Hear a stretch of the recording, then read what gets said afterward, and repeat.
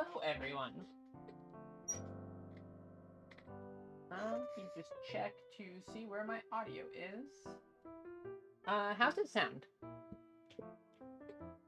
Hopefully it's not picking up the thunder all too bad. But, not much I can do about that one. At least not right now.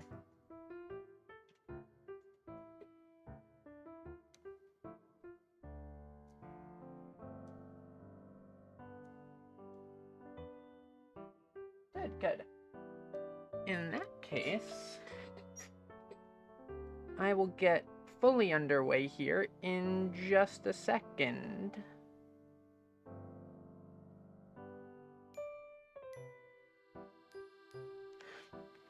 Don't worry, I very often have my microphone or my other audio settings muted, and then don't notice for like 10 minutes into the stream until somebody tells me, "Oh, hey, Avery, I can't hear you," and it's like, oh, great. Not like I was saying anything for a while. This smart apple juice is really stuck on my head.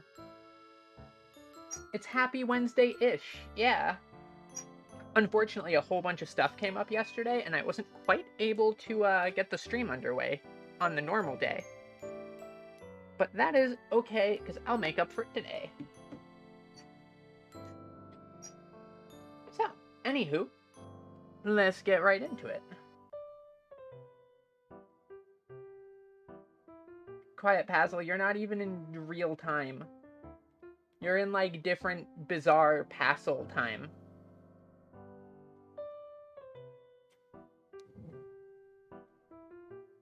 Thunder, please.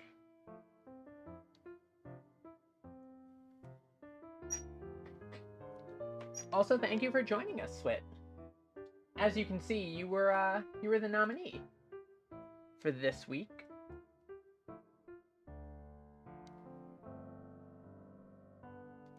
Well, I'm over here in Avery non-standard time, so, you know. The best, worst time zone that may or may not change depending on the day.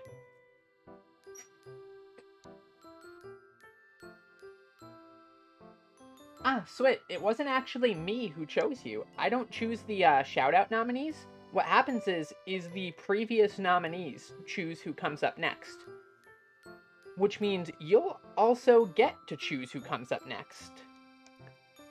The two who chose you were actually Vlies and Brew, who both chose you jointly because there was a double nominee last week. Or well, 2 weeks ago actually, rather. And they decided to nominate you as the next recipient.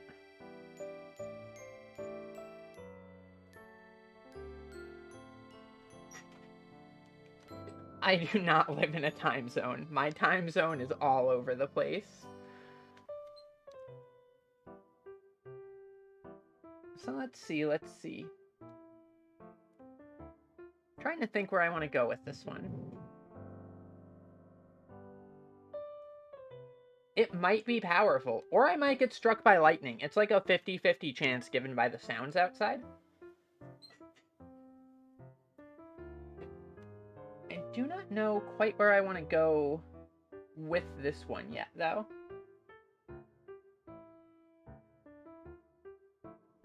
Yeah, so that's kind of convenient, the doubles.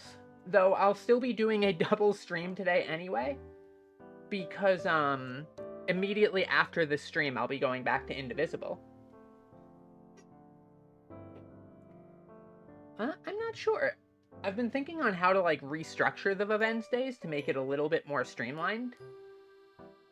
But I will figure that out after stream. For now, let's see.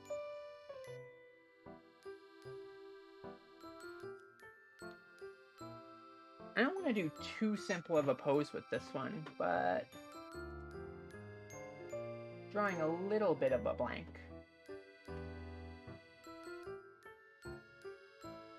So, when in doubt, I will just start drawing poses and seeing what happens.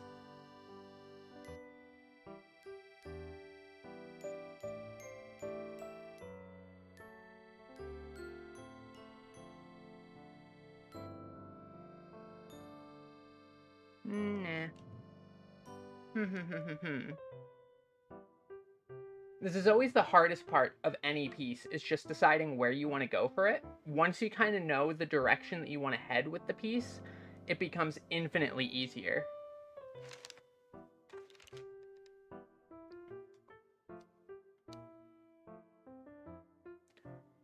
Switch design is super duper duper cute, by the way. I will bring that in here real quick, just so you may all see. Like, really, really cute design.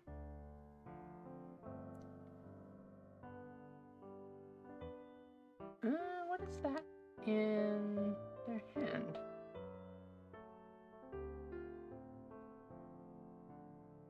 Can't quite tell.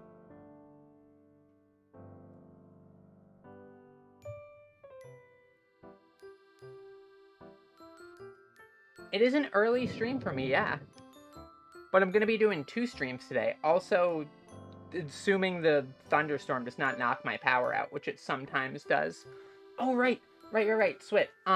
So Passel, my mod, has made a gacha bot for Vtubers that we run on my Discord server and a bunch of other Discord servers as well. So, anytime we do a VVednesdayShoutout, we also give the offer to join in on the gacha bot and get added into the pool of people who can be drawn in.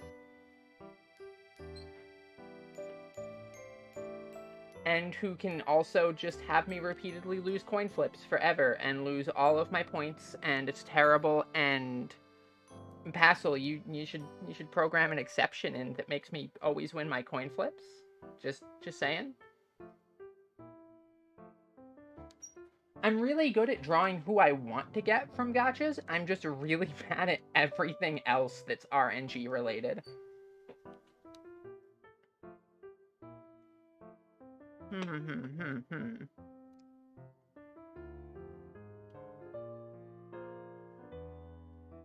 I've had boosted luck in RNG things very often before and still consistently lose, so it's quite possible.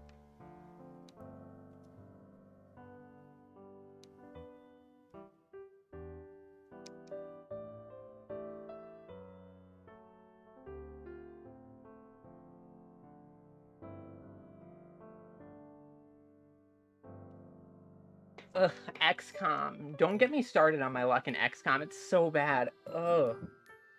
My goodness. More like 95% chance to miss.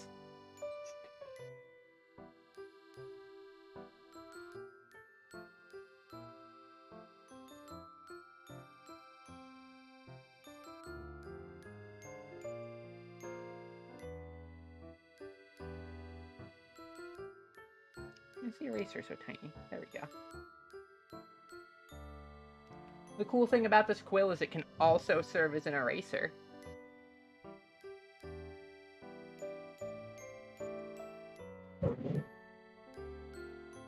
Ooh, that one was probably audible. That one must have been, like, pretty close to the library. That shook the room.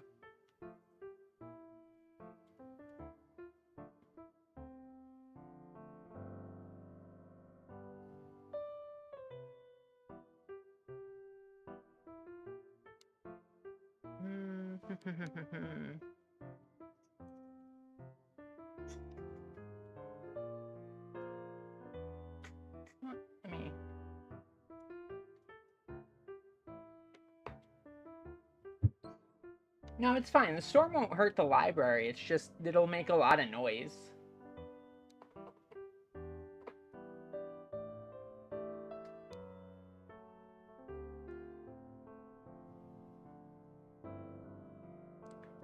I kind of want something to feature the eyes with this piece. So maybe, like, something slightly looking downish with the face. And then the eyes looking up.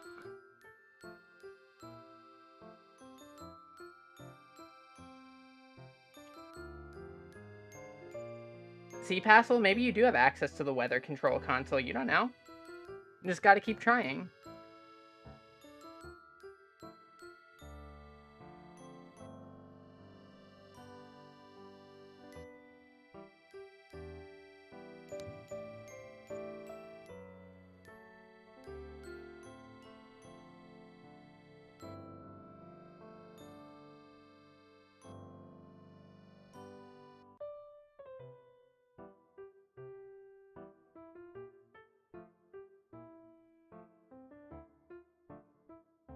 there's the fluffy coat back.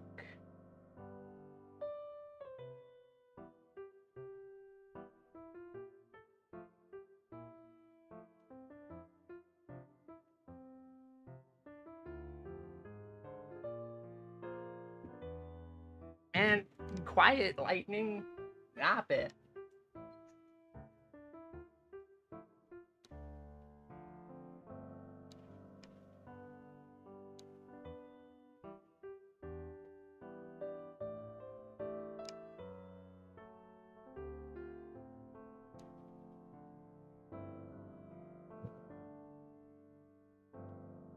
I love the rain and the storms too, usually. Just hit at such an inconvenient time.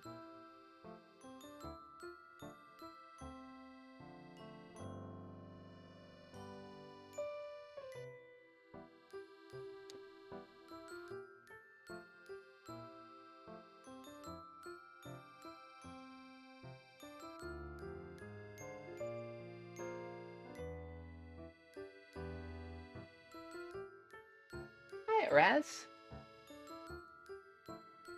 How are you today?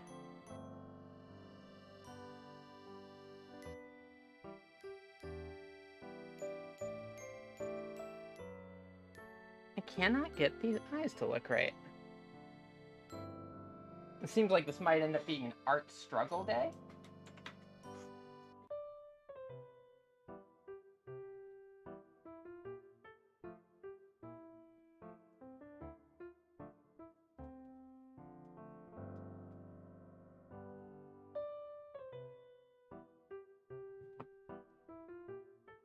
Sleep schedule in shambles. I feel that one. I just reset my sleep schedule last night, so I'm pretty much now 12 hours displaced from where I'd normally be awake.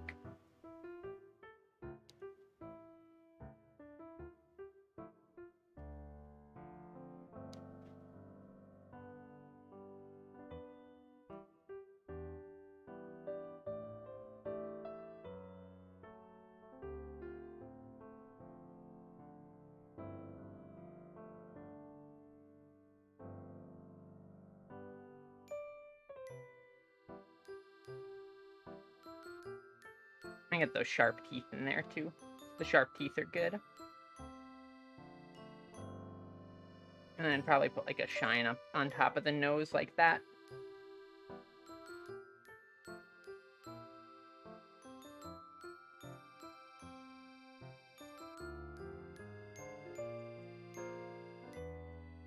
And their hair.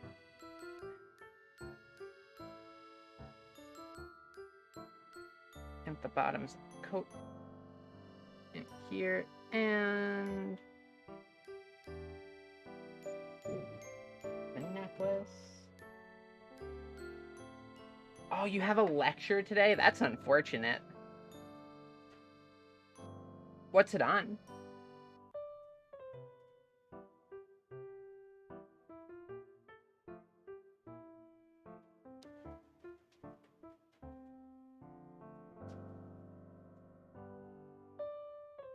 You know what I'm gonna do real quick for the eyes? I'm gonna cheat them using the symmetry ruler. Bop. And this eye looked better, so...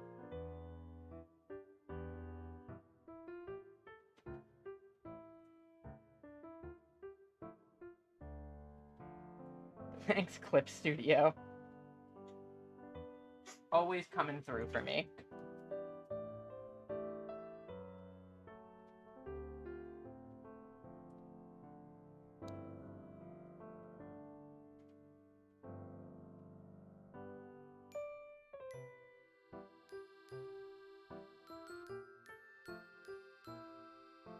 Python's pretty fun. I don't know very much Python, but I know a tiny bit.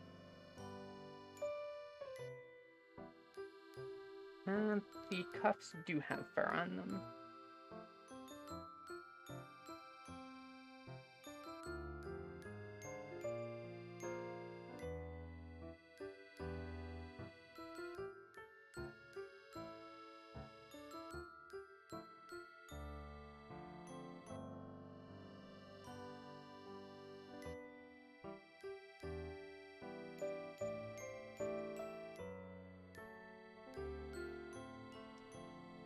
JavaScript, from what little I've done with it, I cannot stand.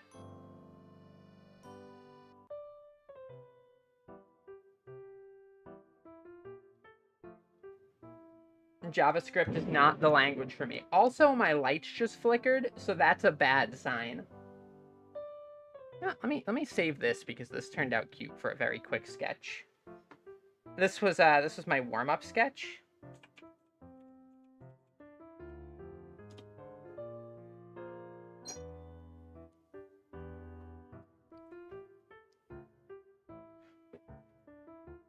Fortunately, Clip Studio also saves automatic backups very frequently and is really, really useful with them, so...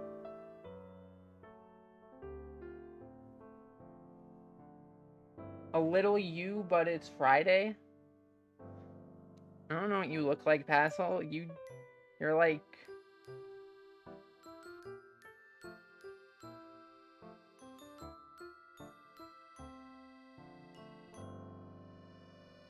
Da, da.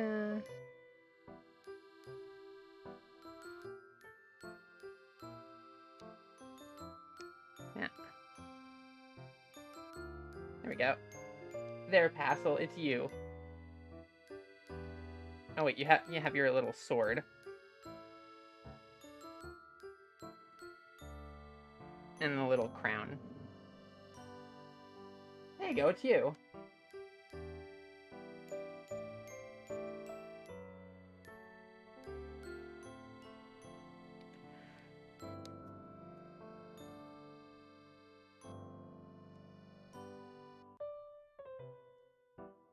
I do have a generator, but it is not hooked up currently, as we usually don't keep it hooked up unless it's the winter.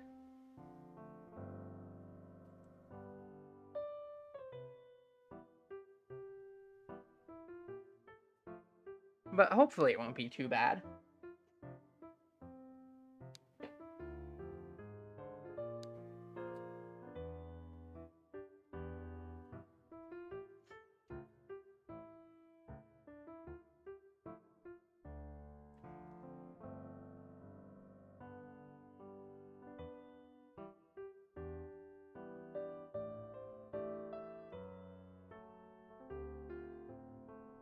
We definitely use fuel and not just people who speak in the library a little bit too loud when people are trying to read.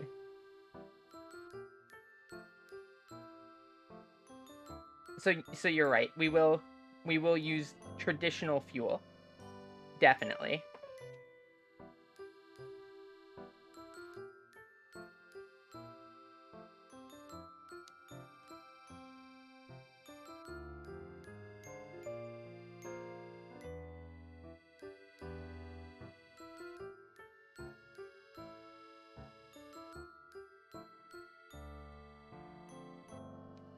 Well, there's not much of a difference between, like, the pellets that Oliver hacks up and people who talk too loudly in the library when people are trying to read.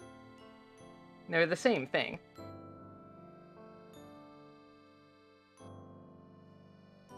It's about here. And one here.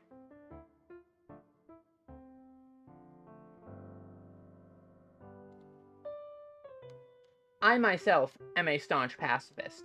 Oliver, however, is absolutely not.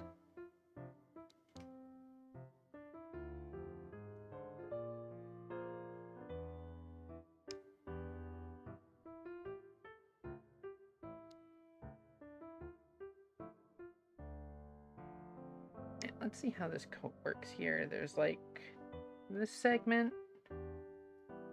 There's a pocket here, which would mostly be obscured by the hand.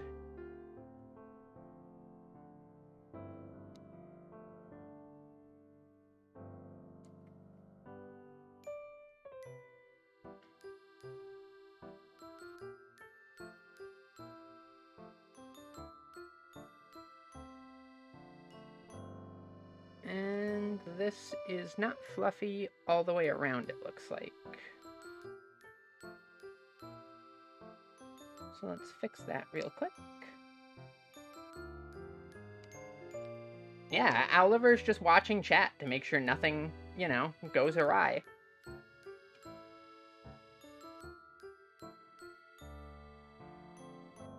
Oliver is murderous when hungry and is never sated.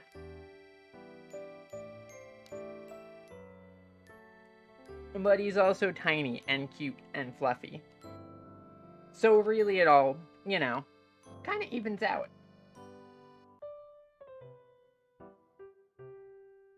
At least if you're not, like, on the receiving end of Oliver being angry.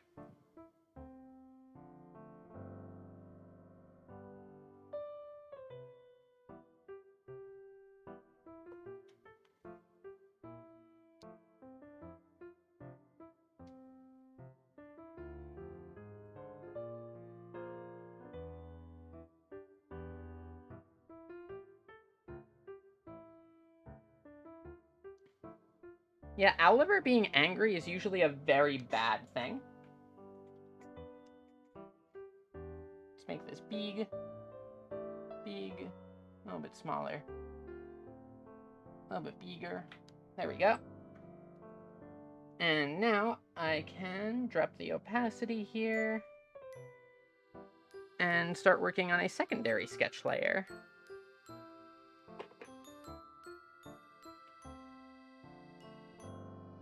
Kind of clean this up into something maybe a smidge more readable.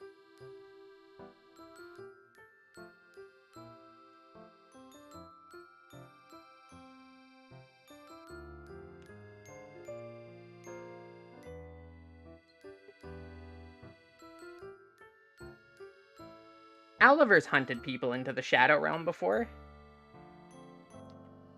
He's very, very diligent. He's a really good arbiter to have around.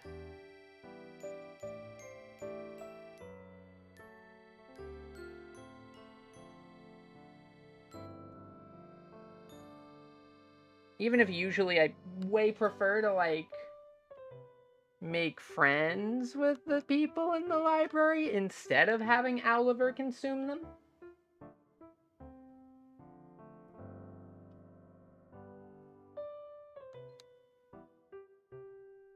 But, you know, sometimes things happen.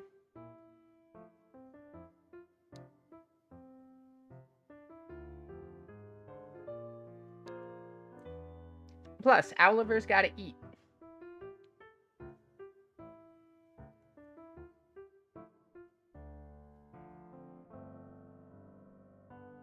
Exactly! If you don't want to get eaten by Oliver, you just bring your books back on time. It's really simple.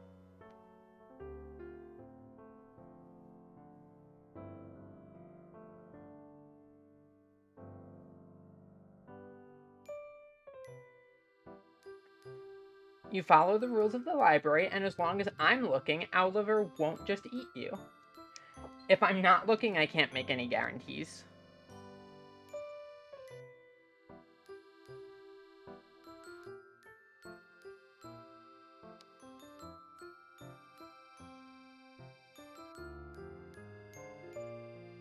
Some of them, yeah. We loan out on occasion. There's a few that you can't. Well, actually, there's infinite that you can't. But there's also infinite that you can.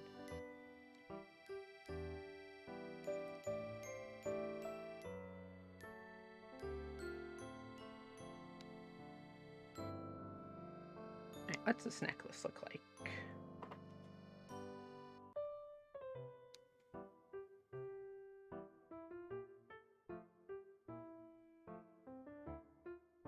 Do that. And I can't tell what this is. Can I tell in the close-up over here?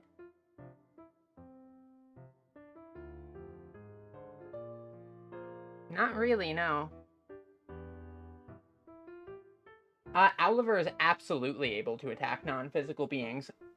Each wing of the library has a guardian assigned to it, known as an arbiter, and Oliver is mine. So he's the one tasked with anytime somebody comes into the library and is causing trouble or trying to, like, destroy books or steal books or conquer the library to take over all reality, he's the one who deals with it.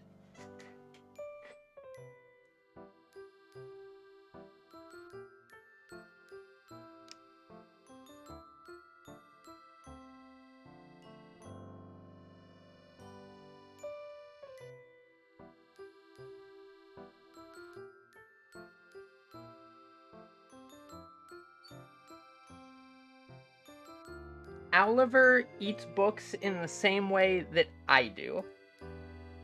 Which is not the same way that everybody seems to think that books are eaten. But everybody isn't a librarian, I guess. They just don't know the proper way to do these things.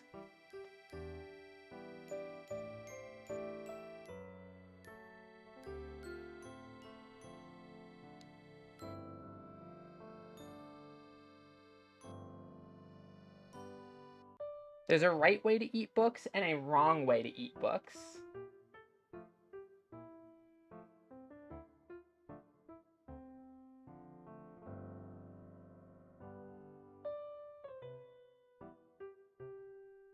Ooh, I think the rain is slowing down. Nice.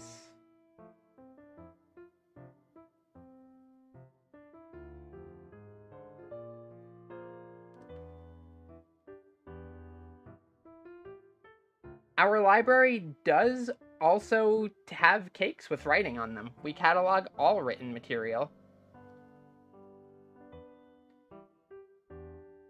Interesting sub-fact?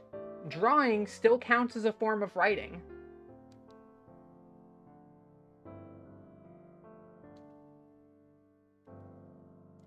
As does typing.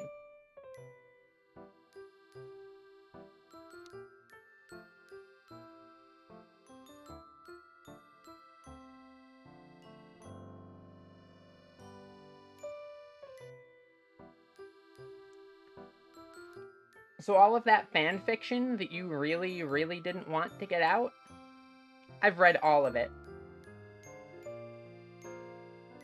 Ooh, Volume 2 of Library of the Unwritten. I do have to read that. Great book, by the way, if anybody's looking for, like, literary recommendations.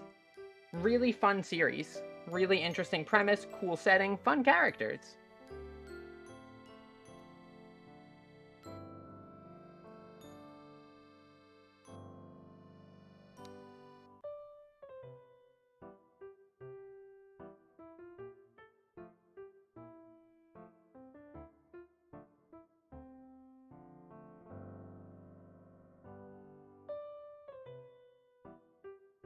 I want that symmetry ruler back on here.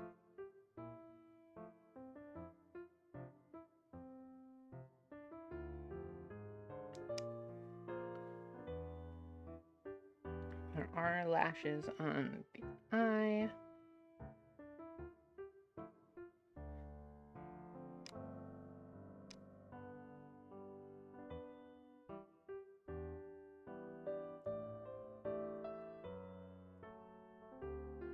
Cozy reading corners are the best types of corners.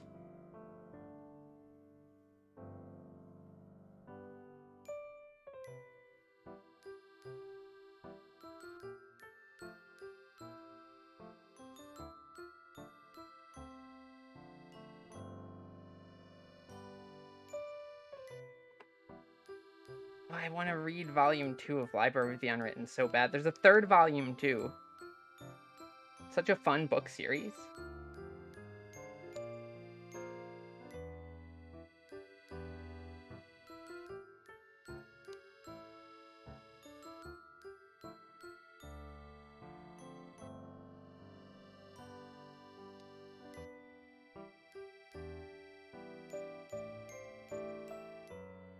Oh, the third volume's not out yet? Nice. You know what? Next time I'm wandering around the library and I pop over to one of the other wings, I'll grab it and give it a read.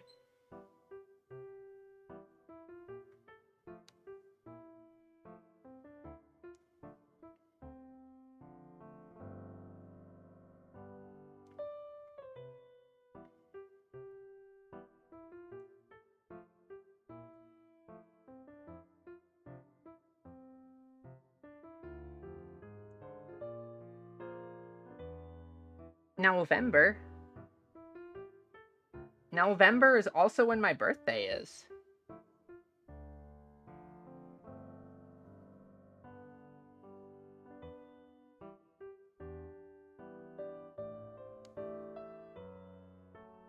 Which is a weird concept, given that I don't really remember, like...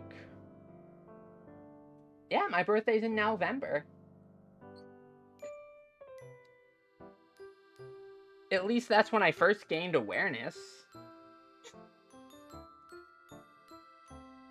The 5th.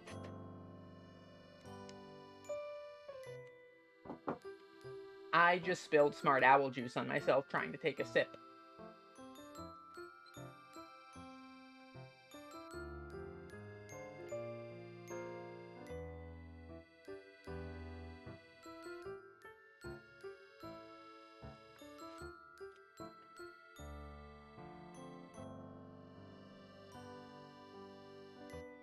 It does take some balance.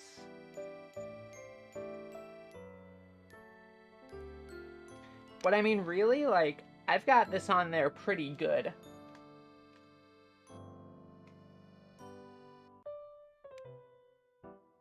Like, I can get pretty far over to the side, and it does not tilt off of my head. So I like to think my balance is okay.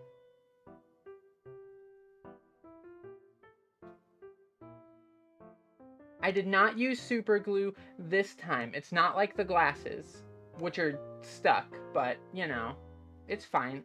They stay on anyway.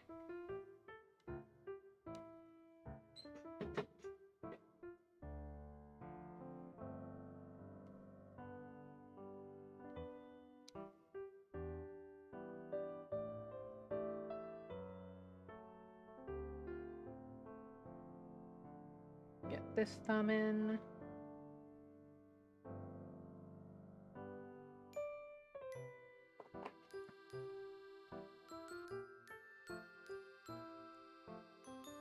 The second sketch pass is usually really when the drawing starts, like, kind of being a little bit more visible as to what it's intended to look like.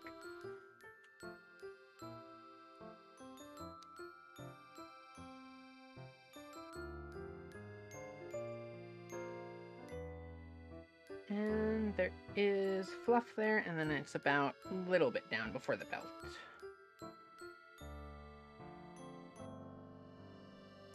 So let's get that in.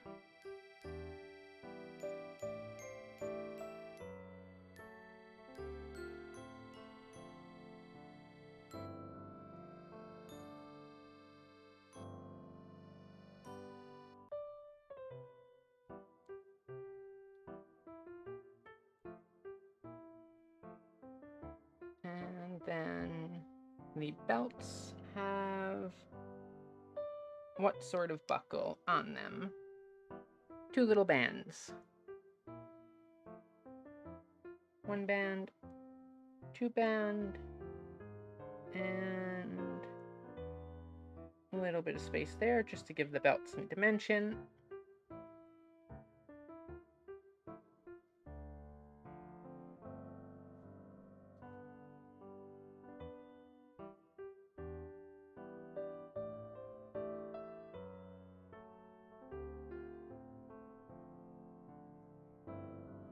And how does the sleeve connect? Looks like there's a bit like this, and then it goes.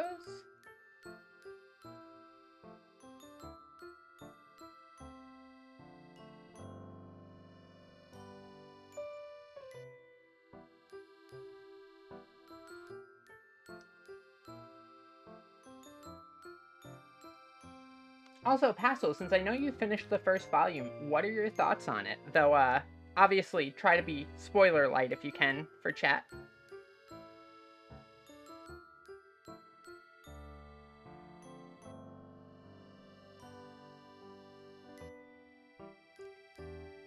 Because I actually feel like this is going rather slowly.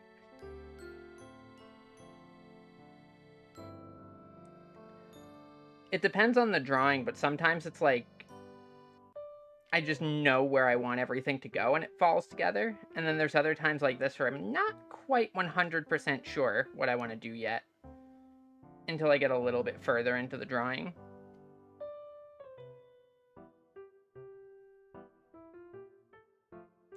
I do tend to draw pretty quick, though, like as a general rule.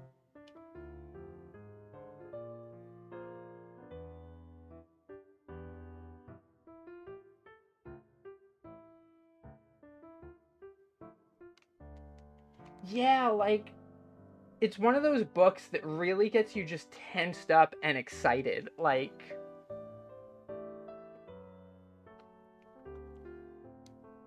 and I always get really, really happy when a book gets, like, your adrenaline pumping. Because people are always like, oh, how does a book get your adrenaline pumping? It's just like words on a page. Wouldn't it be more exciting as like a movie or something like that? And it's like, no. It's not the same. Wait, the second volume is even more. Oh, I need to go pick it up. Maybe tomorrow if I have time before the collab stream. I'll run out and just pick it up if I can. It's only a couple wings over, so not too long of a trip.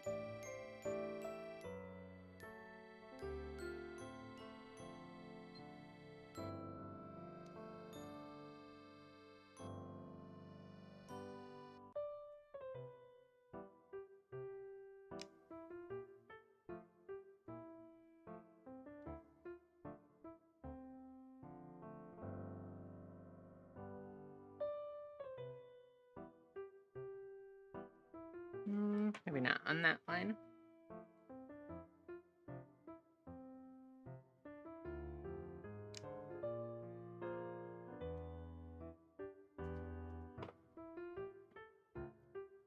Yeah. I agree 100%, Raz. Like,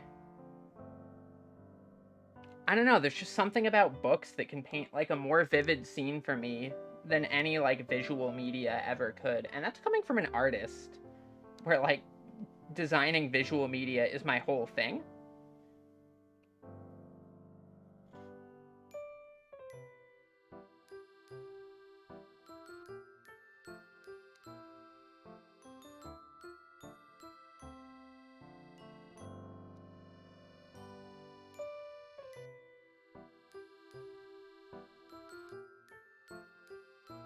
Books can just capture the imagination in such incredible ways.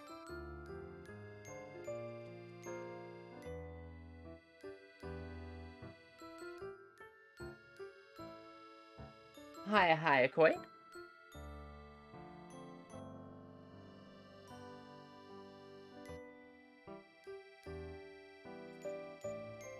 Alright, I think this is probably mostly clean enough for me to go to line art on. So let's just drop the opacity here on this. I don't need the sketch layer anymore. And make a line art layer. Bop my symmetry ruler onto there. And quickly do the eyes.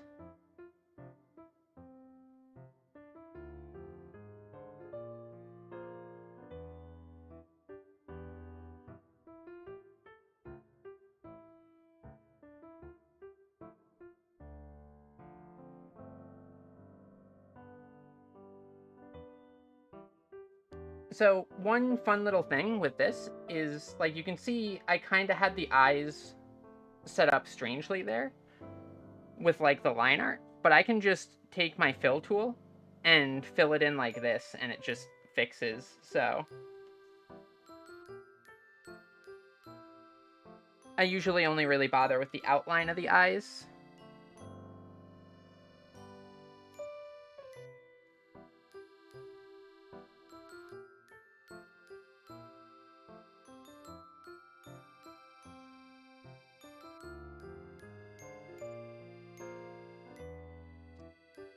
And I'll make a separate line art layer for the irises.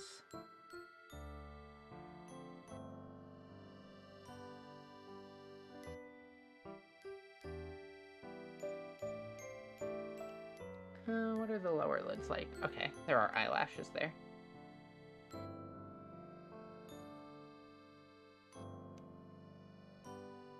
Ba-ba.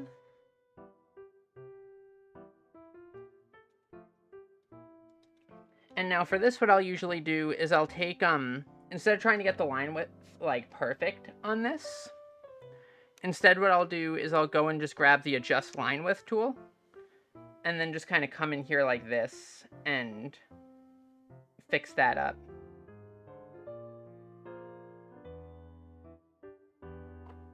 Because Clip Studio is awesome. And yeah, I'm glad you could catch one, Taito. No worries about lurking. I'm very much the sort to, like, kind of quietly lurk in streams myself and not say too much.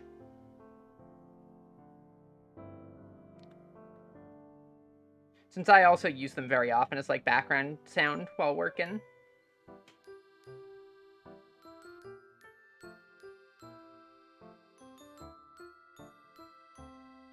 Actually, you know what? Let me quickly do this. Fix the width on this down a bit. And now I will do this maybe by like 5 pixels per. There we go.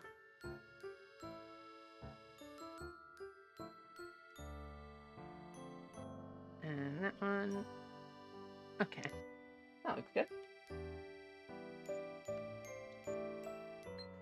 Yeah, time zones make it especially difficult with me being in, like, completely random times at any given time.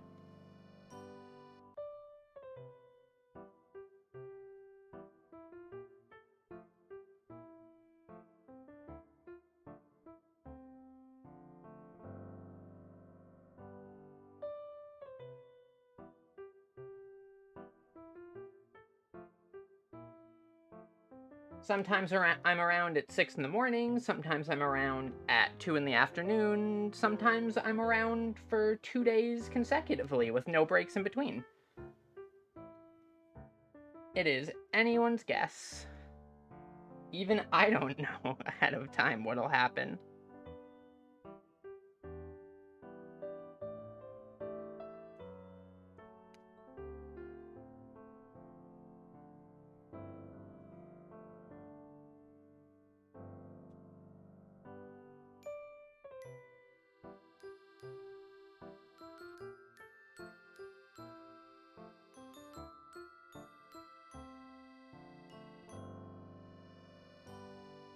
And now we get the return of my good old friend, the Vector Eraser.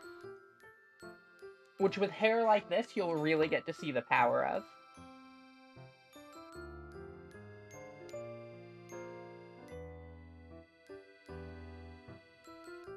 I need to drop the opacity of the sketch layer slightly more so I can more cleanly see where I'm drawing line art.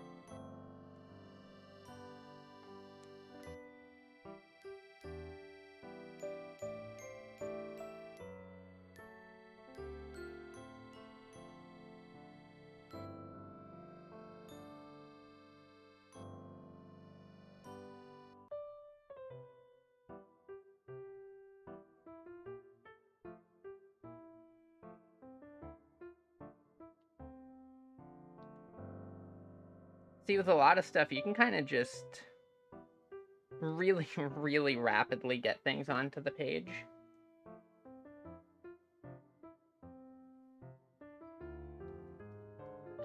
I think that's mostly what actually helps me with drawing quickly, is just... Clip has a lot of really, really good time-saving tools.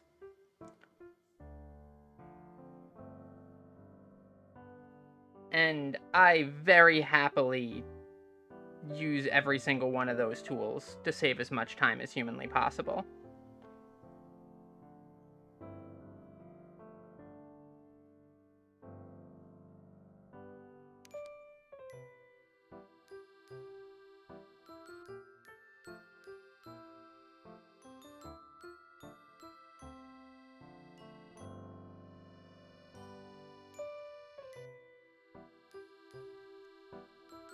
Let this one be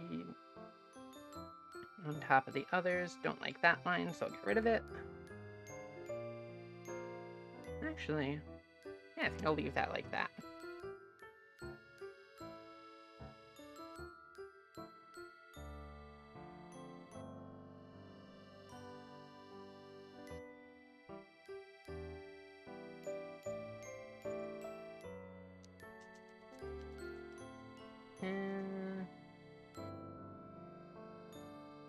needs to be a tiny bit longer there. Much better.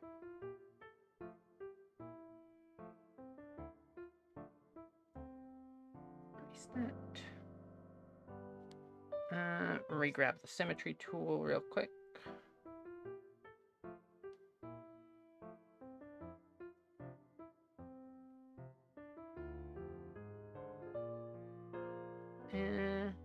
I think I like this side's line curve a little bit better.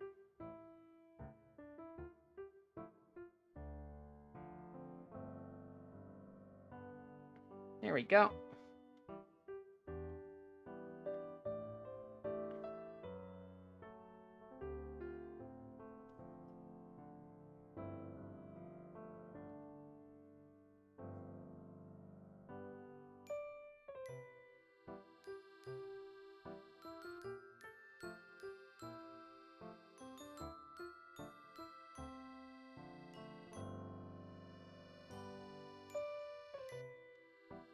See, stuff like being able to just, like, snap the symmetry ruler on and off at will is real useful for stuff like eyebrows, eyes, especially if you're doing, like, a piece like this where it's front-facing. I completely forgot to send you an image of Belle for Gachama. I will, like, ping me on Discord with that. Or, ping Belle on Discord. I think they're probably awake.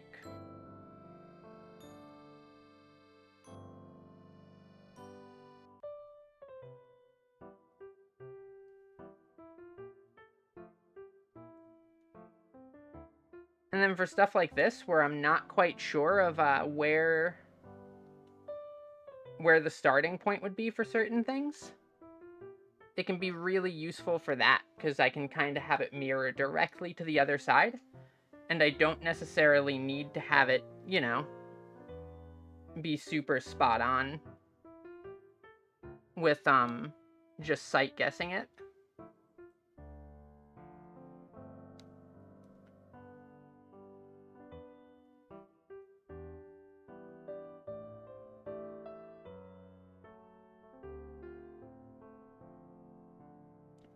These sorts of hair shapes, where it kind of causes, like, this little loop, too, you can just cross it over with the vector eraser, and it's done.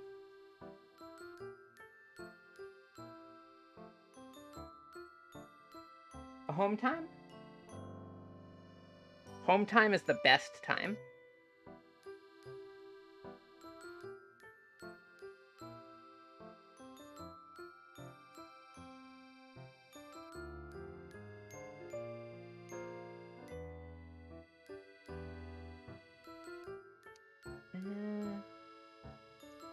Nah. Not that one. This.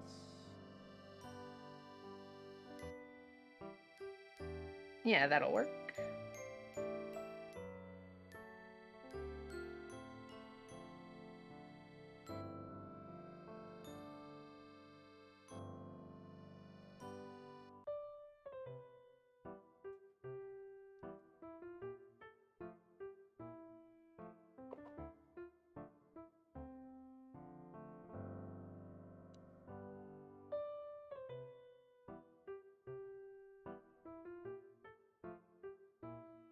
The only thing you really have to worry about with the vector eraser is, like, forgetting where you've put lines, because it's too convenient. And sometimes you leave little overlaps that you didn't mean to.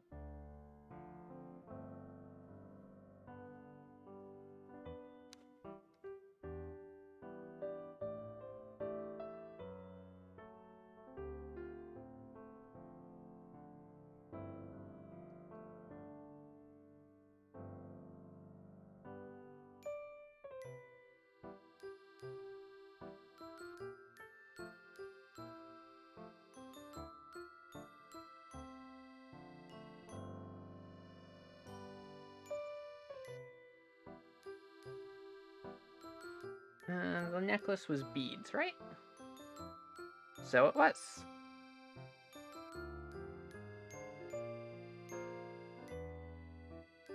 Do I have a bead brush by chance? And zippers. I do have pearls, but eh. I thought I made a bead brush at some point, but maybe that was on my other instance of Clip Studio on the laptop.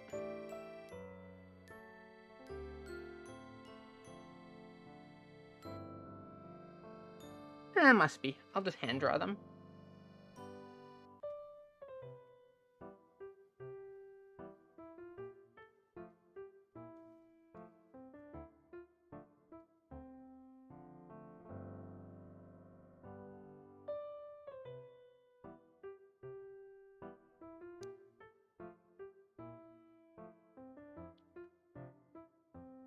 And I don't even need to worry about coloring these in later, like, in a difficult way, because you have the lasso fill tool.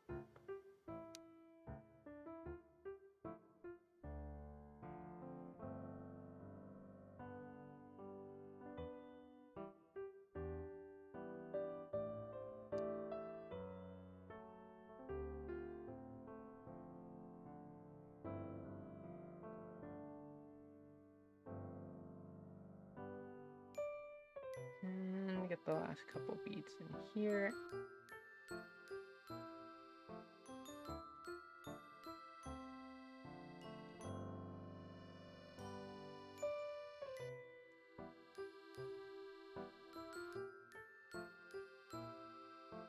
And always, like, quintuple check your references.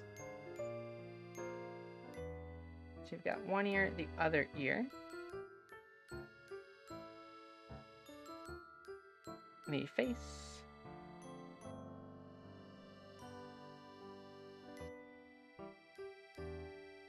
And that.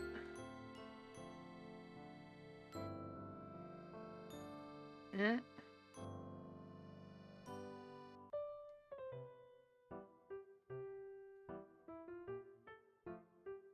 There we go. Had to use all 3 of my brain cells to get that to work.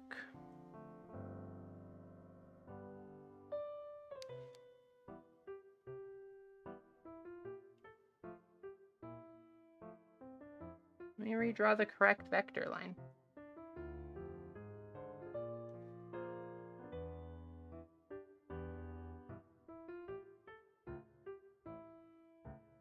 No.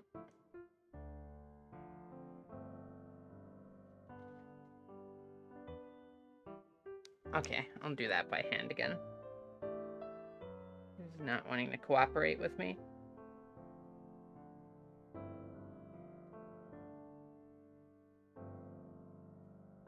There we go. Smart apple juice can do. Hopefully I don't spill it on myself this time.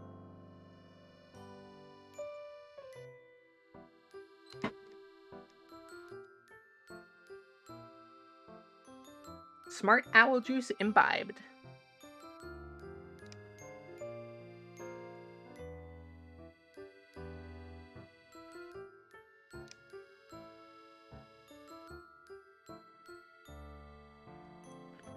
And this looks like it is just a crystal. Are there close-ups of these that I'm missing? Oh wait, this is like super duper close-up. Still can't quite tell. But it looks like there's almost like a W shape here.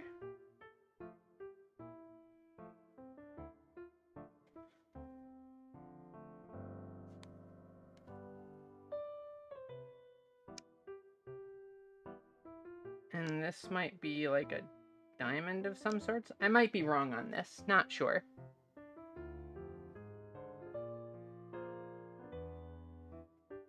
But it's also relatively small, visually speaking, so it shouldn't be too big of a problem.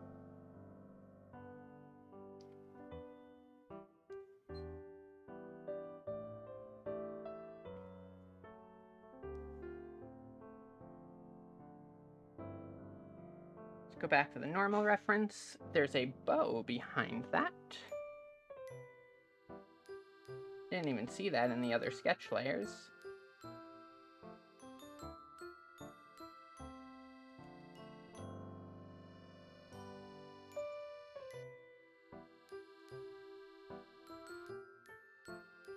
Wait. Let me fix something real quick before I do that. Grab the necklace.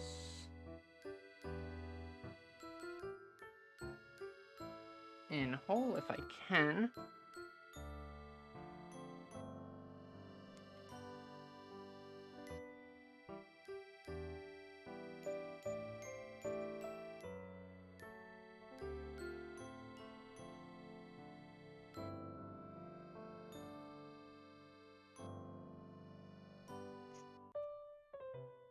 I'm trying to grab as much of the necklace as possible without grabbing the other line art.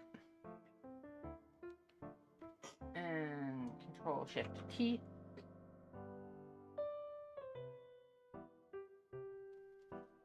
There we go. And now, for these little bits here, I can just vector erase to clean them up.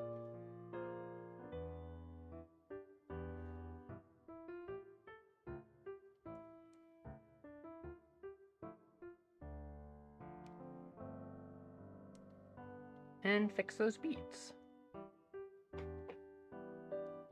Much better.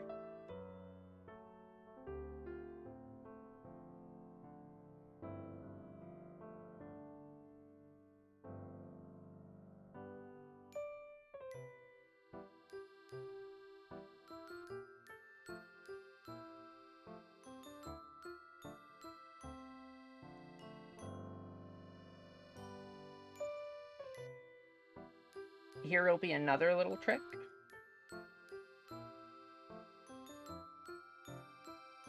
With the symmetry ruler. So, I'll draw one hand, which will draw both hands, right? And once I have this hand done, which should only take a second here,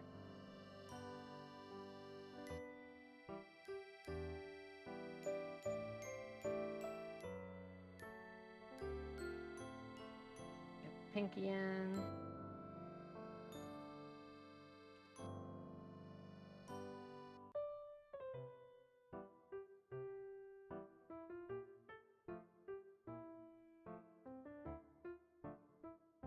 Because you can see how the hands are kind of asymmetrical in where they're placed. But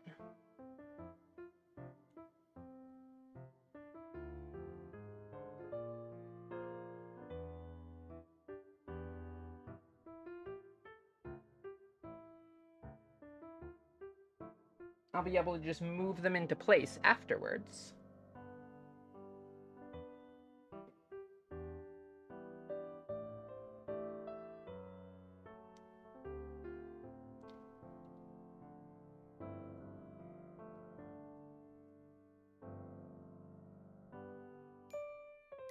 After enough drawing streams, I'm pretty sure all of you will be able to just quote verbatim, like, every single tool that Clip Studio has, because I gush about them constantly.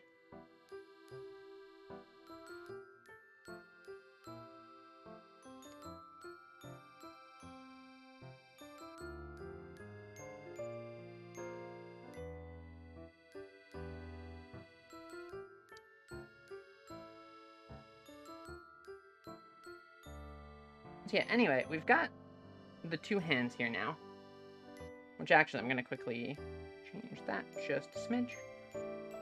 And the best part about this is regardless of what hand I'm deciding to draw on, because I can be like, oh, I need to see things from a slightly better angle to draw on this side, I can just swap over what side of the drawing I'm drawing on. And be like, oh, I can just put lines on either side, and it'll just mirror across, which is hugely convenient.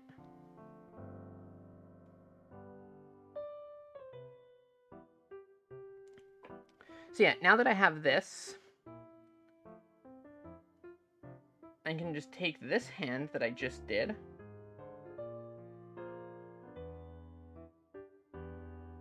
and bump it up into the correct position.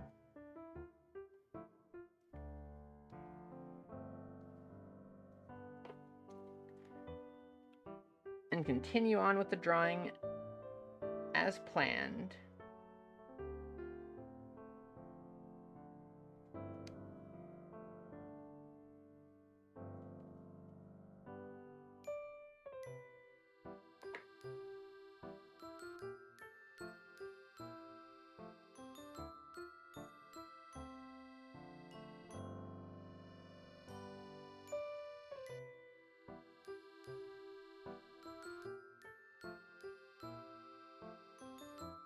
I've been trying to think. I want to do, like, a series on Clip Studio, right? Like, explaining a bunch of the various features and useful tips and tricks for it, and stuff along those lines. But I'm not sure. I think it would definitely work better as a video series rather than, like, a stream series. But I've been trying to think on how I would like to structure it in terms of, like, what aspects I'm covering at a time. Yeah, kind of like coding tutorials, but, like, you know, here's, like, the vector eraser or stuff like that. But I'm trying to think, like, because the thing is I could talk about the vector eraser a lot, but there's not really that much to make, like, a full video out of it, so it's probably best to cluster several useful tools into one video. So I'm almost wondering if, like, how I should break it apart, basically, is what I've been wondering. Like, should I do, like, tips and tricks for line art? And that would cover things like vector layers, the vector eraser, line width tools, stuff like that. Layout and stuff like that, which would cover, like, using 3D models, the background conversion tools.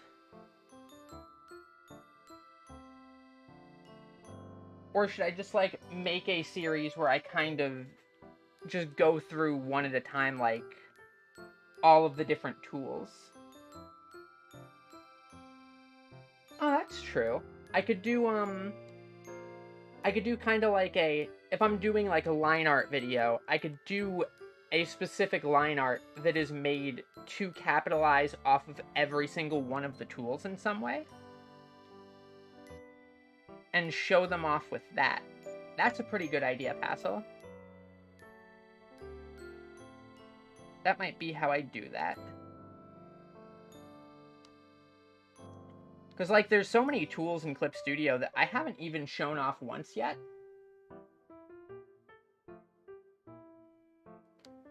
Like, I don't think I've really shown the proper power of, like, using 3D models and stuff.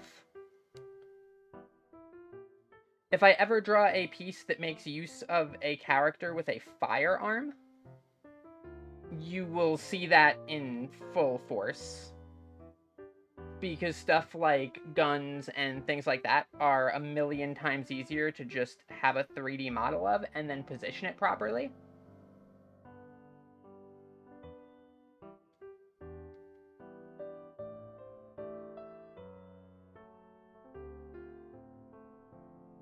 Yeah, 3D models are great for lighting. I'm just gonna quick aside here to show off, like, 3D models. So let me grab, like, a 3D model. I always use the Classroom because it's just the one that I happen to have most conveniently at the top. So yeah, like, you can take these and you have these camera controls up in the top. And with those, you can move the camera around wherever you want and position things, and you can put other 3D models in and they'll snap to the floor or other surfaces or stuff like that, so you can really position things easily. And with this, you can also, like, take your light source and you can change where the light is being positioned from. So, like, in this case, because it's a classroom and it's lit by fluorescent lights, it'd be from the top, basically. Though, outside the window and stuff is usually a little bit of a hassle.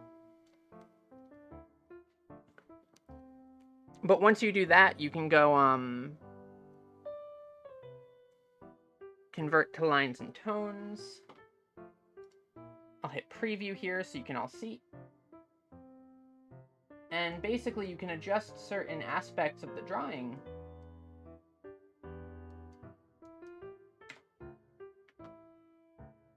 to have, like, nice little different... Why is this being weird? If I tone work off, you can see now there's just different lines. You can change what edges are being detected for where you're putting the lines in. You can change the edge threshold, which determines how much an edge needs to be an edge before it's like determined as a place to put a line.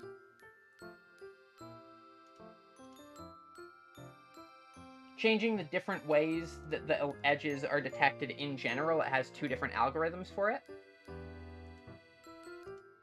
And then you can also have it apply screen tones for you based on how dark or saturated the different areas of the image are.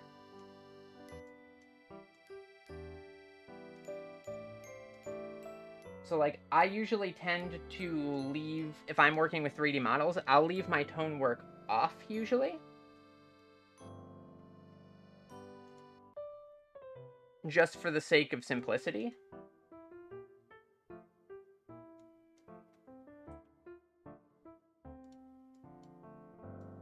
And you can turn all of these features around into different like structures. You can posterize the layer, which basically what that does is that takes the colors that are present on the image and blotches them so that they're basically a set number of colors.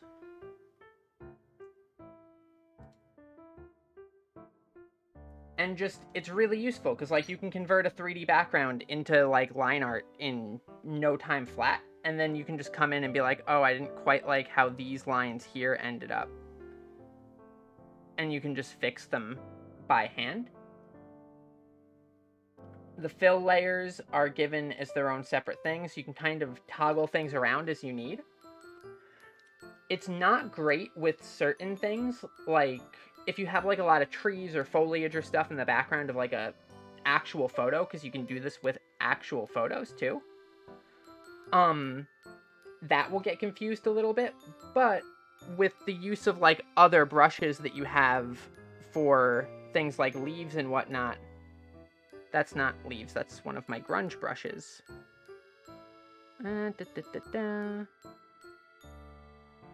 Yeah, so like you have like these tree brushes and stuff that you can kind of use to maybe blotch things in a little bit and help. And then you have general foliage.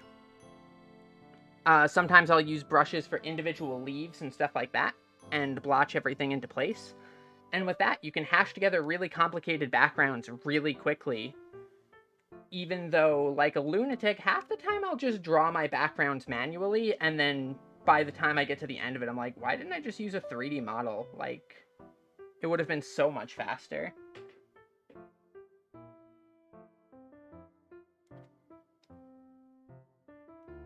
To that end, learning Blender has actually been very, very high up on my to-do list. Because you can really, really easily import models straight out of Blender. And it'd be way faster to just lay out some backgrounds in Blender or stuff like that, bring them into Clip Studio, and even if I just draw over them manually instead of using the conversion tools, it still probably saves a ton of time.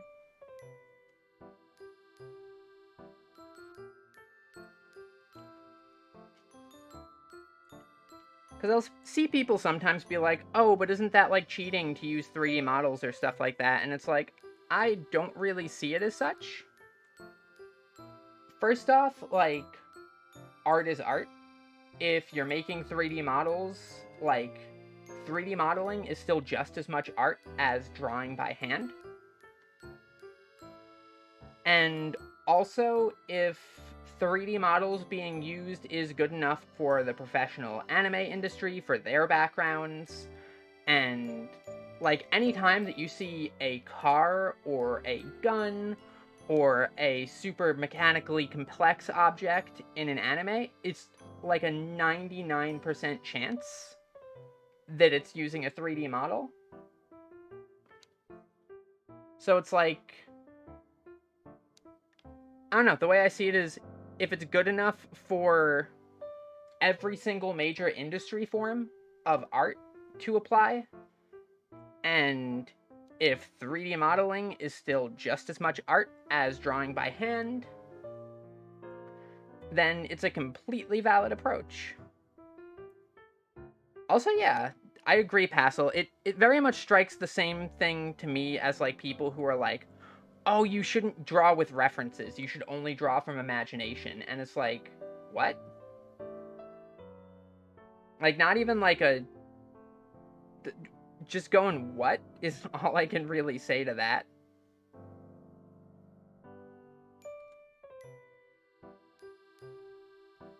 Like, anybody who says that using references somehow lessens the art is making a really weird take, in my opinion.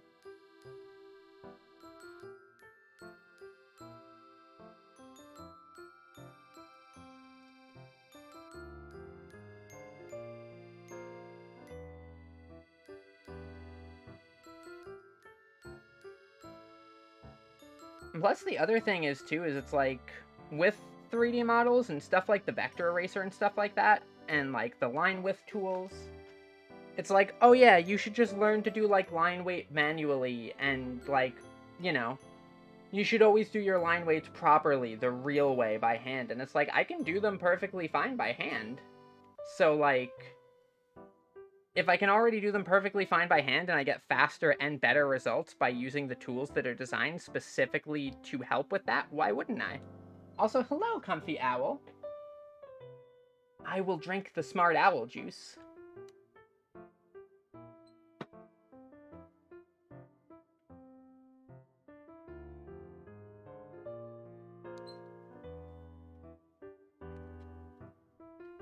Palette knives are jealous of the vector eraser and its power.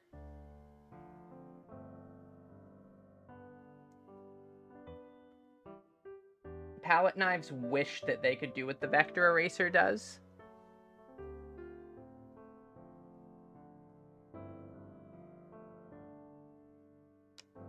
I do enjoy painting traditionally too, though. Good to see you drop in, Owl. Enjoy your run, too.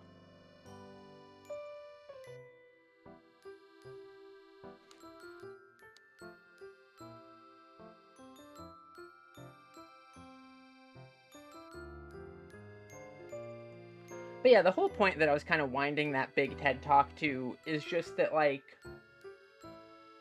these tools exist for a reason, so why not use them? Kudo! Hi! Thank you for the raid! I see you bring friends.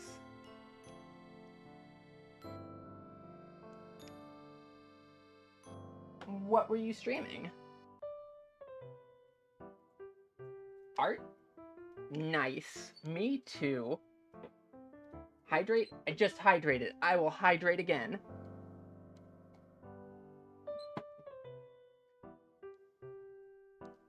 Where are you drawing, Kuro?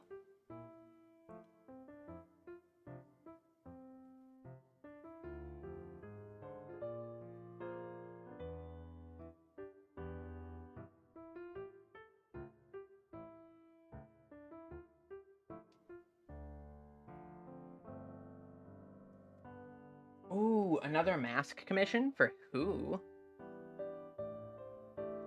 I am drawing the VVednesdayShoutout, which is happening on this day that is definitely Wednesday and not Thursday, because I absolutely did not miss it yesterday because of other circumstances.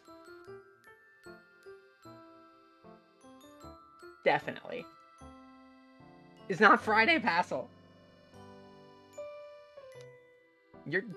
Your weird time zone doesn't count.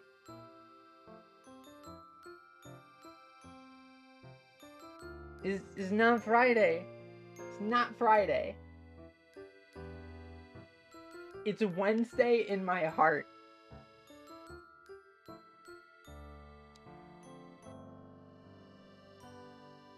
Ah.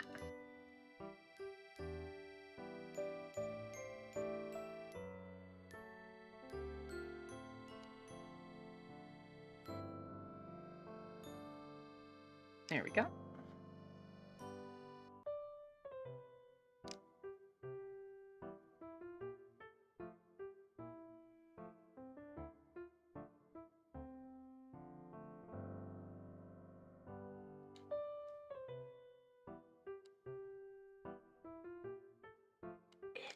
Wednesday. It's definitely Wednesday. Gonna stick to my guns on this one.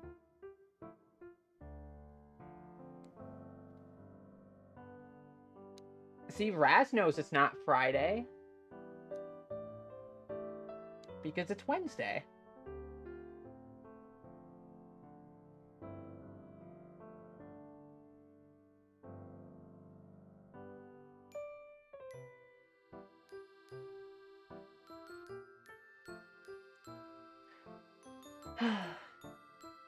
First you think weird things about SAR 21 Passel, and now you think it's Friday?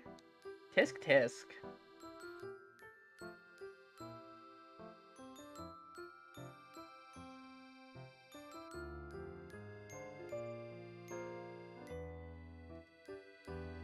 It's Wednesday. See, it says right here.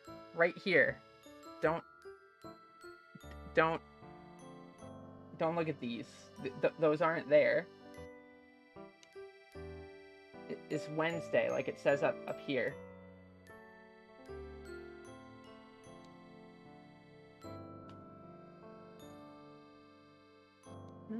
How does the belt go? Oh, there's other little belts on the sleeve, like a section up here.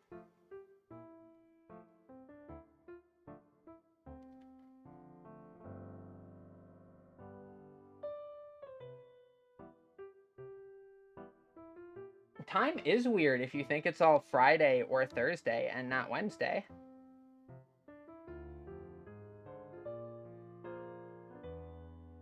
Of which it is most assuredly definitely Wednesday. I'm standing by that. If it was not Wednesday, would I be doing the VVednesday shoutout? Exactly.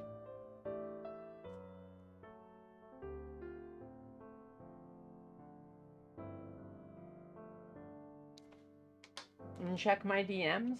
Alright, let's see.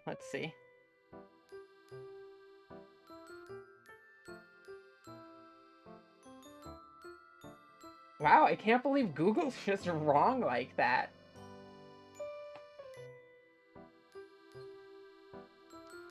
Saying that it's not Wednesday. They should really fix that glitch. See, Demi knows what's up. You have Tuesday, you have a Wednesday, you have a Wednesday too, and Friday.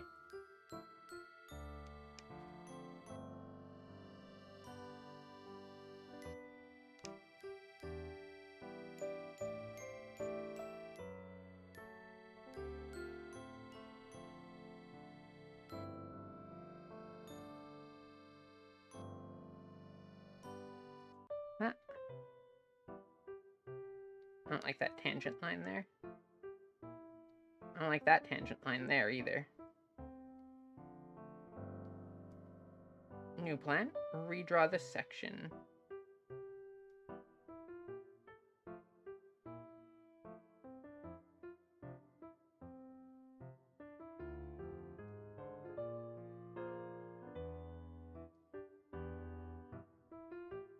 There we go. It's Passel! No. No, it is... See, it is today, which is Wednesday. Wednesday is definitely a today.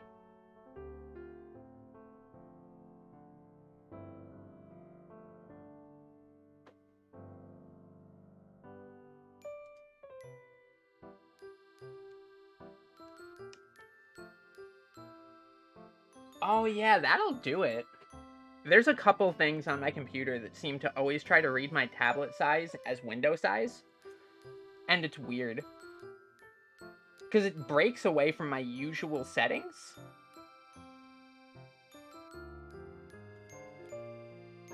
Nothing I actually use the tablet for, so it's not that big of a deal, though.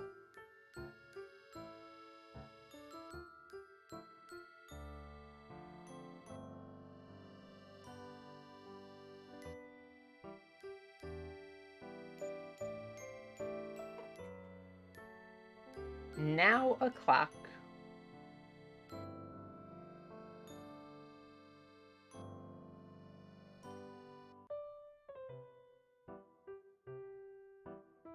Anyway, as I was saying before, reminding everybody that it is in fact Wednesday, like, art is art, and tools for making art are tools for making art. Like, there's no... It's not, like... Even if people try to be like, oh, you're doing it wrong, do it this way, do it that way, like... Do art the way that works for you.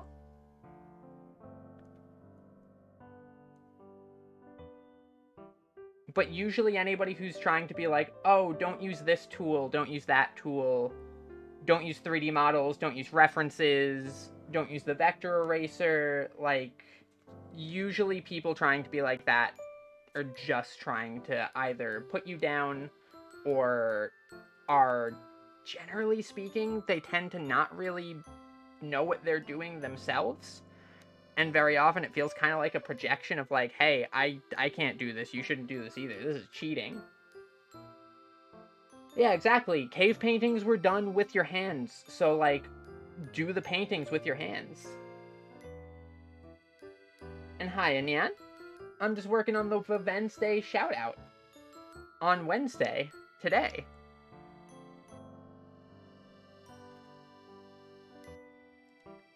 Exactly. Gatekeeping when it comes to art is always something that really bothers me. Wolfmeats, thank you for the follow. Art did peak. Also, thank you for the follow, Nyan.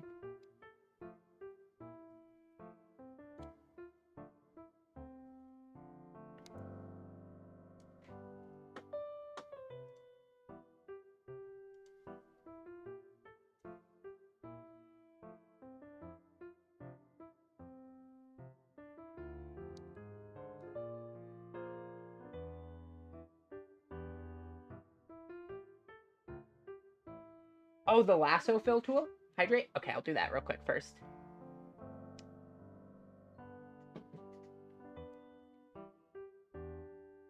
So, I use a modified version of the lasso fill tool. But you can, so if I just use like the regular lasso fill, and I'll pop over onto this image about how it's Wednesday to demonstrate. So I'll make a new layer, and I'll draw a shape with lots of little individual shapes inside of it.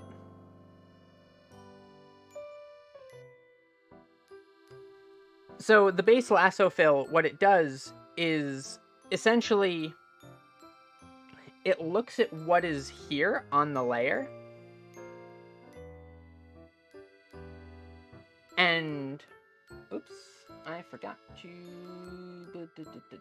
convert layer to a raster layer real quick, just for the demonstration purposes for this. What it does is it looks at what's here around what you're selecting and fills that like that. What you're actually looking for, if you want to use the just the cursive ampersand, yeah. But so basically with this, what you're actually looking for, if you want to get for the one that I normally use, you're looking for the enclose and fill tool, which instead looks at what's on the layer and fills around the shape of what you select. The default tool has some weird settings, but for the most part, if you select an area, it'll fill, and then if you have color already on the layer, because there's already stuff here, it's basically saying, oh, actually, it's working fine with the default tool. Weird. But, yeah, so you can see, like, with the fill settings on the default tool, it gets kind of weird. It doesn't always work the best. I use one with slightly modified settings, which I would be happy to link you, Tia. If you would just pop me a DM to remind me later, I'll try and find that link for you. But what I have is basically, if I already have a shape filled, and I go like this, it'll still fill where there's already color there.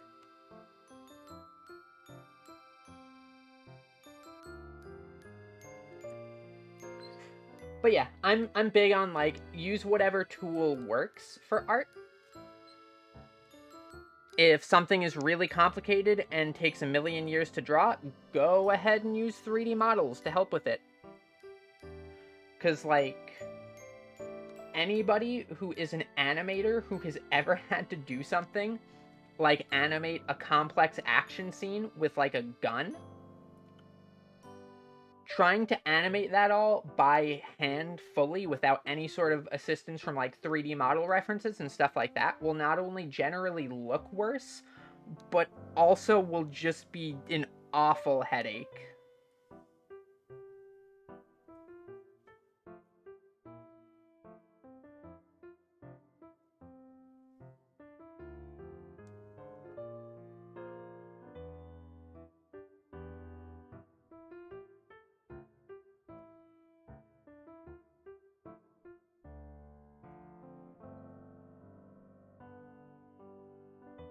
Animation's very fun, and I might do an animation stream at some point. I did one with, like, very, very light animation for my ending screen,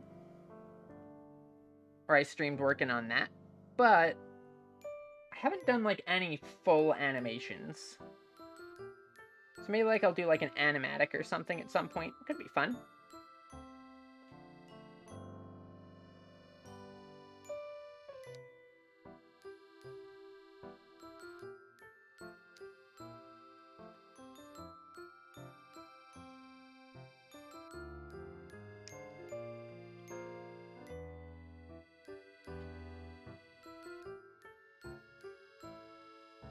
I think the one little caveat that I would give, though, is when using tools and stuff, do put care into the fact that, like, the tools are not going to do all of the work for you. Like, they're great, and they can help supplement a lot of things and make a lot of things way easier, way more time efficient. They can help things look better, but if you don't kind of have, like, base capabilities, like, in the first place with the tools and stuff, like, if you don't know what they're doing and how they work, yeah, like Kuro said, like, learn the tools and what they do. They're not going to do all the work for you. It's like taking a hammer and being like, there, now this hammer lets me build a house super easily. I'll just go and build a house. But, like,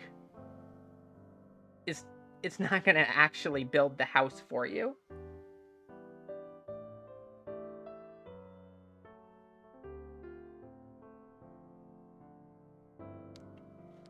How did these pockets look?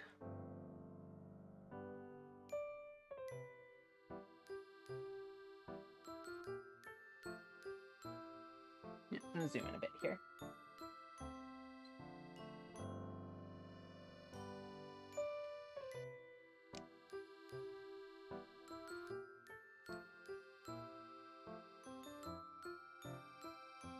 Yeah, I don't know. Elitism when it comes to art is just not something I've ever vibed with. Art is about so many things, like, to so many different people. It can be about, like, emotion, it can be about the technical skill put into it, but, like, I don't think that there's any definitive right answer to, like, what makes good art good art. That's something you need to decide for yourself. But to me, like, just stubbornly handicapping your ability to do things for the purposes of quote-unquote doing it the right way doesn't vibe with me.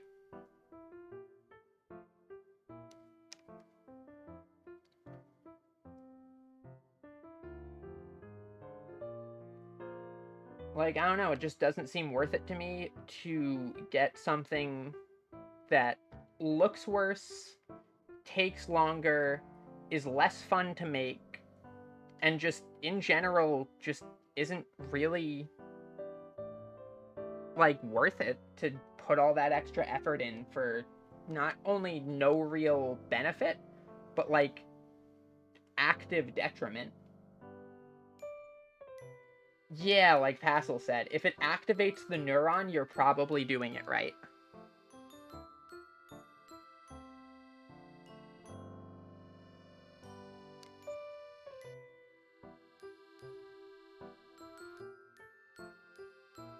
Maybe that's the meaning of art. Maybe art is just what activates the neuron.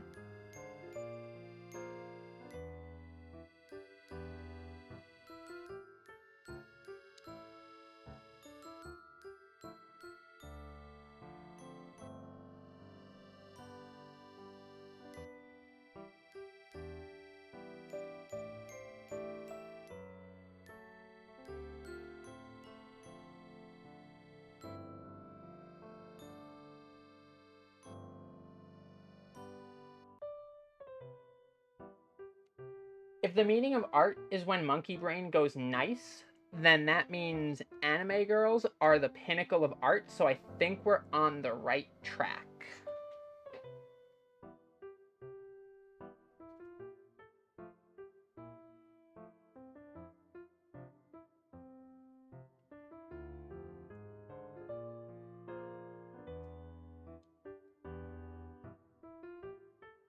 There we go. Easy. We've solved the question that has been present in humanity pretty much since humanity has been humanity.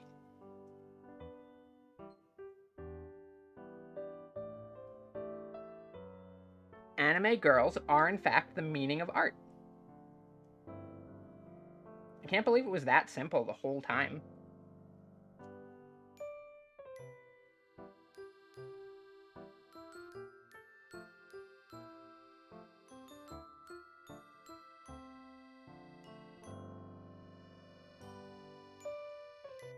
I don't like that strand right there. It doesn't look quite good.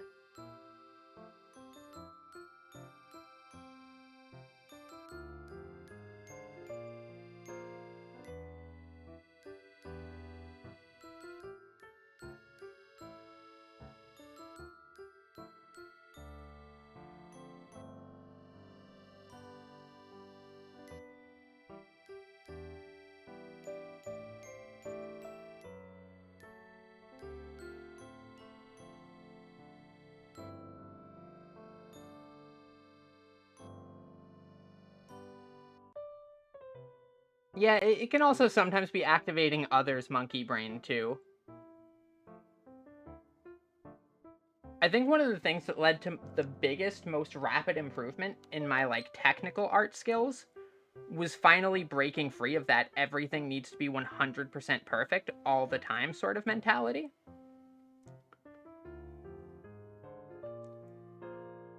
Because being able to just kind of flow a little bit with what I was doing and just accept things being, not necessarily perfect, but still nice, actually ended up letting me get a lot more pieces finished, which let me develop a lot more as an artist.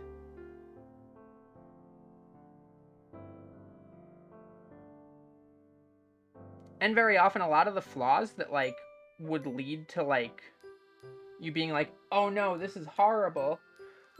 I can't finish this drawing. A lot of it isn't actually quite as catastrophic as it might feel at first.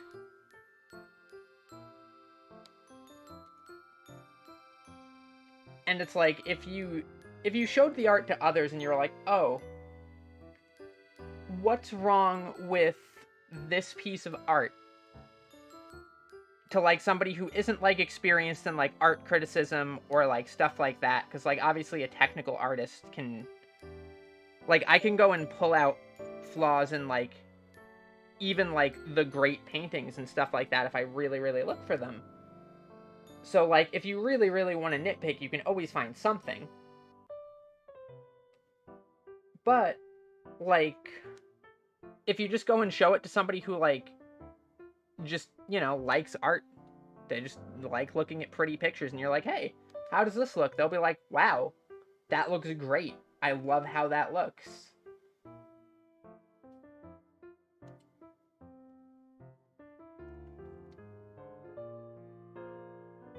And while it might have seemed like a catastrophic failure to you, to another monkey brain, it seems great. But to someone normal, are you saying coding it makes you abnormal, Passel?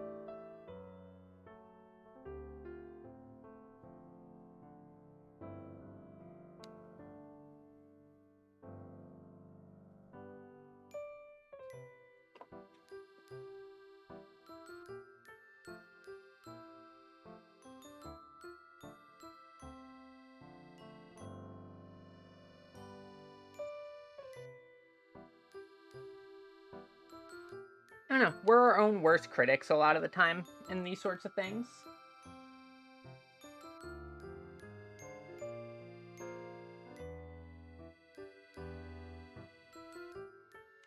Do not tell Passel that he's a higher being. You're going to give him an ego.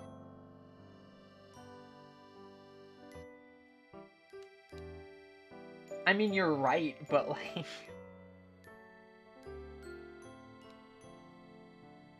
Passel's already out of control as it is. I can't have him going power mad, too.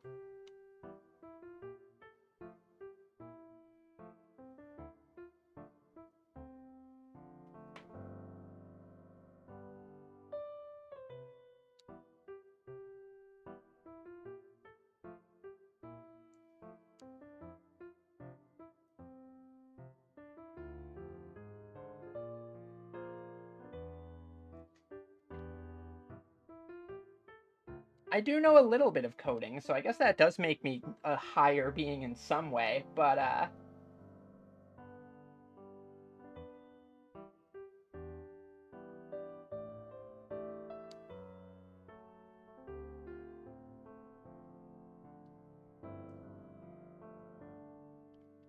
mean, the way I see it, coding's basically just learning another language. It's just you're learning another language to speak with, like, electric rocks instead of other people, which is kinda sick.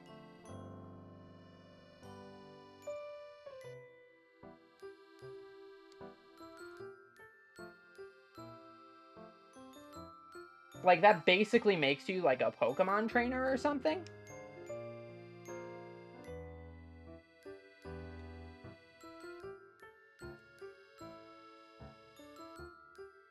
Because really, what are computers other than highly trained electric rocks?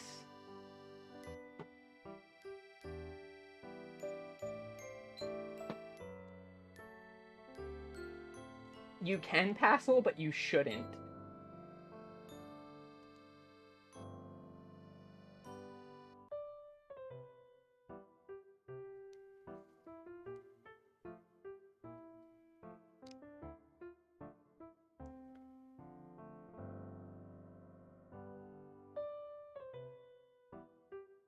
Every time Tamagotchis are mentioned, I instantly think Zombieland Saga. Really good show, by the way. You should all go watch it. Excellent gateway drug into idol anime for anybody who doesn't think that they like idol anime, too. Because it's like the least idol anime, while still also being very much an idol anime. Also, watch the English dub of it. The English dub, one of the voice actors for a character named Kotaro Tatsumi, he's so good in the dub that it, like, actively makes the show. It's incredible. His dub voice is so good.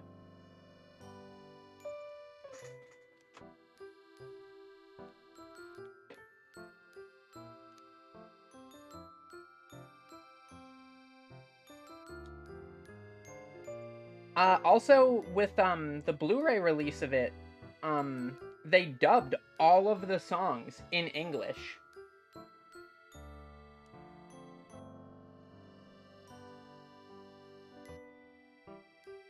It's not even that the sub is bad. Like, the Japanese dub of it is also still really good. A lot of, like, the voice actresses in it have become some of my favorite singers.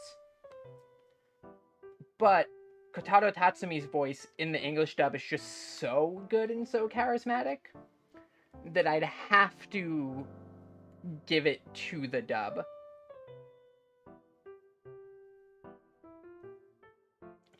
A lot of the girls, though, like, in the idol group, they sound spot on between Japanese and English. It's almost bizarre in some cases.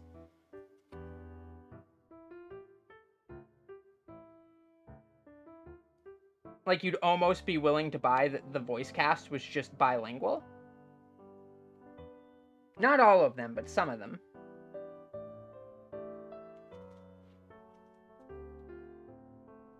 Digimon are real on technicality.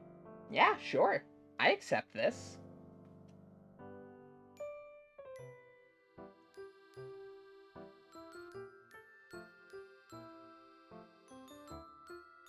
Digimon are cool. I'm trying to think of some other anime where I feel like the dub was better.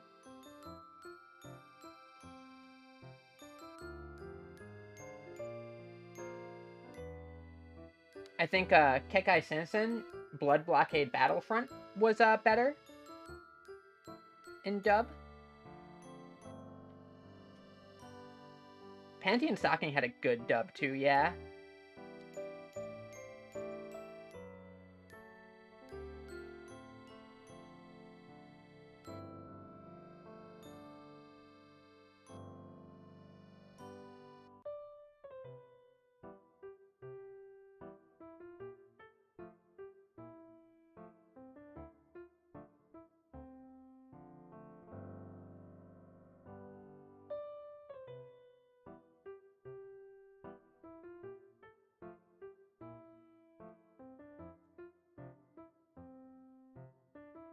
Yeah, there's a few anime that I feel like probably would have really good dub versus sub comparisons, but I just haven't seen both to make the comparison.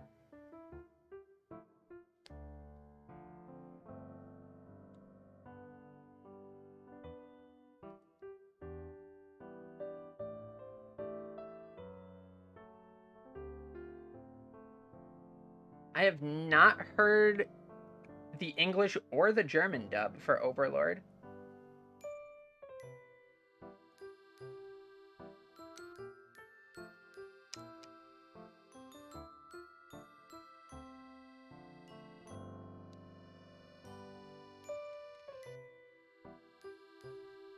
Sub-dub wars over King of the Hill in Japan is so funny to me.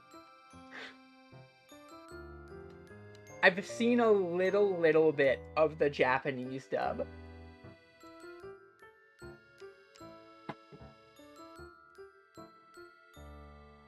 But it's good to see that it's not like just a one-sided thing.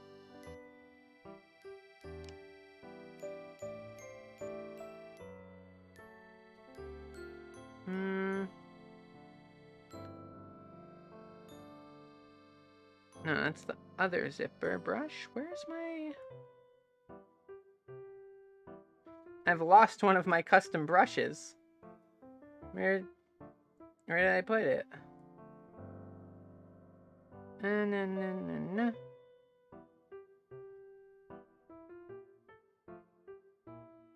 Oh no. I don't know why it would be over in these brushes. Oh, I found the bead brush I was looking for earlier. That would have been kind of useful with that. I'd figure I'd have it in the clothing section, but this is just the two-sided zipper brush.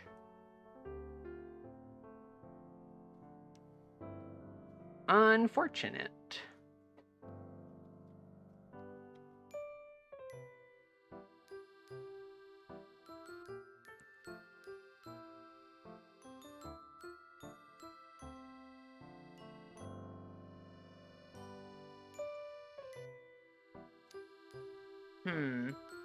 Would it be faster to just make a new zipper brush on the spot? Alternatively, I could do it the less psychotic way. And just, let me bump the stabilization up because it's a long line.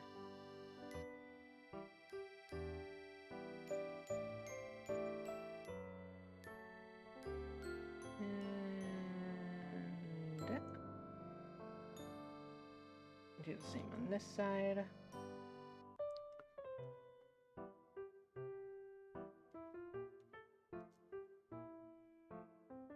And there.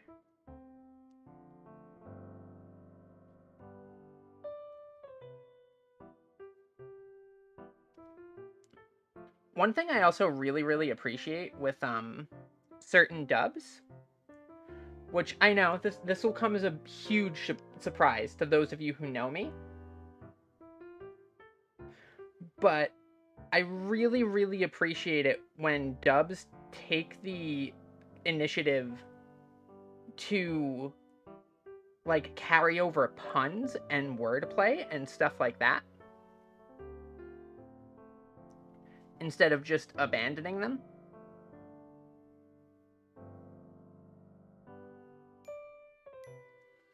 And there's, like, two different schools of thought when it comes to, like, that sort of thing of just bringing over puns and wordplay and stuff. And there's, like, should we go for something that's very much in the same vein as the original pun, but is adapted for, like, current cultural context? So, like, Footy Cootie did this a lot, where a lot of the jokes and stuff, they actually rewrote the jokes to instead be set up for, you know, an English audience and references that they would understand. And then there's the other sort of thing where, like, they don't necessarily always try to keep the spirit of the pun, but definitely, or rather, they don't try to keep, like, the exact nature of the pun, but they try to keep, like, the spirit of the pun in terms of the way that, like, the wordplay would work. I think both are valid approaches. Where, like, technically you're smushing the line around a little bit to be a less accurate translation, but you're keeping the pun structure of the sentence, which, in my very biased opinion, makes it a more accurate translation, because if you lose the pun, are you even translating? What's the point?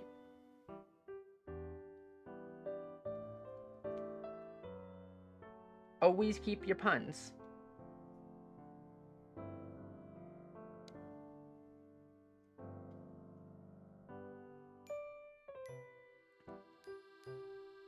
I think that might be the line art for this.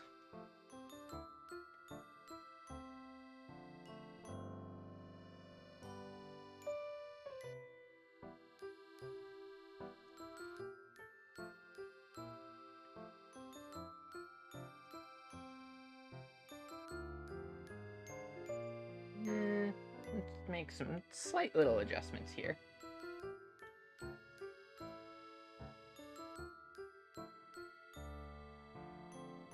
Yep. No. Not like that. Like this, maybe? Also no.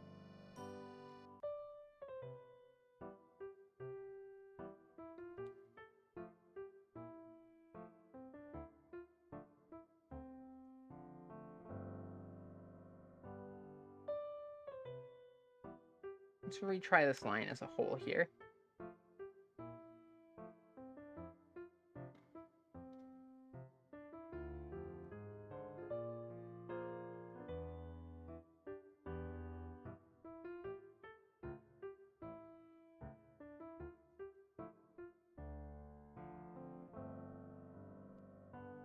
True, but a lot of people, even, like, on rewatches and stuff like that, or if they watched, like, the dub first and then switch over to sub, I think a big part of it might be is that for a lot of people, especially with anime and stuff like that, when it comes to watching, like, the original Japanese dub, is sort of twofold. One, it's produced in the language originally, which means a lot of stuff just tends to flow better because it was written to flow in that language.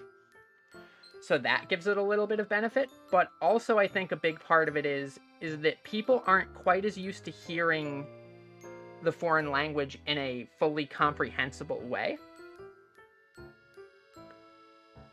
As in, like, not understanding, so in this case, Japanese, for example, quite as well as they would English or whatever their native language is that they would be watching in. That causes a lot of the potential awkwardness of certain lines and deliveries and stuff to be lost.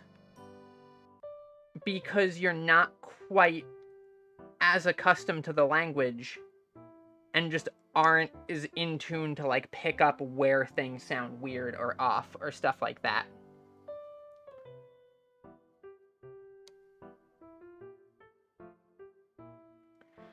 Not like really any sort of concrete evidence for that, just going off feels here on this.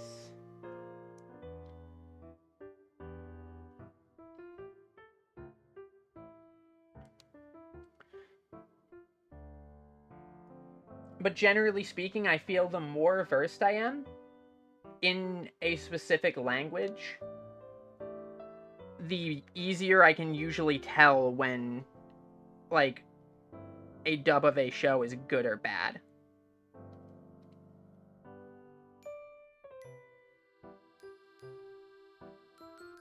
Like, a lot of stuff that I watched years ago and then went back to watch again, there were a lot of lines that I picked up on, and I was like, wow, that actually sounds kind of odd in the way that it was delivered.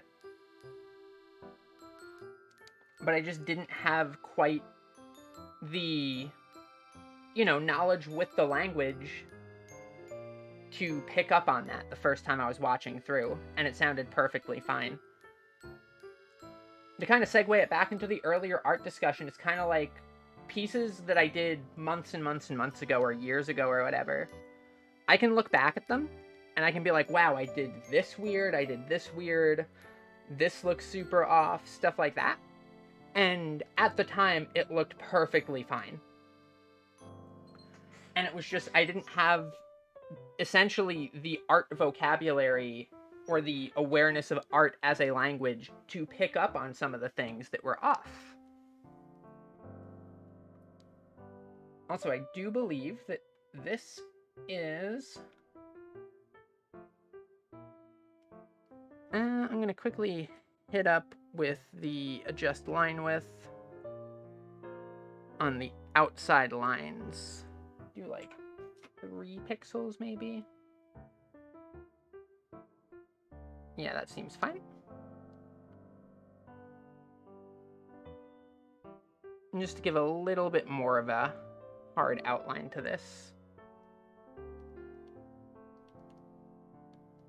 Go back. There we go.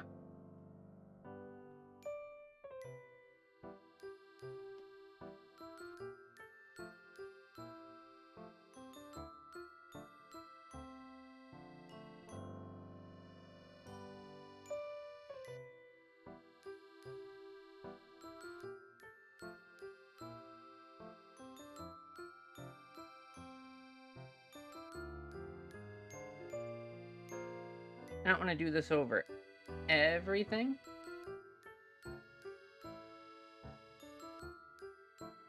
Oh, a little bit of an error there.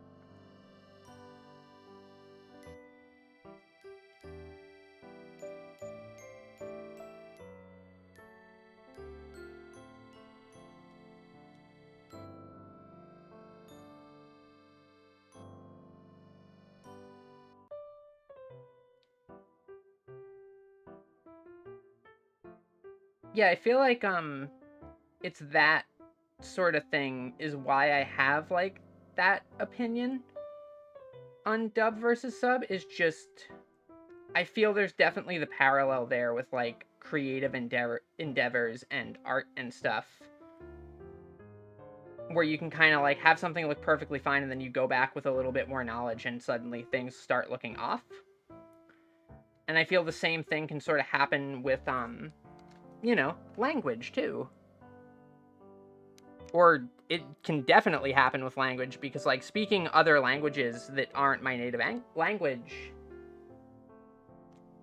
like there's a lot of the times I'll say something and I'll be like, yeah, this sounds fine and understandable, and then I'll go back like a couple months later and like remember the thing that I said, and I'll be like, wait, why did I think that sounded correct?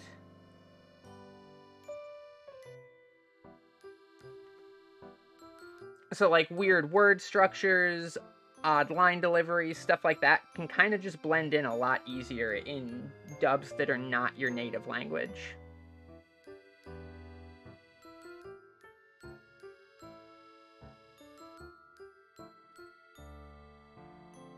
I have tea, but it has long since gotten cold. Still tasty, though. Tasty, even.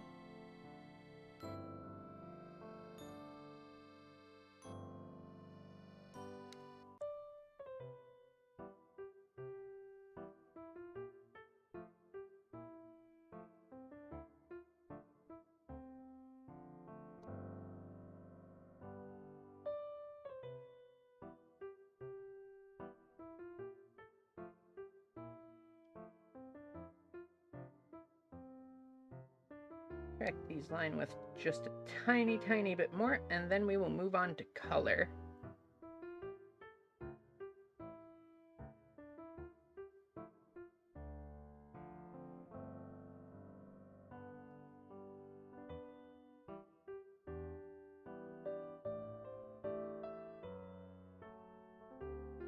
Cold tea is very good.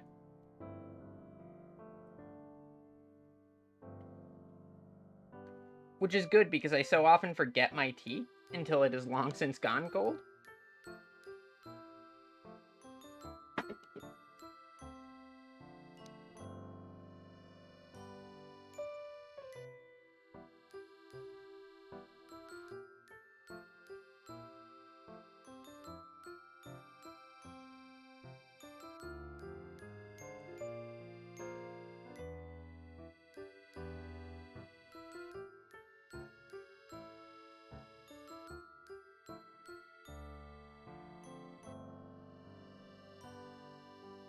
Alright, I think these line widths are just about done.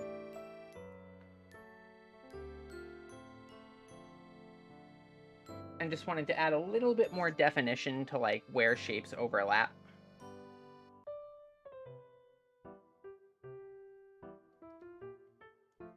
I don't like this though, so I will just quickly correct it.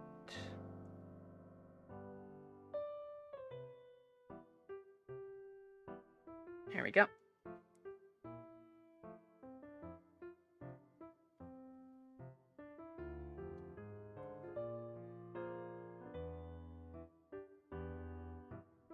Too much on that. Stretch can do.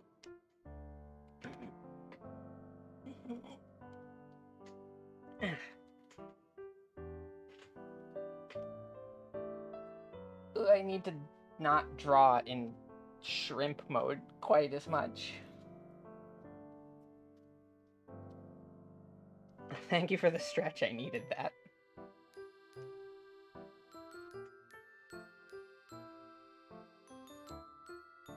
In fact, I'm also going to take a second just to shake my wrist out and do some wrist rolls and stuff, because I am terrible at keeping, like, on top of doing, like, wrist exercises and stuff when drawing.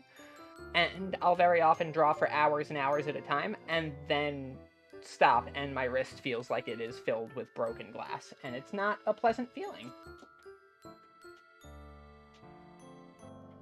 And kids, always remember to do wrist rolls and stuff while drawing. You will thank yourself later.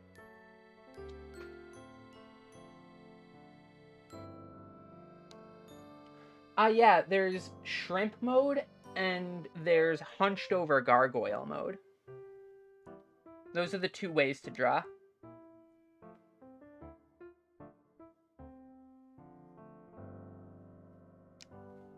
Oop, noticed another error.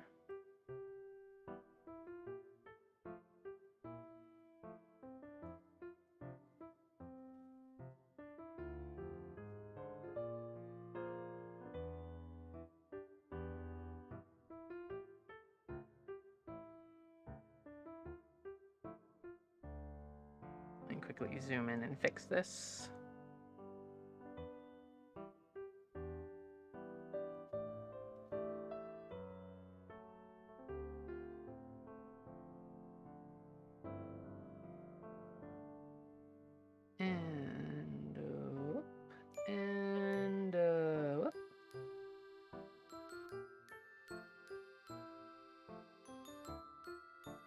There we go. Ah, did not mean to erase a huge chunk of the hand there.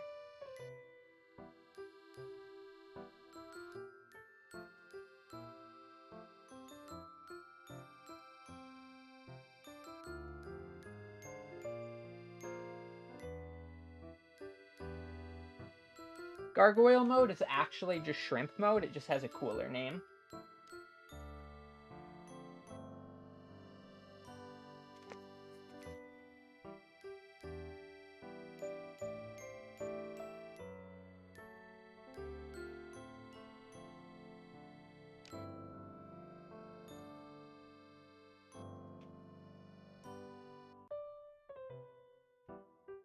Hydrate will do.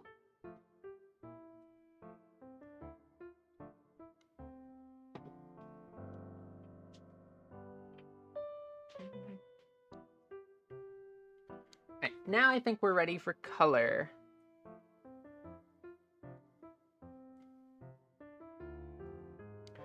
Which is always one of my favorite parts to just, like, speed run.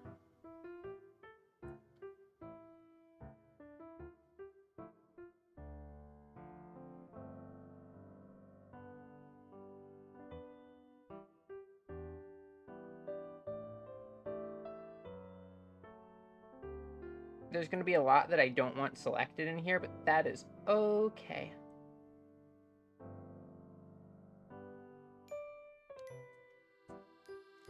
Oh no, there's a, like, full gap in here, isn't there? Where is it? Also, let me fix the line art on just the bangs here real quick.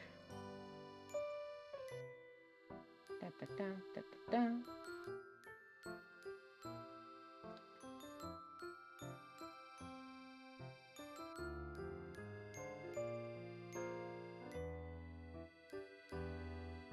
I'm gonna get just a tiny bit more definition in on those.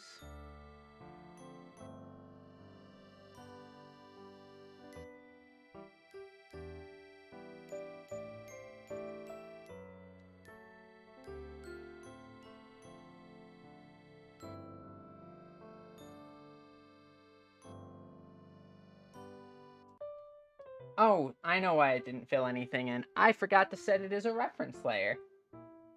Because I do not drink enough smart owl juice.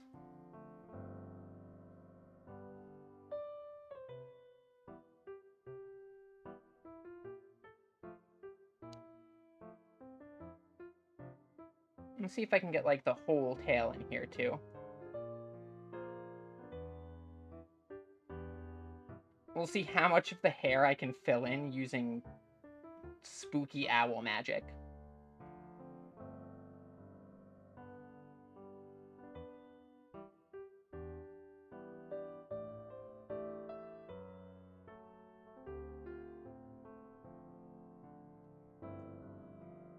Yeah!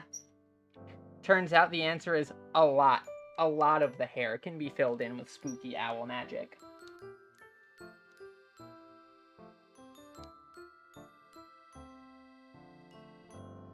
And now, what I can do is I can just grab the regular paint bucket,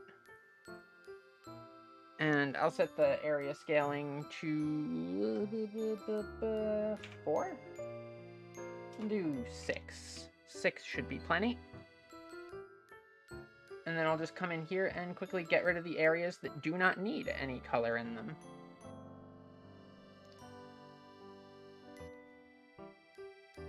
So this is why the lasso fill tool is the coolest thing. Like, filling in this entire block of all of the hair took me, what, like, couple seconds? It's a good tool.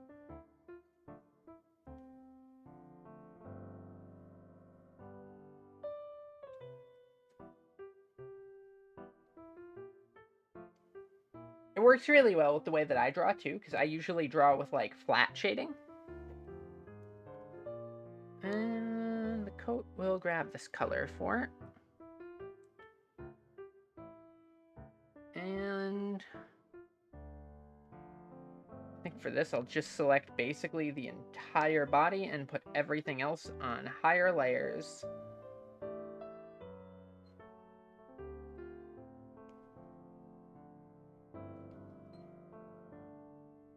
Get the shirt in.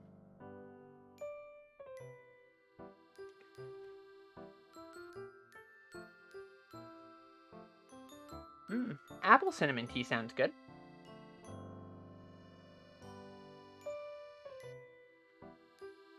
Wow, broke my canvases. Put that back on here. There we go. And I noticed some errors. Let me fix that. Gotta get this in here.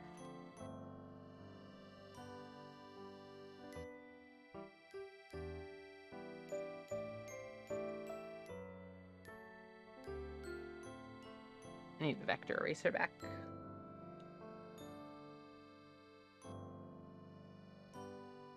And bam, bam.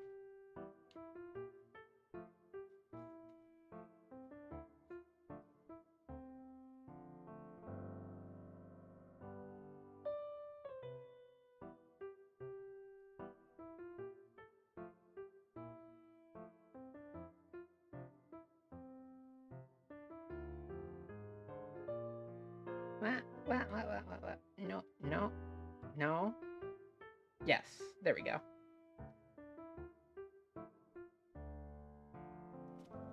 I usually don't sweeten my tea when I drink it. I just drink it as is.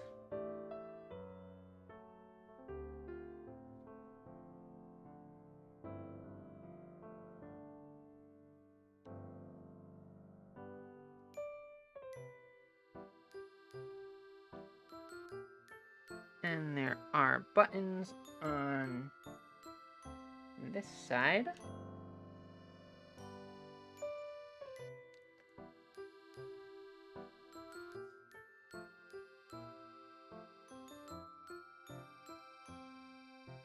This is why, again, even when you're done with like line art and stuff, check your references. It helps a lot.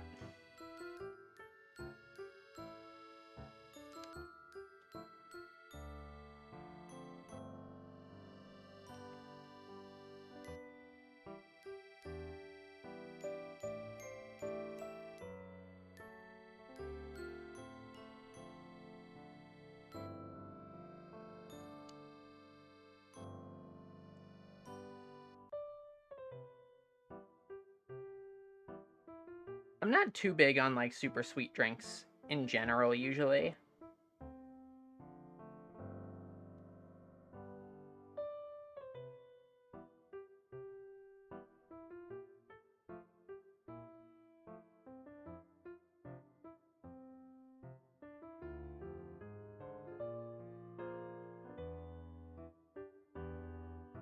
Whoops. Let's try that one more time here. There we go.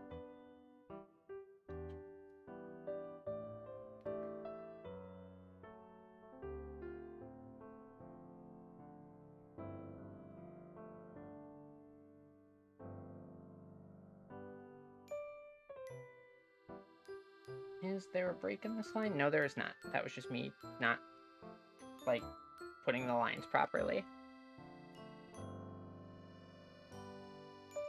Clear that up, clear that up.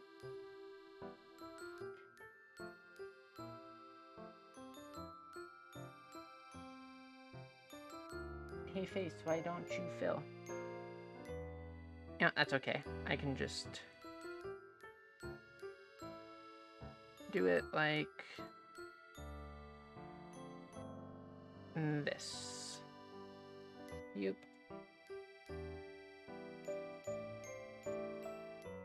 Sometimes there is a use for just doing things the regular way.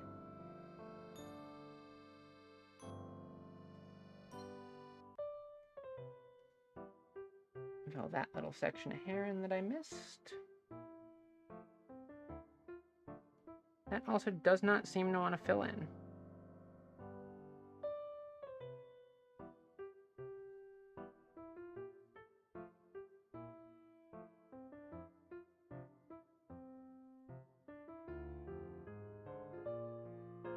There's that. Is there anything else that's missing? The art is going well, and thank you.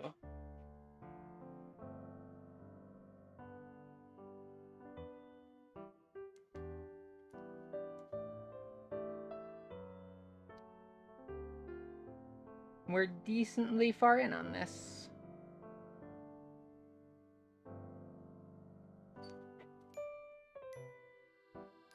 Right, so the tips of the sleeves are like this gray.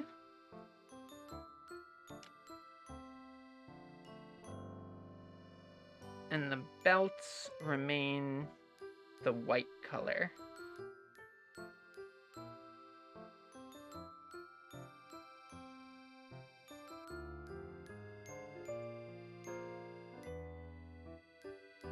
I think I'll just put those on their own higher layer.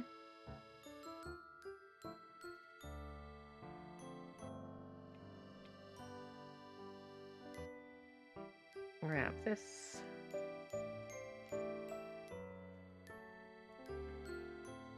I make use of the select layer tool a ton, which often kind of makes me very lazy about how I lay out my layer structures.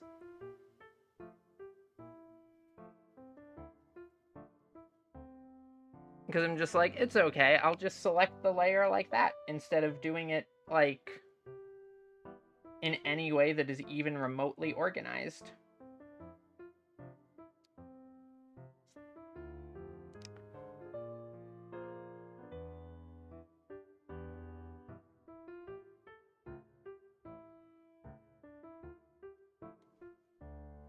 Right, so now I need to do...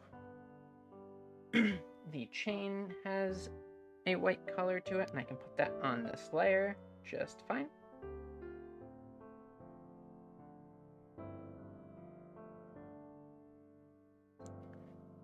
And let's zoom in and fix where this got messed up. Clear that up. Clear that up. That bead got missed.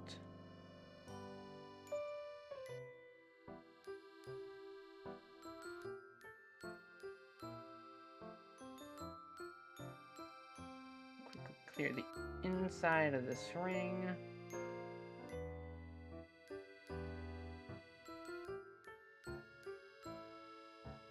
Clear the bow out.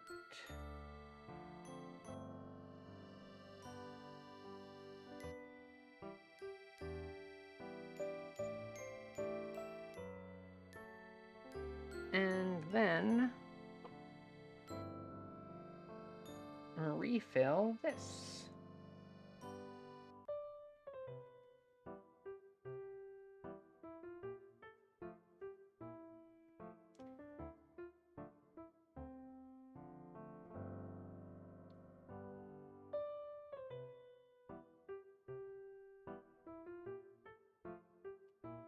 So now I can get the bow in.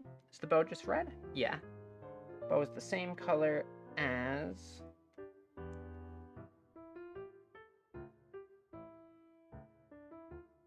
that. The other reason I really like the vector eraser is it's extremely clean.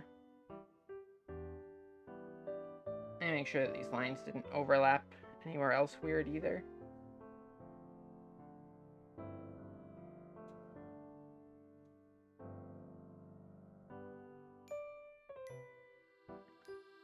I don't need to worry about like erasing perfectly up to the line. And that's always a real nice benefit.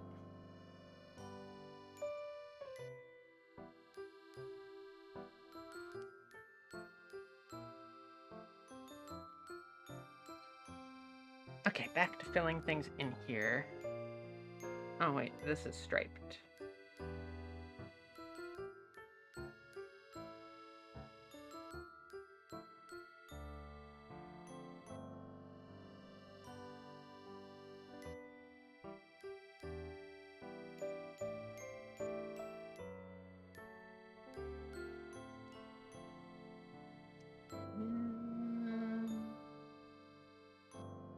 Yeah, that's fine.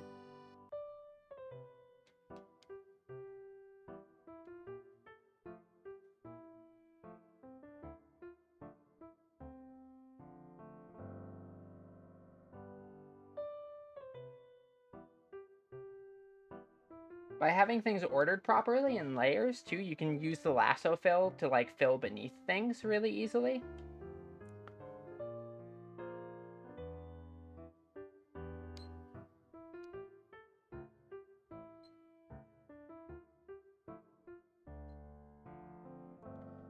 So, like, say for this zipper here, I'll go above the layer for the shirt, and then I can just grab whatever gray. I'll grab directly off of here just because I want to be, like, real accurate on the colors.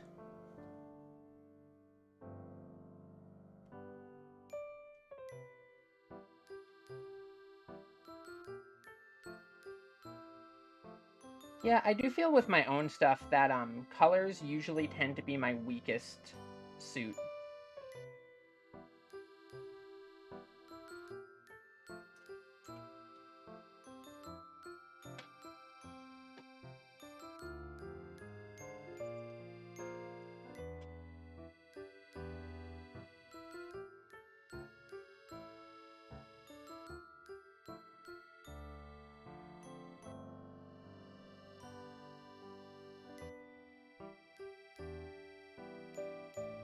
What? Wrong layer. There we go.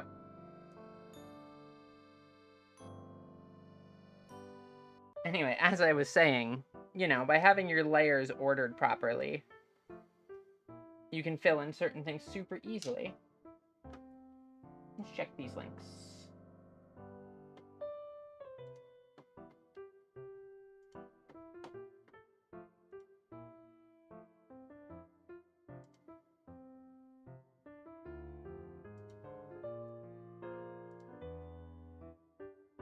I like both of them, but I definitely tend to lean a little bit more towards the brighter colors. I'm a pretty big fan of, like, saturation. Though I do think that there is a reasonable limit on how saturated one should get.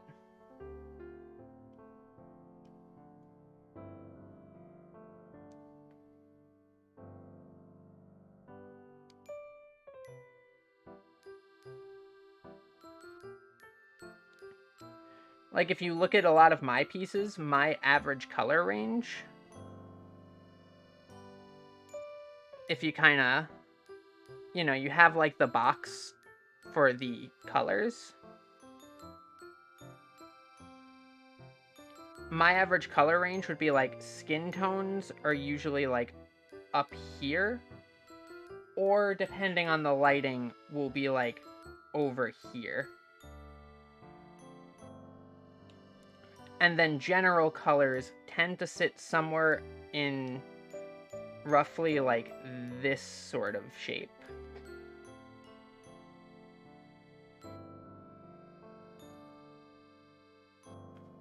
So, like, most of my drawings, if you kind of looked at it as, like, a map of where colors are placed, sit somewhere, like, around here.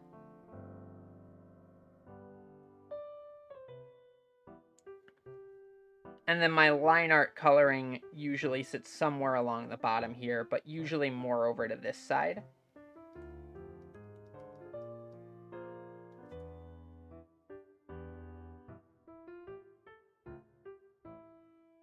Alright, let's see. Back to this.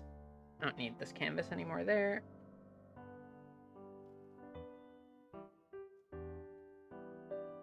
The gray is on the outside of the coat as well.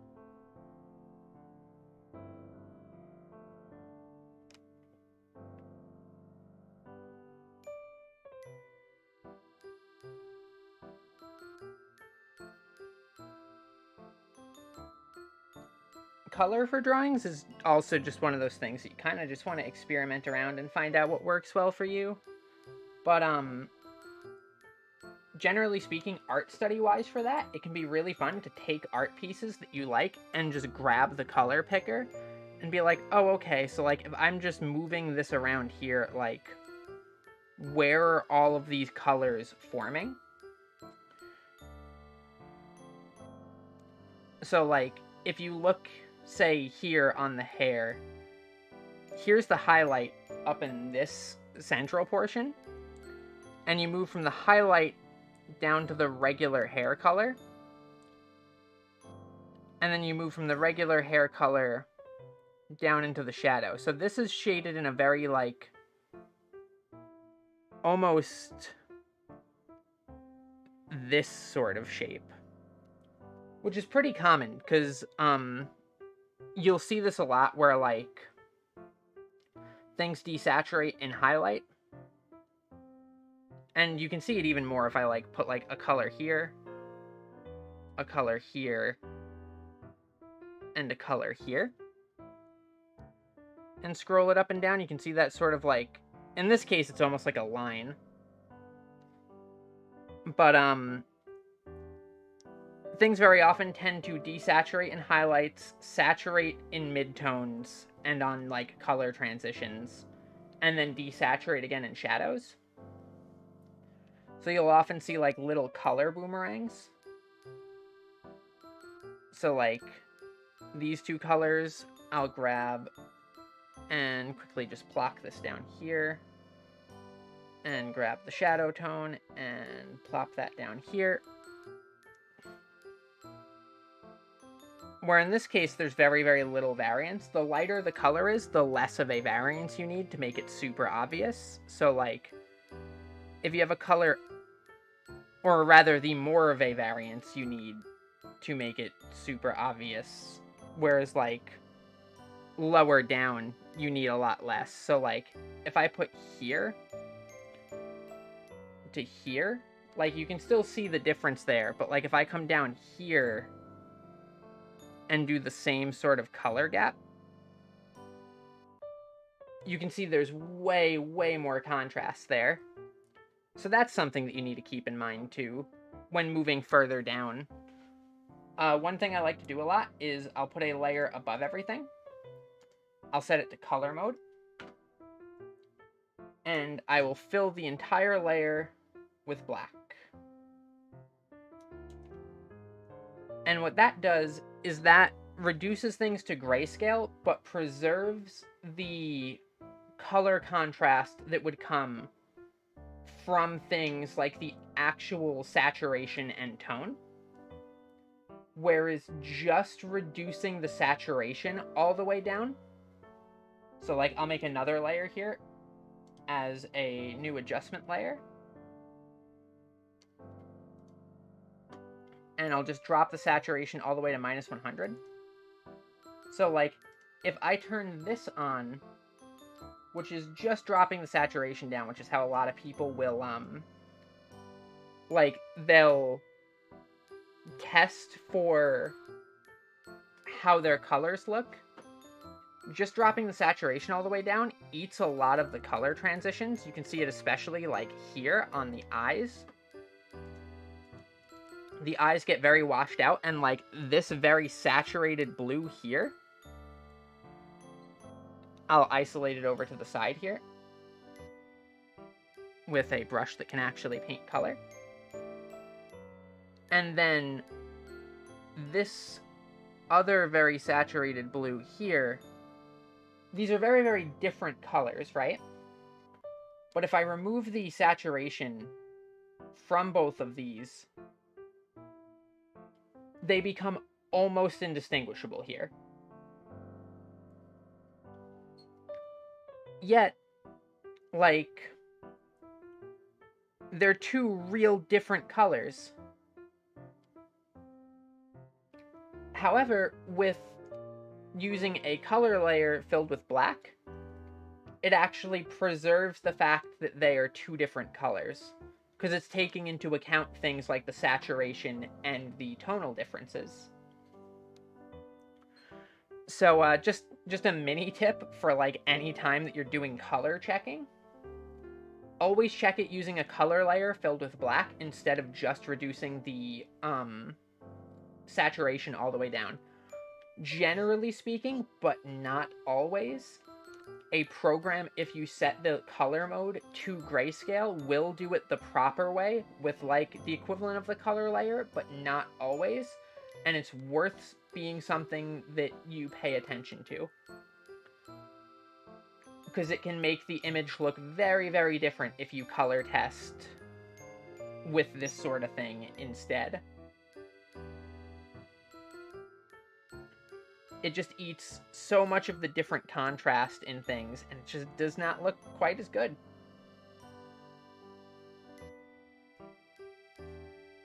That little tangent aside, back to coloring this.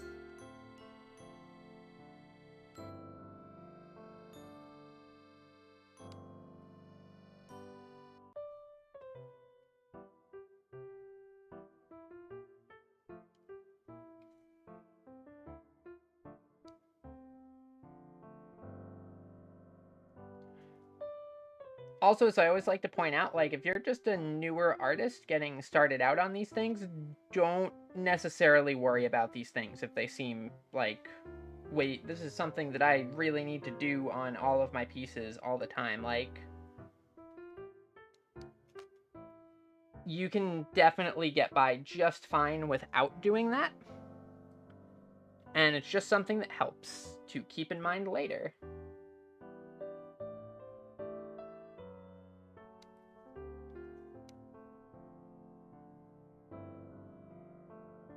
What?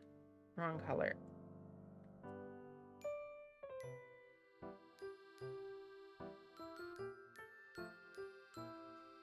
There we go. Reselect this layer. Get rid of this little bit and bob here that I don't need. Go back up to line art. Put that button back in. And wait, that was correct up there.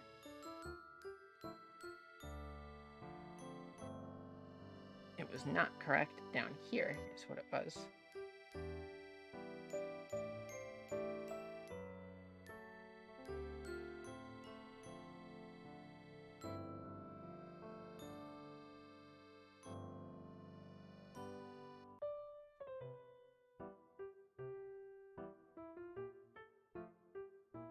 Come on.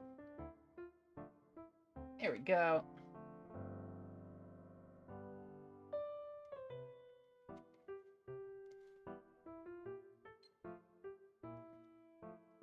With art, though, there really is just a lot to learn, but you don't need to learn it all at once to produce really good art.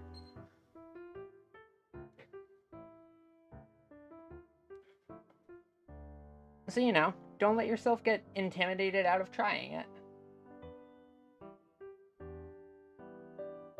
Art can be something really, really enjoyable. And I see a lot of people kind of talk themselves out of ever beginning art because they kind of look at all of the different stages of things that they need to do to, like, get quote-unquote technically competent with it. And it can be extremely intimidating and kind of hinder that early progress. Don't worry about making mistakes.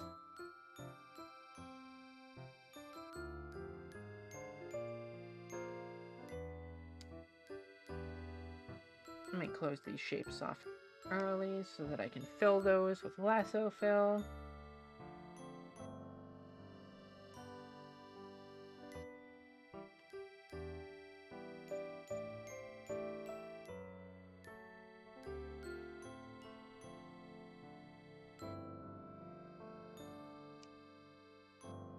And now I'll grab the red color and lock transparency to... Oh, wrong layer. That's why.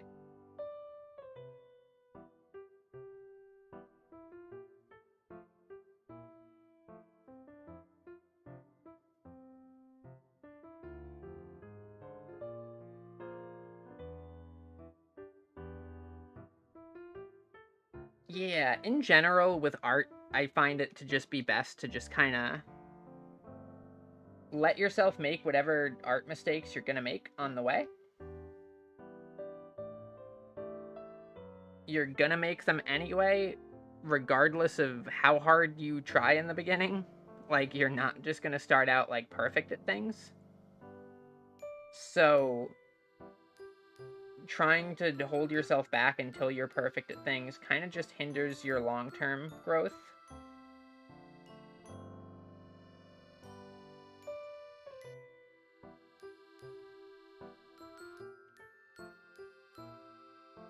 It can also make it really hard to, like, breach out of your comfort zone when it comes to art and draw things that you're not necessarily familiar with.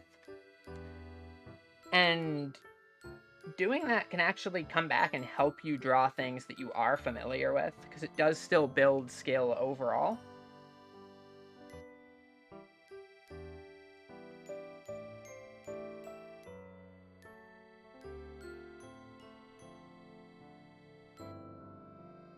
So don't be afraid to, like, branch out and experiment and try different style things.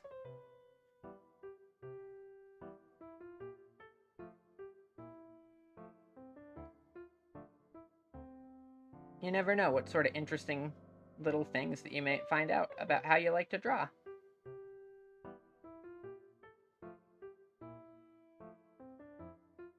That needs to be filled.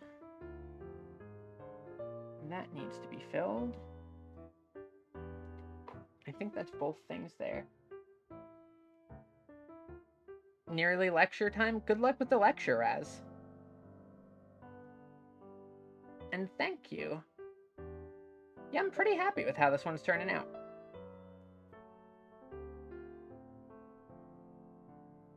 I like the Wednesdays because it gets me a chance to just draw a whole bunch of different designs.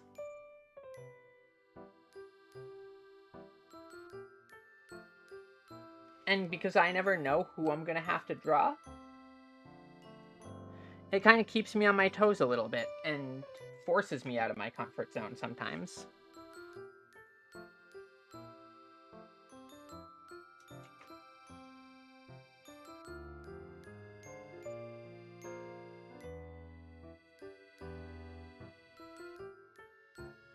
Head empty, no thoughts? Maybe that is the defining thing. It is for me a lot of the times.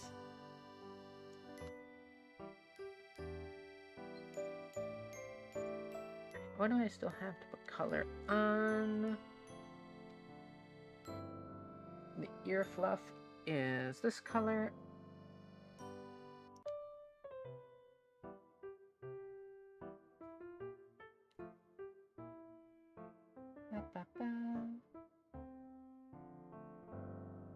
Close off all the little shapes.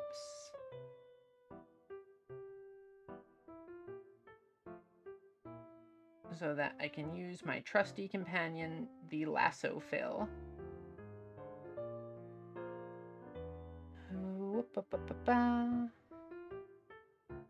Eh? Wait, oh. I see where the spots I missed are. So that one's not filled in quite all the way.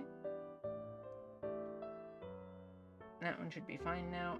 And this one is missed on that side. Now it should work. Haha, got it. First try on the second try.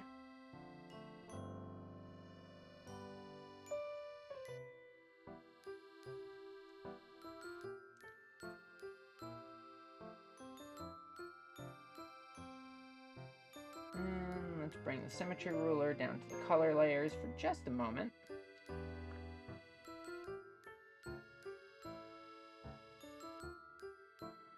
While I fill in the eyes here. Help if I turn on the symmetry ruler. There we go.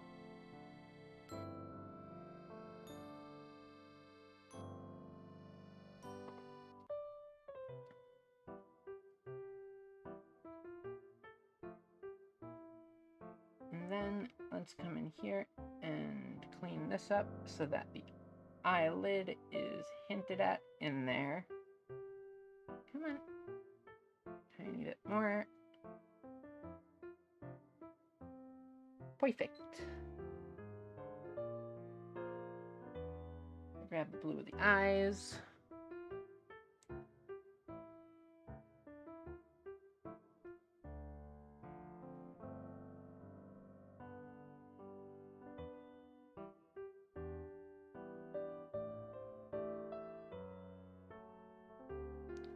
And the reason I usually fill in the like sclera here with a very dark color is because then what I like to do is I'll lock the transparency, go up to the lighter color that I would normally use, and I sort of fill it in after. I don't know why I like laying in the shadows first on the eye. I feel like it just tends to look a little bit better for me.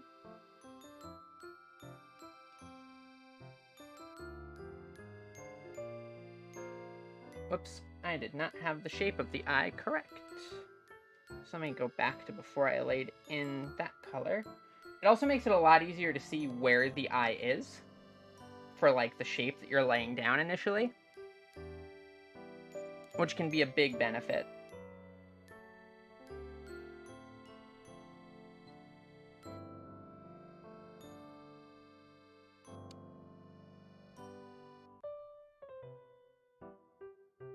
Helps keep things a tiny bit more clean.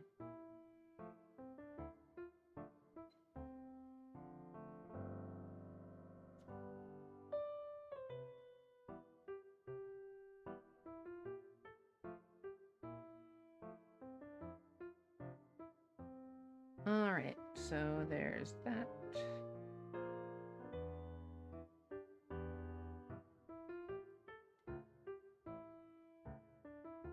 Clean up that edge a tiny bit more.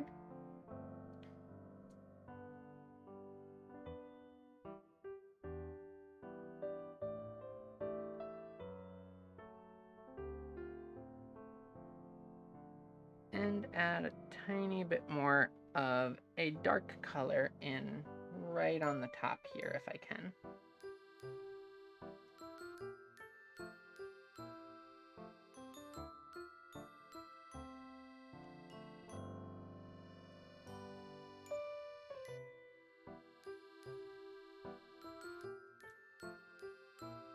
And I think I'll move on to shading, and just as I hit the other colors that need to be filled in, I'll fill them in. Because I think most of the flat colors are in now.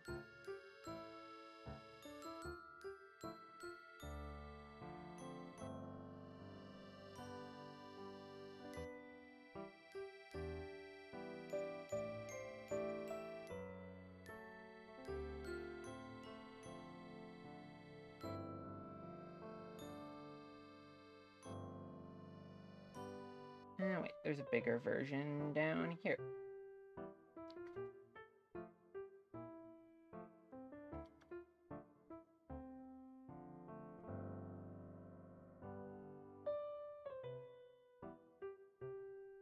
Usually I save the eyes for last, too.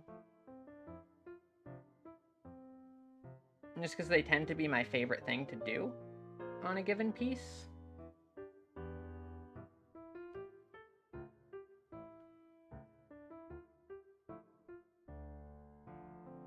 But I guess they get to skip the line this time.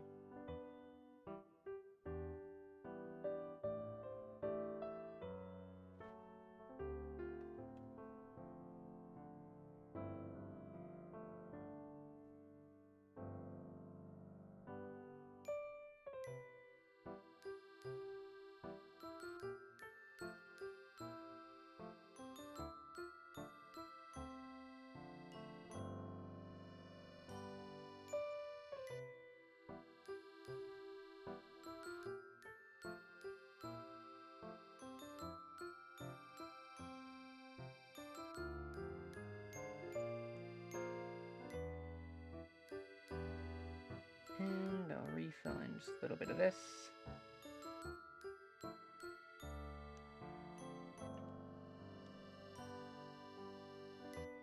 I always find myself like cutting shapes into form a lot. Or I'll kind of lay things in a little bit more roughly, and then I'll either erase or take like the proper color and just quickly shape it back up into what I wanted it to be. Whoop. Selected black instead of the shadow color here.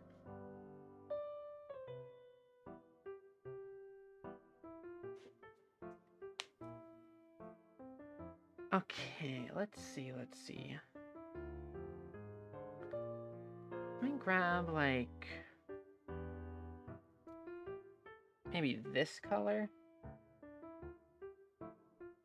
Too saturated.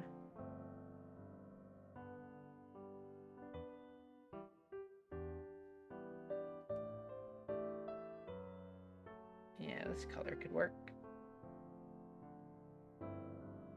Bit more. There we go. That's about what I was looking for.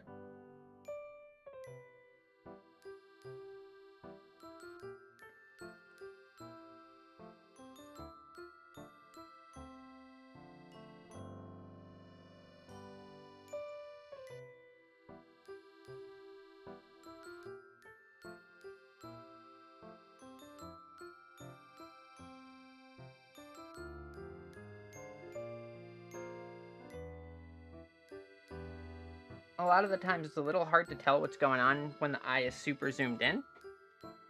But then you zoom out and it looks a lot better suddenly.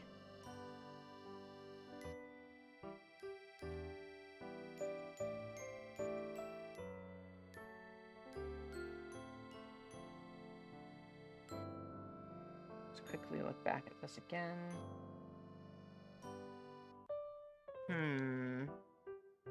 Oh, I see what's up with this. Okay. First off, let me set this back to multiply. Hey, Dev.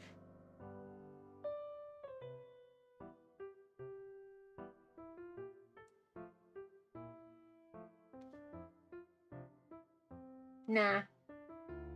It's good.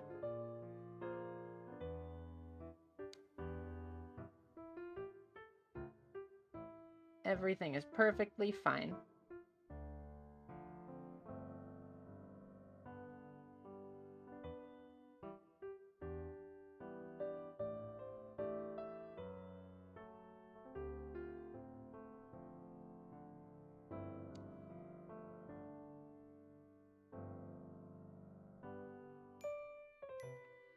Alright, let's try this slightly different way here.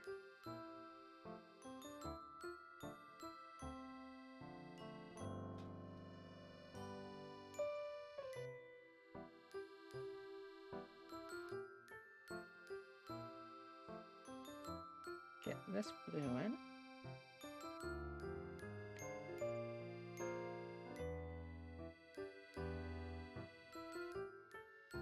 Thank you, Dev.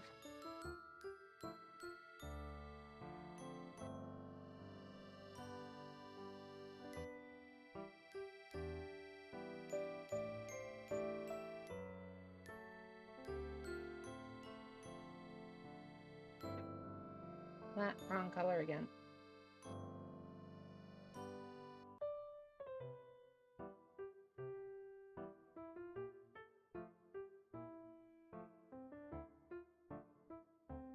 And maybe for this.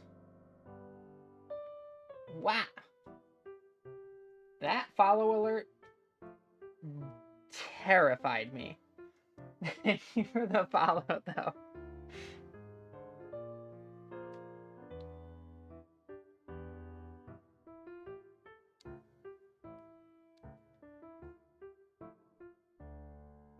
Also, yeah, you always want to be really careful when you're taking, like, sharp, feathery objects and putting them near eyes.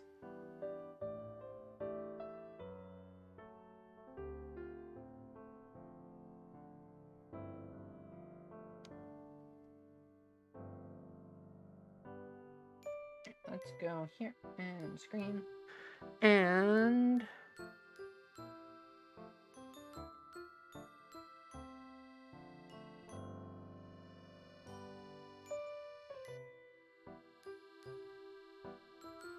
maybe add glow for this.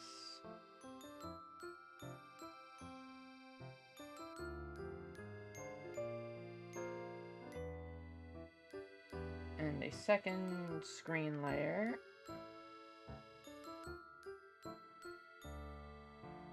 Of pure white.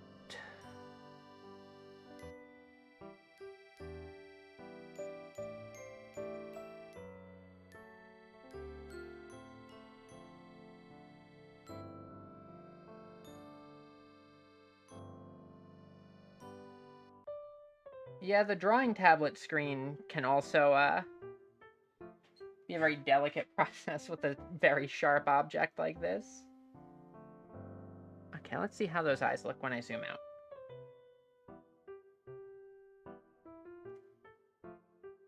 Close, but not quite yet where I'd like them to be.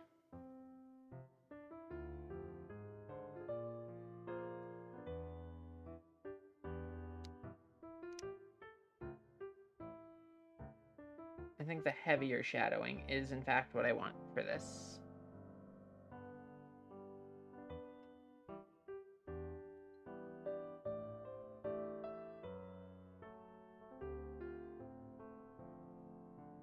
Posture check? Can do. Catch you around, Koi.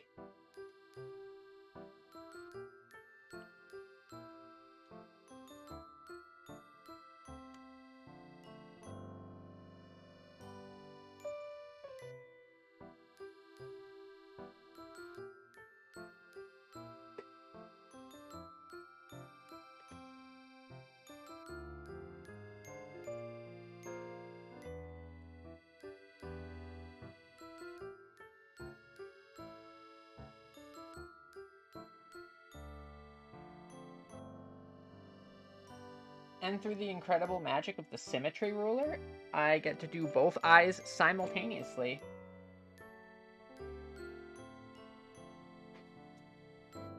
There we go. Okay, I think the eyes are done.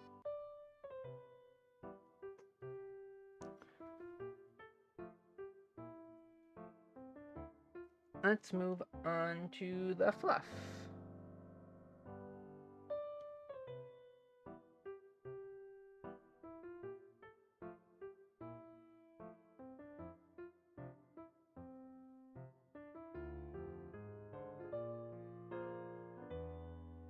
Maybe a little bit more on that. There we go. That doesn't overlap, so... Oh wait, I have the symmetry ruler on still.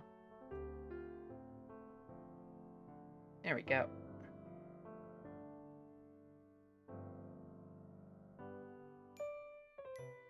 I'm gonna have the light kind of coming from above on this.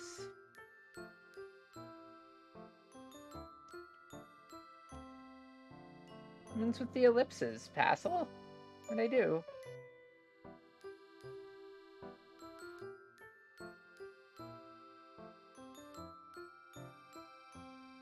I'm so confused.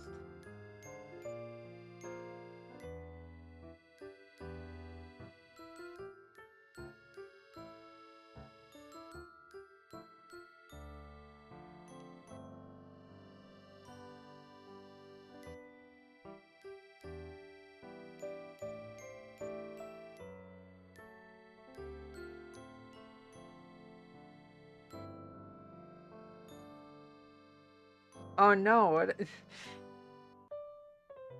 My confusion is growing larger. Ah, an ellipsis party. I see, I see. I don't see.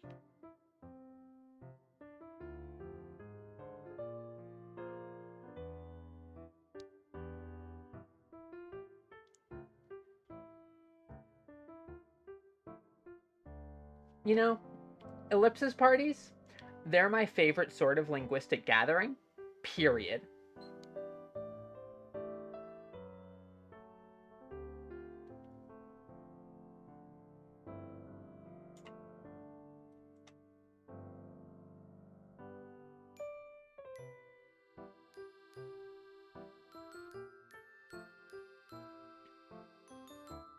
Yeah, I don't know why it stayed on. It's off now, so...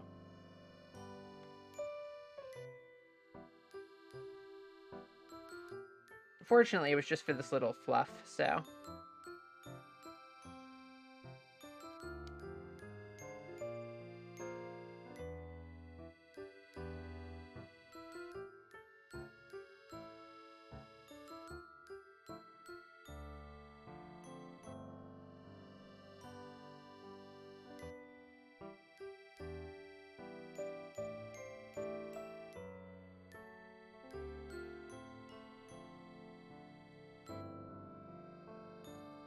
And...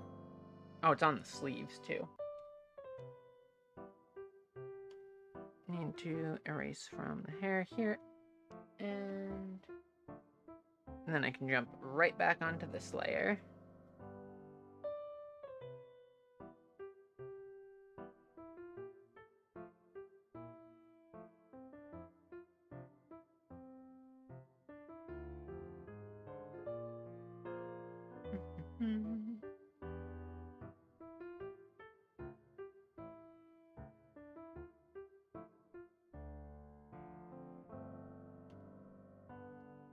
That.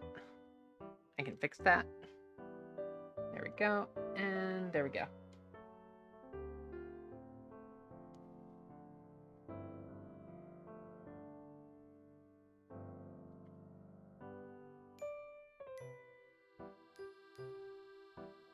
Okay. So, hit a little bit of highlight on this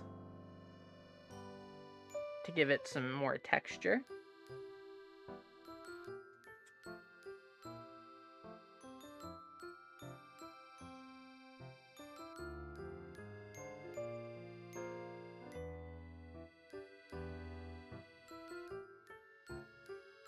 Not too much, though. Let me zoom out to see real quick on that.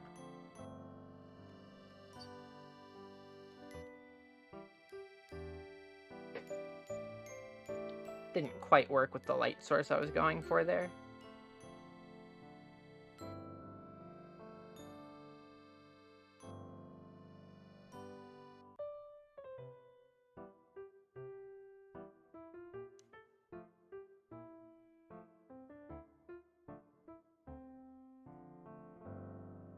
This might work a little bit better. Yeah, okay. That'll be how I go with this.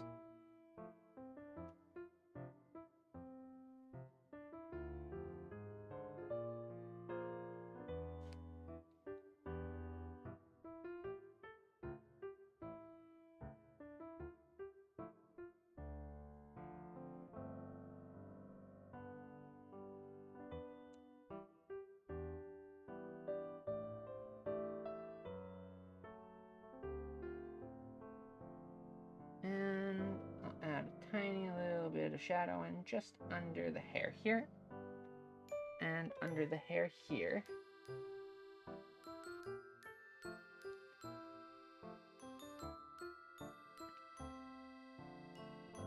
And now onto the sleeve fluff.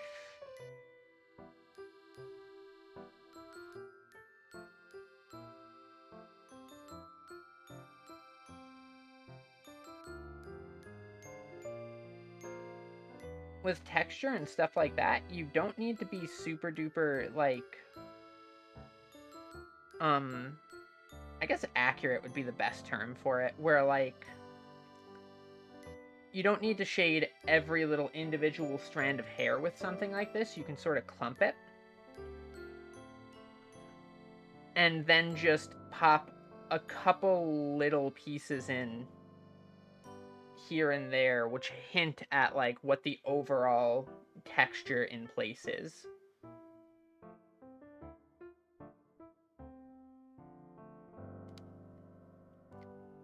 Like, I see this a lot when people are drawing scales. So, like, I'll open a new canvas here. Like, people will draw, like, a snake or something, and they'll draw, like, all of the different layers of scales in all the way down the entire thing, just the whole length. But the thing is you can get a really similar effect by just sort of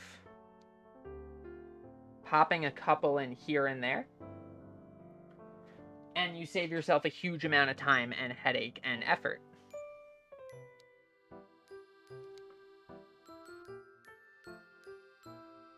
It often looks a little bit better too, but that's just, like, aesthetic opinion. Some people might prefer it the other way. Which is perfectly valid.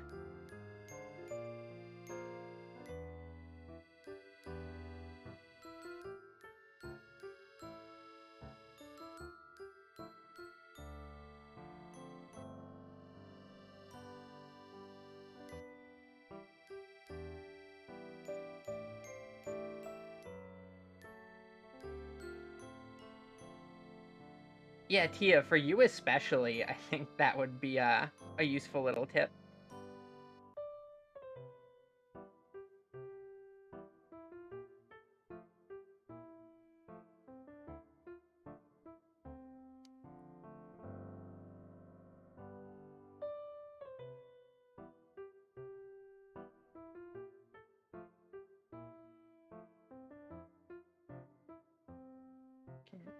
This shape in.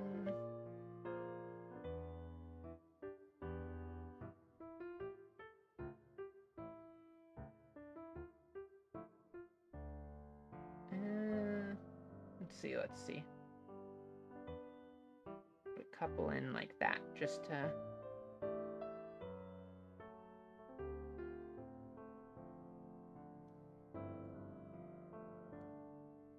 Okay, now I need to redo that there. I carved out a little bit too much. There we go.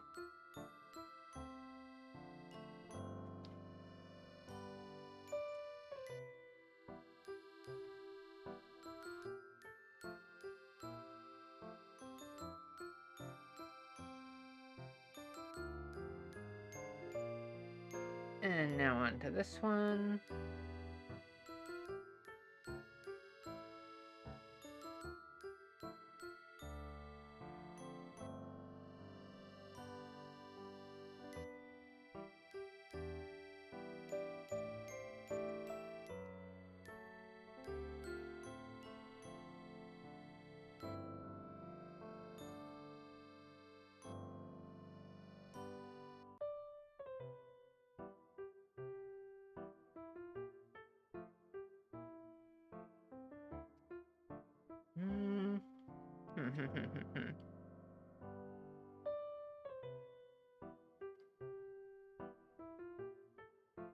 Not quite sure I like how this looks. I'll have to zoom out in just a sec to check. No, that looks well enough, I think. Once I add the highlights in, it should fix my major issue with it.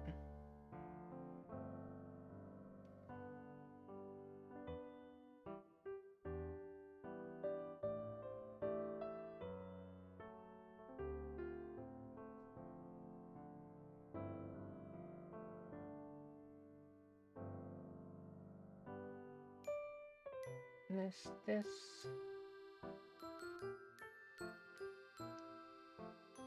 I have the light source coming from above, which isn't usually a light source I use. At least for direct light. I'll use it for ambient light all the time.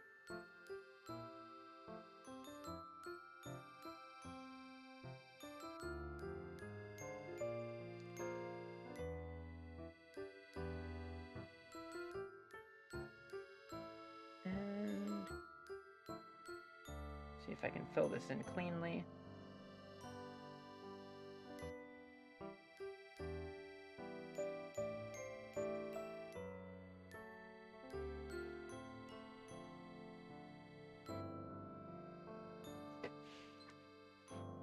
Alright, now I just need to add in the highlights on that.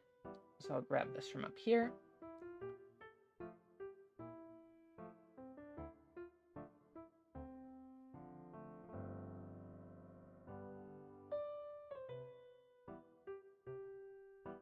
And see what I can do about filling in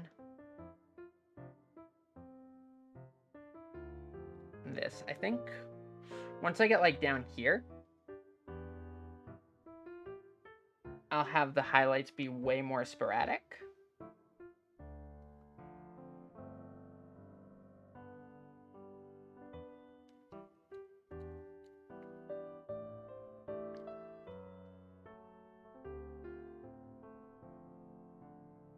Kind of breaking down into just like little tiny bits of fluff.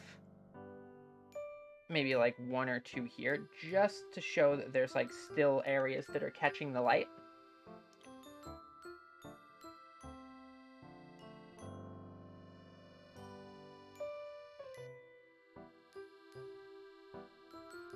But for the most part, just leaving it be.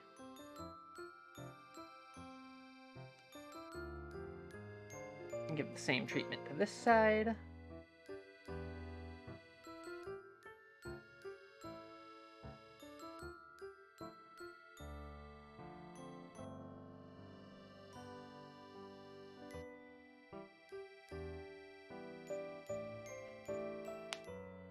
The rest of this will probably come together very quickly as soon as I'm done with the hair. Just because the jacket's pretty simple to shade, aside from like the fluff. And skin rarely takes very long for me to shade either.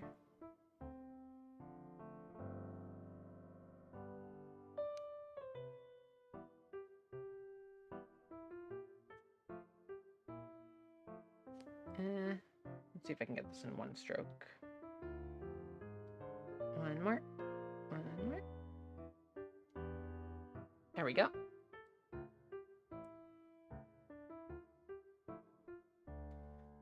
And let's zoom out.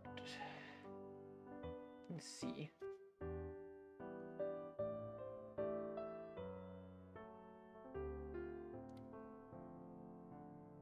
Zooming out to check is always where I see a million errors suddenly pop out all at once.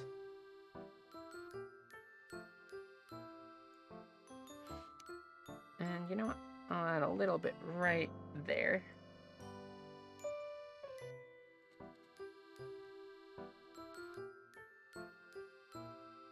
Too much, I think. Maybe like this would be good.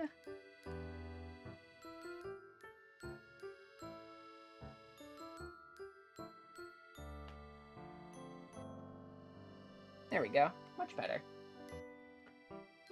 And just because this goes way in, I'll have one tiny last little bit of additional shade going in here.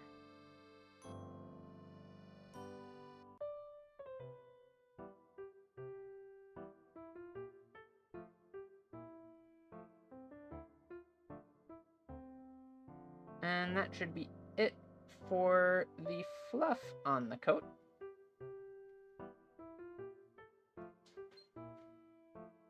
Which means now, yeah, I'll move on to the next most complicated piece, the hair, and then I'll finish up with the jacket.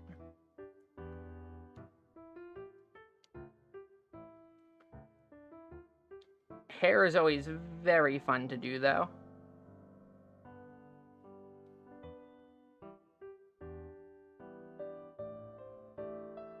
First things first, fill up. Okay, there we go. Let me grab this. Down and slight desaturation.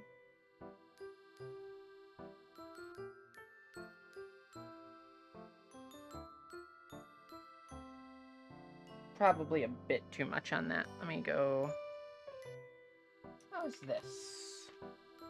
Too little. See, the thing is when you're like in the very darker colors,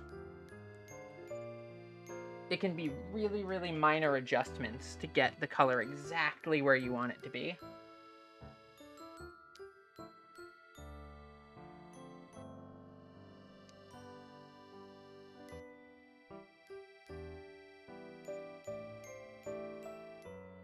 Once you get it, though, you've got it.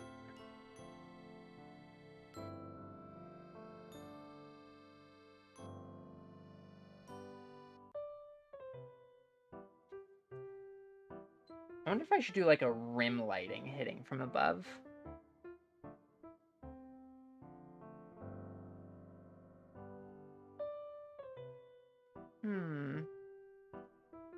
Nah, I don't think so on this piece. But maybe. I'll have to like rough it in after I have the hair a bit more shaded. And see if I like how it looks.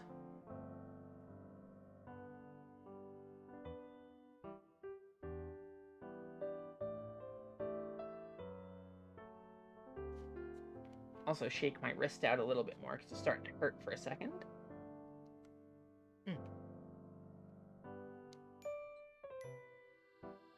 Okay, that should be good.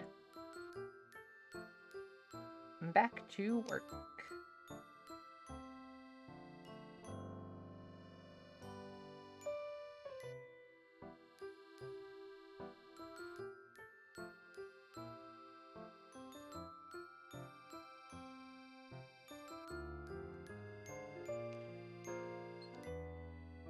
The hair is always a multi-stage process. I usually start with a mid-tone and then add in shadows, but I know a lot of other friends who are artists will actually start with the shadows as being the base thing that they work on.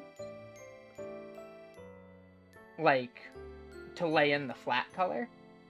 And then they'll come in and just be like, okay, so the light hits here, and here, and here. Which is always an interesting approach. Probably one I should utilize a little bit more often. Because, like, I do that with the eyes, for example.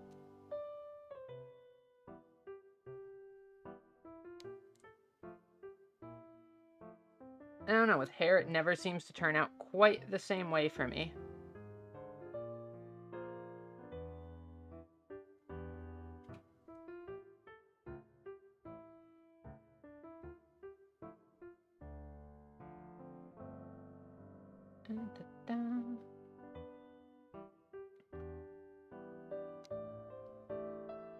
Get a little bit in there.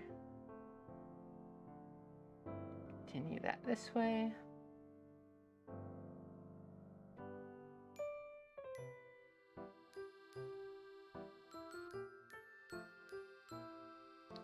Yeah, like, there's places where I'll do that, like here, for example, where I'm, like, cleaning this up into the shape that I want it to be.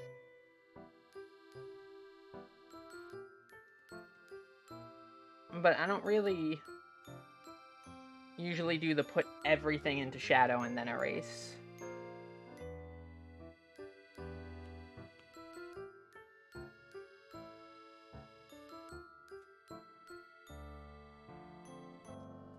It does usually tend to look really well, like, done that way.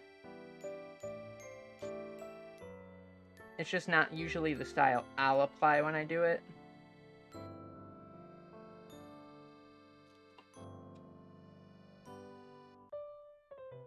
Thank you, Kaz. Also, welcome back.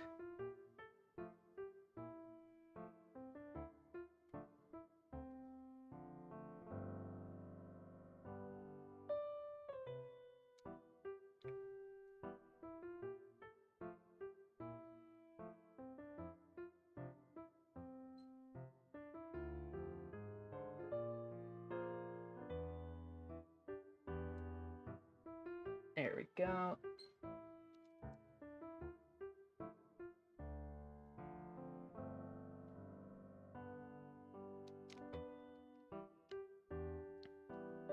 I mean, really, this piece is actually getting pretty close to done.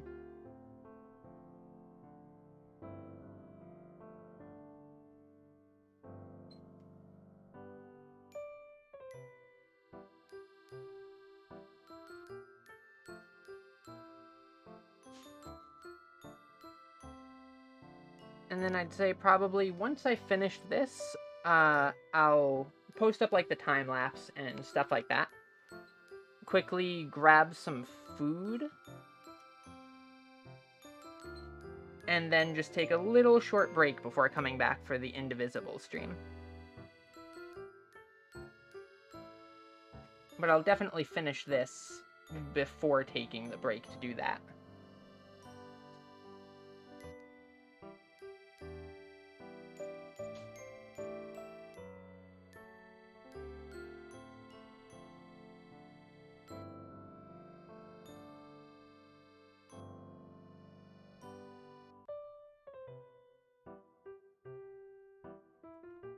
Love how the shading's looking so far. I'm pretty happy with it too.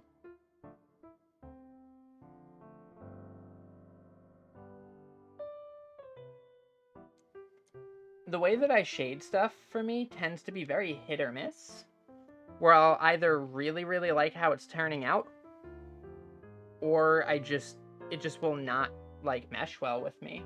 Hydrate? Can do.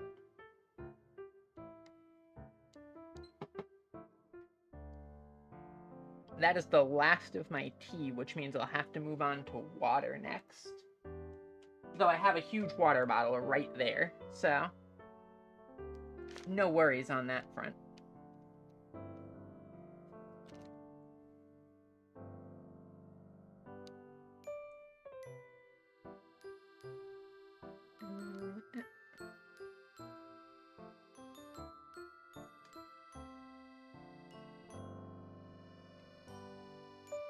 And no.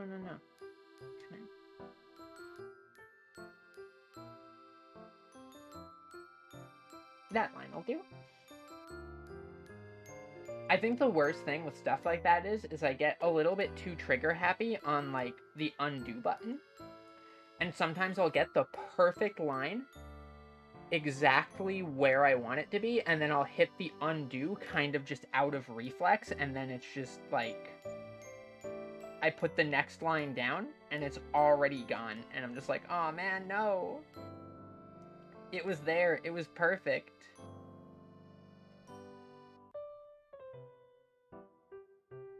Sometimes with my giant, like, because my water bottle holds 64 ounces of water, very often I will just make tea and put tea in it instead.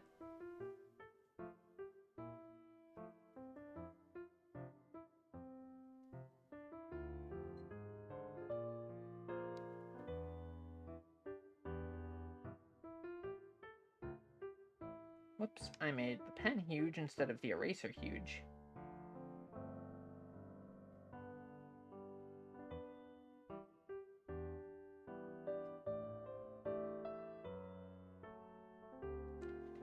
There's a video that I'm reminded of like this one guy where he's talking about like reusing tea bags to brew multiple cups of tea, and how most tea is just so weak and you get like 1 cup of tea out of it and that's it. But like this Russian brand of tea is so strong that you can get as many cups as you want out of it. So he just like makes a cup, makes another cup, makes another cup, makes like 25 more cups, fills like a gallon jug with it, fills a bathtub with it, and then just slowly wanders out to a lake with the tea bag in his hand, trembling at what he is about to do as he slowly lowers it towards the lake. It's an interesting video, to say the least.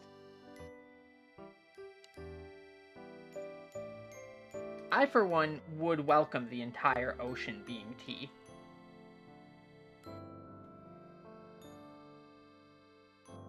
Just the whole thing.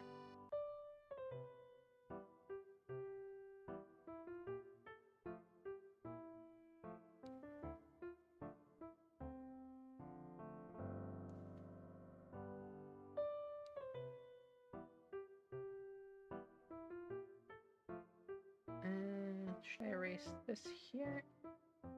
Yeah. And maybe one more.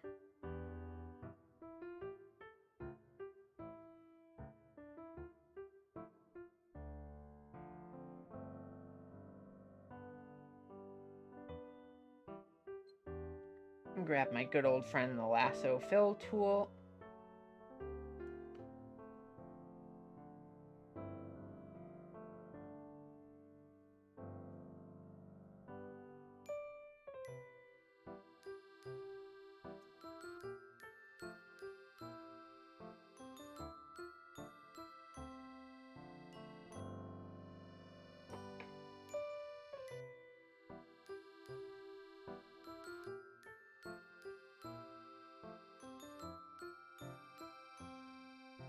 I don't want to, like, overdo it on the shadows on the tail.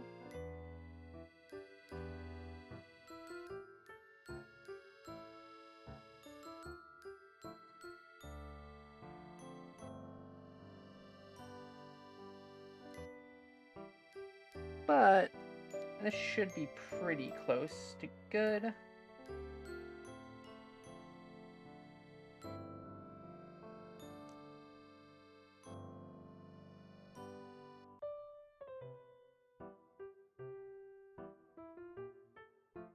And I'll just carve this shape back a tiny bit to get it back in line.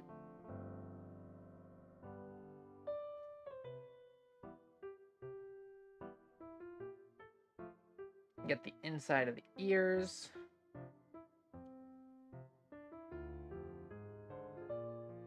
The under part of the ears.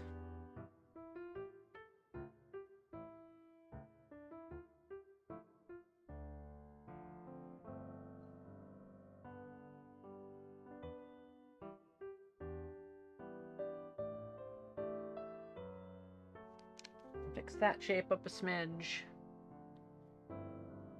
Catch a little bit of light here. And I'm going to do a second shadow layer. So if it looks a little bit strange right now, that's mostly why. Is like on this ear here where like these two shadows sort of blend together. That won't be like that in just a minute.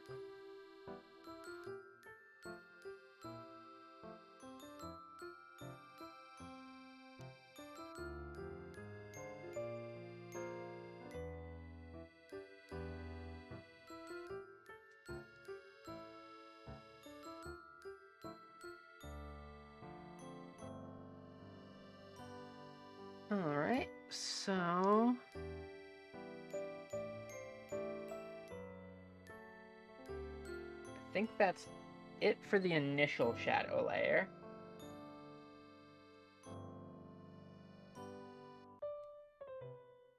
Grab an extra shadow layer just to really push this a little bit more. In a couple spots where it would be extra dark.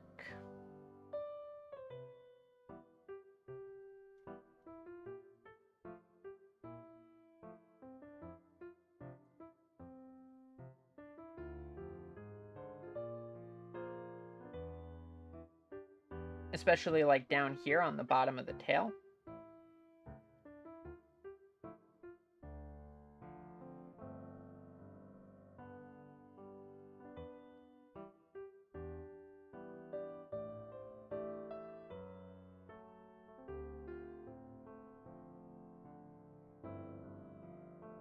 Get a nice sharp point there.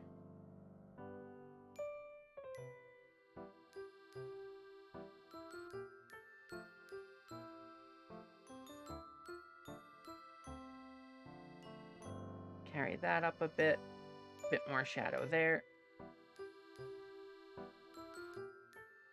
A bit more shadow here.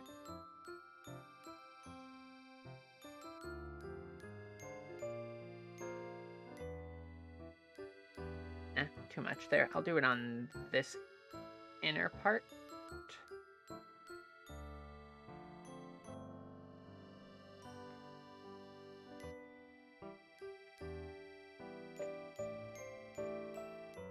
And then for certain parts of the ear.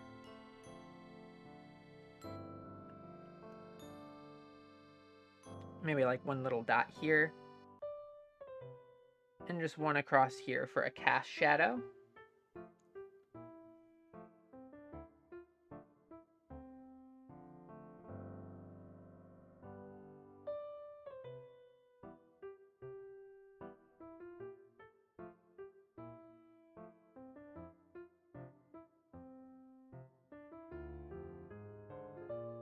Okay, so there's that. I will switch to a more stabilized pen.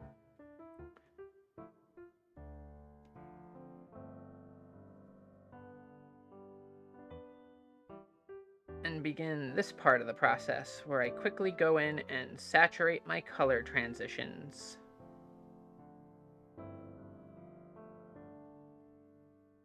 There are much faster ways of doing these, but these are one of those things that I like doing manually for some reason.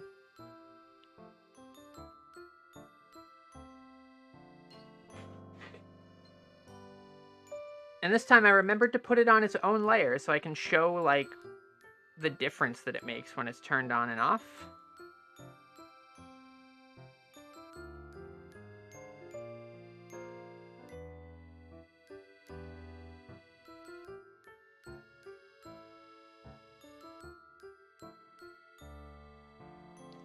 Because it really does make a lot more difference visually than one might expect it to. I feel like I explain this every time I do an art stream, but I may as well explain it again, just, you know. because the repetition will help really drill it in. But essentially, when light hits an object, when something is in shadow, it's catching less of that light, which means it tends to be desaturated. Less light's hitting it, less light's reflecting, and thus there's less, saturation to it. So it goes darker and a bit less saturated. When lots of light is hitting something, very often the color gets washed out by that and picks up whatever the color of the light itself is. Which, if it's white light, then that also just means that it's washing it out in general. But, because of that, the color kind of hits its most natural color state along the transitional points between light and shadow.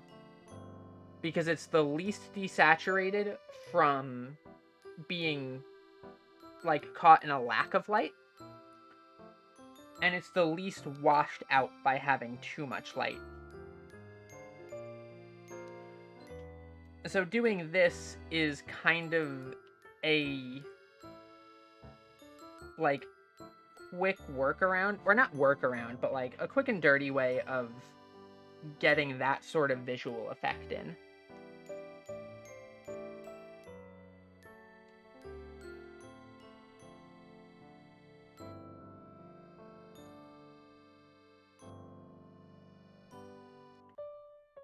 And I always really, really like how it looks on, cel-shaded stuff.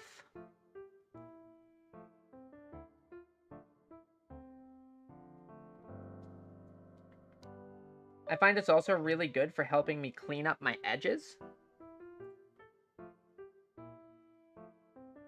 Because sometimes I'm messy when laying in shadows.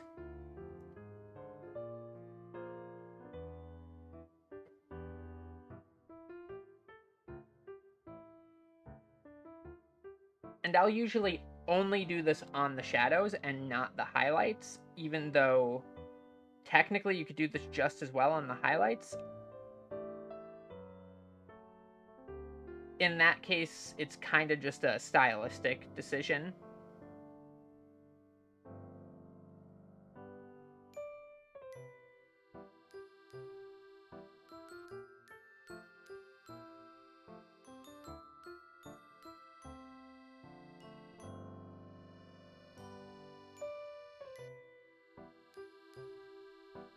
You also don't need to do it on absolutely every single shadow to light transition to get, the effect that you're looking for with it. But I usually do it on most of them.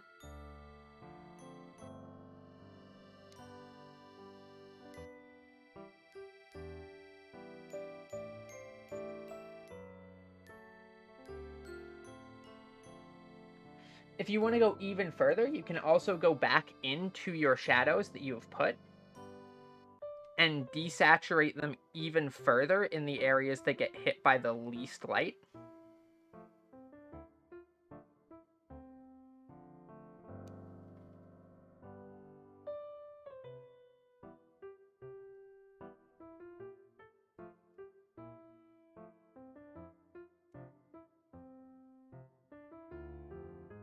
Which, if you go all the way with, this sort of thing, you can get some just absolutely breathtaking color effects going.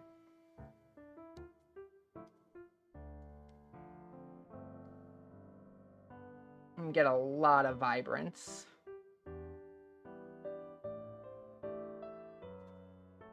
That's also the reason why, earlier when I was talking about how, the color tends to boomerang. When you're color picking off of stuff, you'll get sort of this sort of shape on the color picker. That's usually why that happens.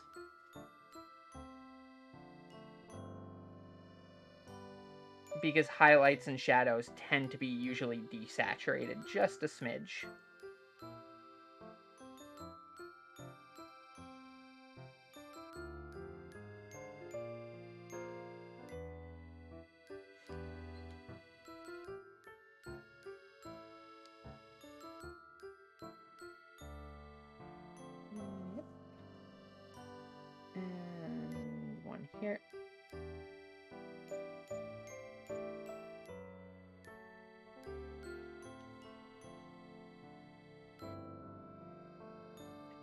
here.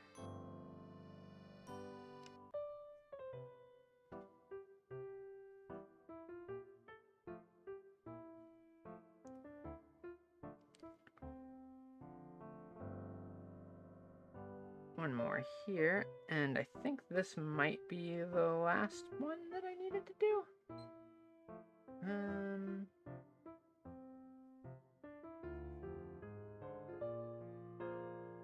I don't see any glaring spots that I missed, save for here.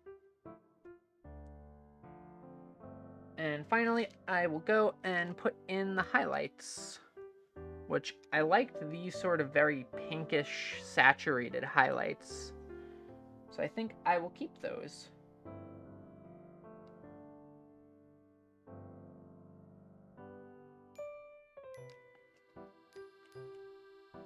In fact, I'll show off the lasso fill tool a little bit more here.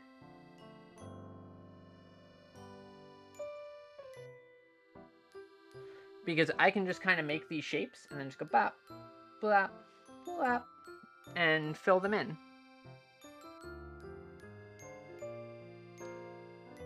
So long as they are on their own separate layer from the rest of the hair shading.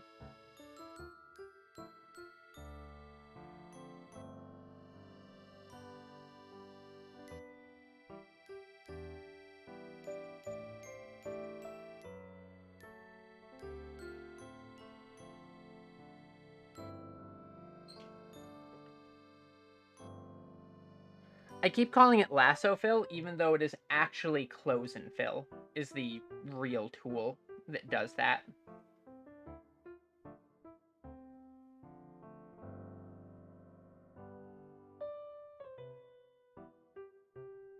But it's okay because the vector eraser is actually the tool that I am married to.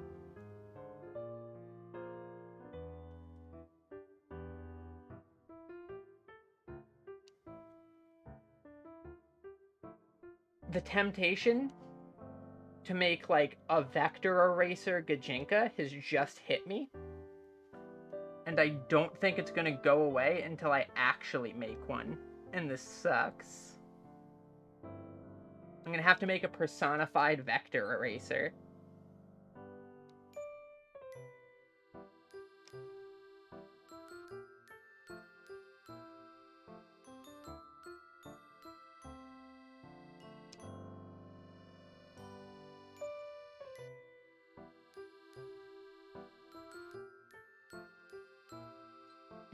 Add a little bit more gloss to the tail there.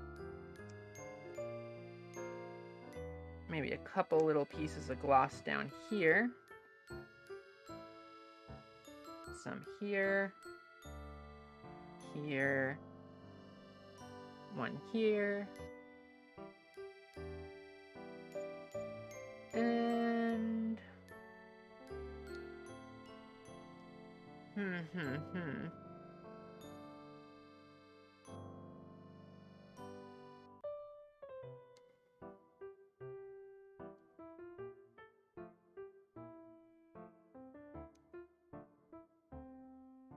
Okay, so now what I'll do with this is I will take the layer, I will make a selection from layer,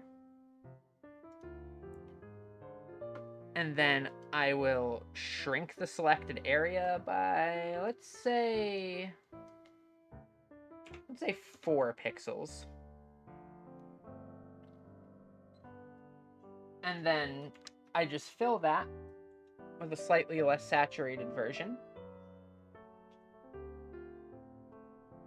And I think what I will do again is shrink the selected area by like 6 more just to hit the very, very center of the highlights.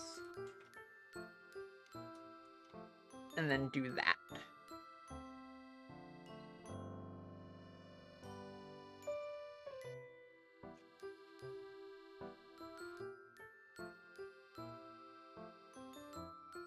Maybe screen would do better.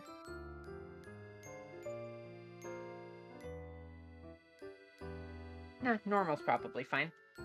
Right, so anyway, the sort of, like, transitionary color here, when you, or the saturation, when you turn it off, you can see, like, it really does just add a lot of depth to the hair, despite being a really, really minor change, all things considered.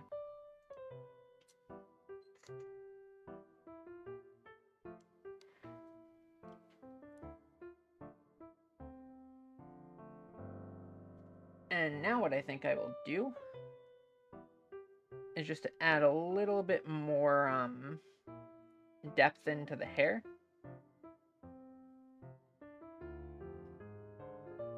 I will put a linear burn layer and just kind of airbrush in areas that would have just that little bit more shadow. And this takes like the soft, or rather the hard edges from the cell shading and just breaks them up just a tiny, tiny bit.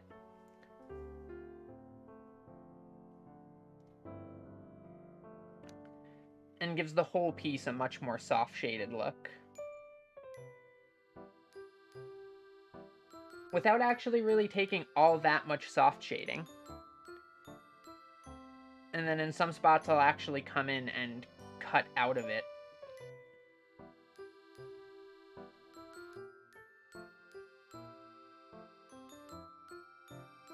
Just to get that extra little bit of color depth.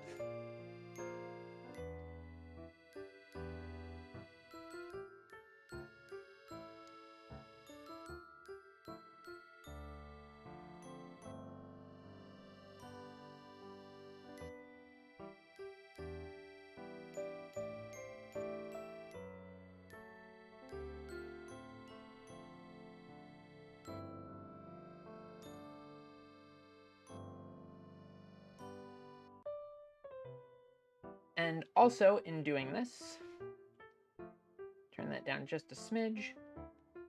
I also like to, along the bangs, so I'll grab the skin tone, right? And I'll grab the color that I was going to use to, like, shadow the skin tone, which is this one.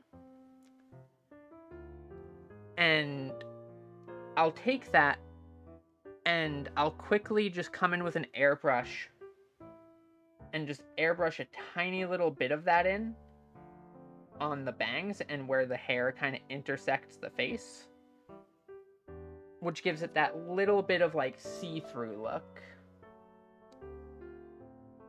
Whoops, that's not what I wanted to do. I think I will make that a little bit darker though.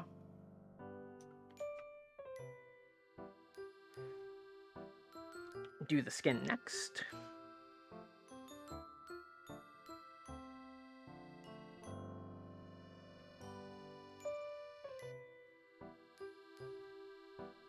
Now that the hair is done, actually, I might go back in and also airbrush in a highlight layer on the hair real quick, too.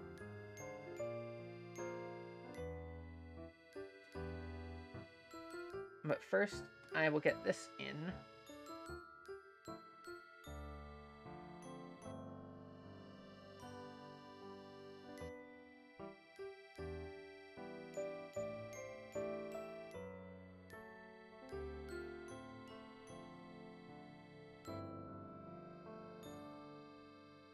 Make that bigger. Oh, I'm not using the right pen.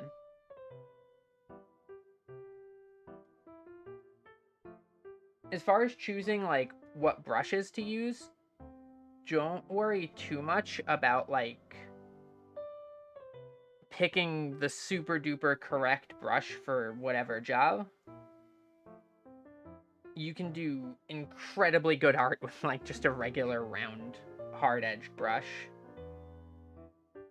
And it'll still look really, really good.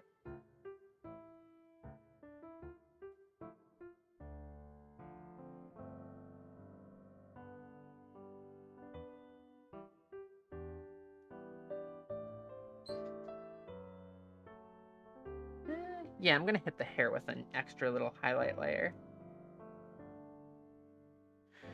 Go back onto this, and come them way up on top.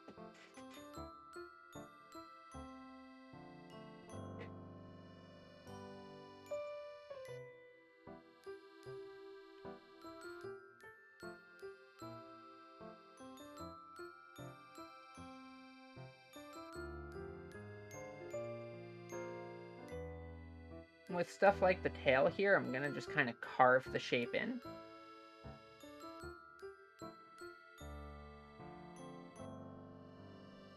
I'm just using the eraser to kind of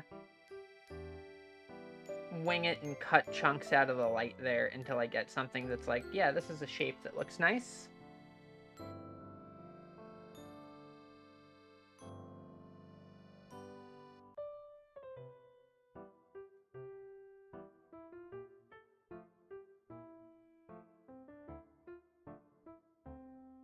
And with this, I will do the same thing, where I'll kind of come in where the shadows are and just cut away at that light.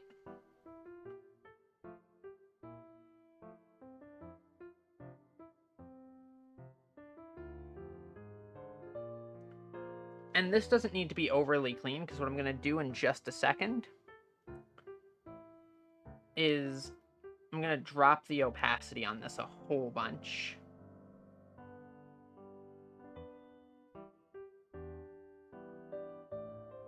Have it be just enough to kind of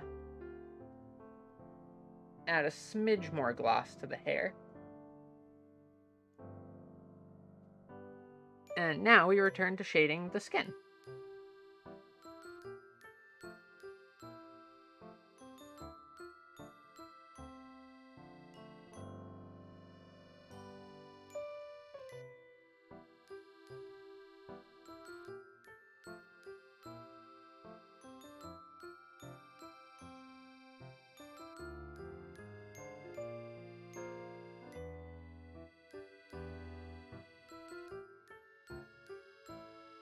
I don't want to overdo it on the multiple shadow layers on the skin if I can.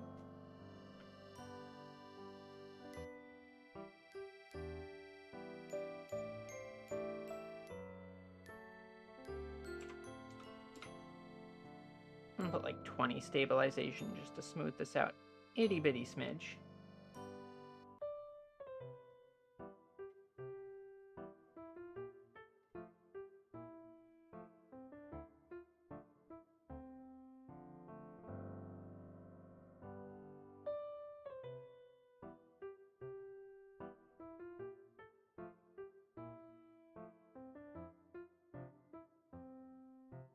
And I'll erase a little bit there.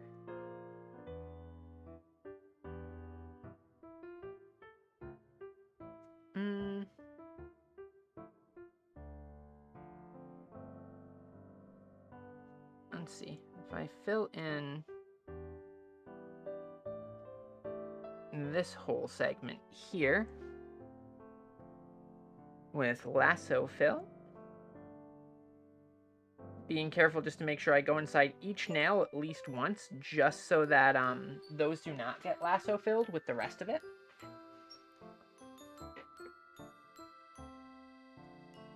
Yeah, right, that looks fine.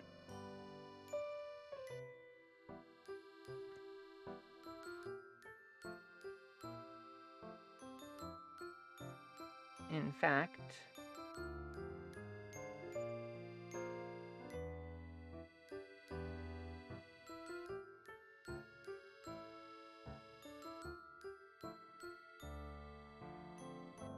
and a tiny bit less there, like a little triangle maybe.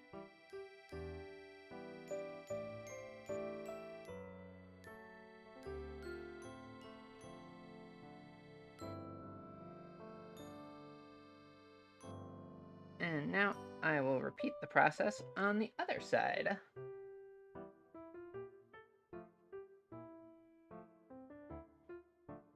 But now that I know vaguely where I want those shadows to go,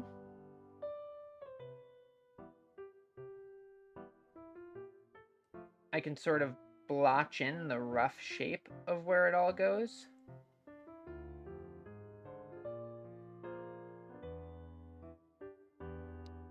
And grab my good old friend lasso fill.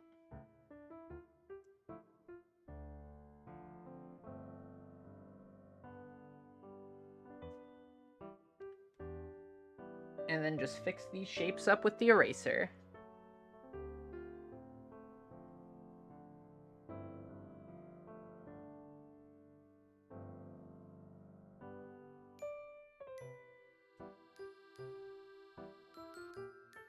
Grab the darker shadow color just to lay in here. And in the areas that would have lots of extra shadow.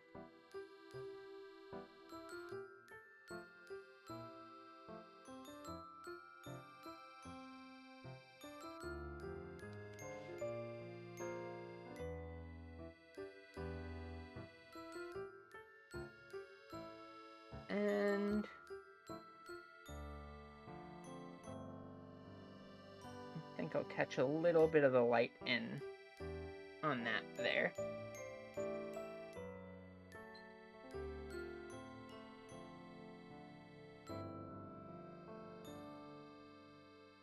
Wrong color. There we go.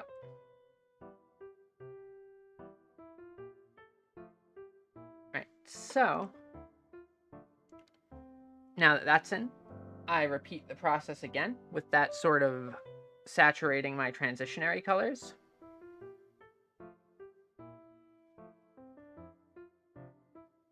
Shrink that down a smidge.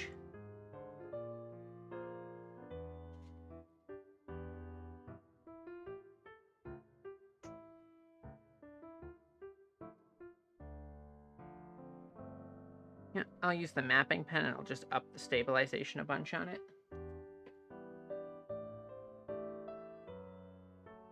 A lot of my brush settings are very, very specific and modified off of the base brushes. So what brush I use for any given task, sometimes I'll use the same brush for 3 different tasks over 3 different pieces.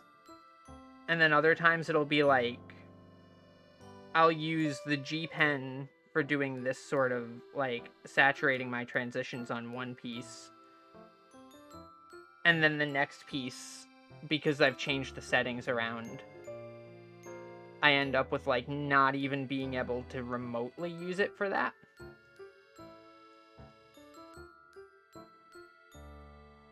So again, kind of just leans into use whatever tool works for the job at the time.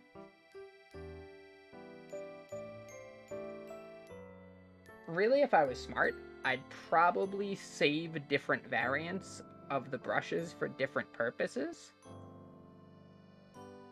But I can't get the smart owl juice off from the top of my head to have any sips of it, which means I can't be smart. I've lost the opportunity.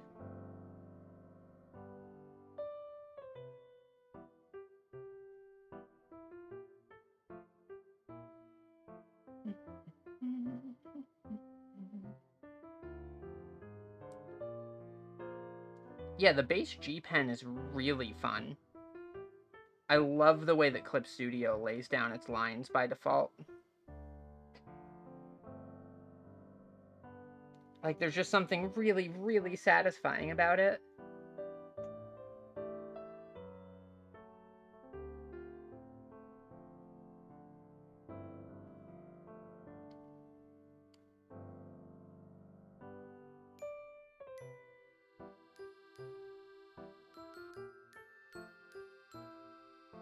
Let's get in a highlight on the bridge of the nose, where that would be catching light.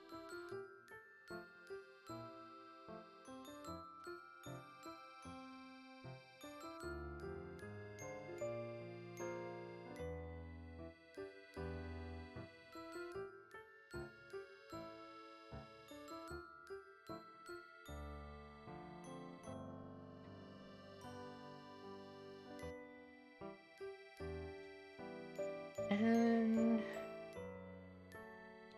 tiny bit of blush on the cheeks. And what I always like to do, and this is just a stylistic thing, is I come in afterwards and add in blush manually.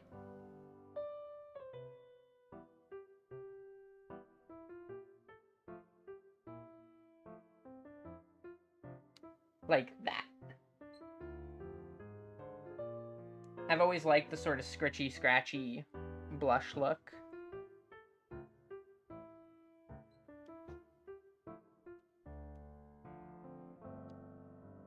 Alright, we're finally onto the actual coat proper. Which means we're real close to done.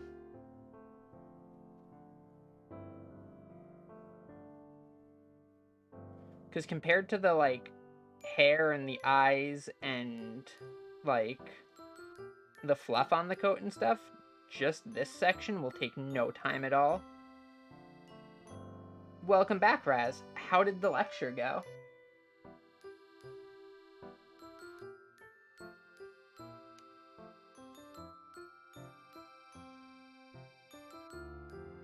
Was it a electrifying discussion?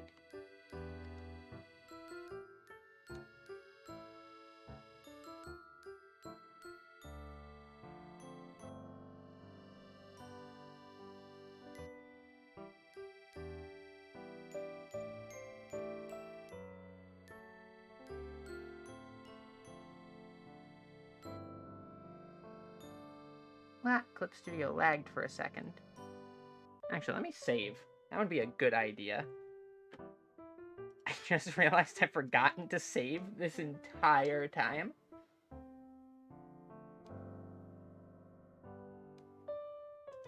Unrelated tangents. I would never. Me? Unrelated tangents? Maybe. As a treat, you know?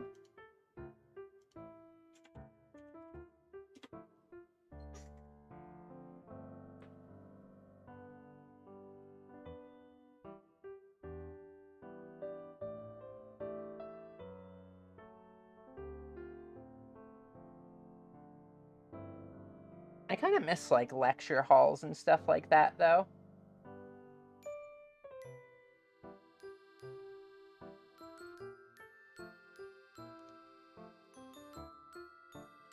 Academia has always been something that I've, you know, very much enjoyed. I know another shocking thing. First I like puns, and now I like academia.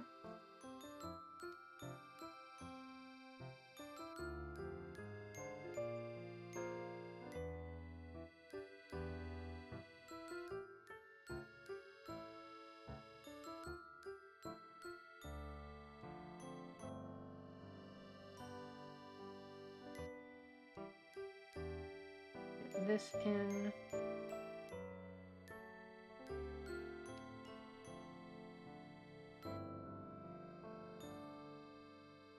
The other thing is on stuff like this coat, I don't really bother doing the saturate your transitions because there's not too much to saturate.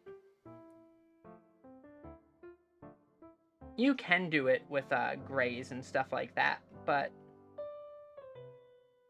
I tend to be wishy-washy on when I do it and when I don't with them.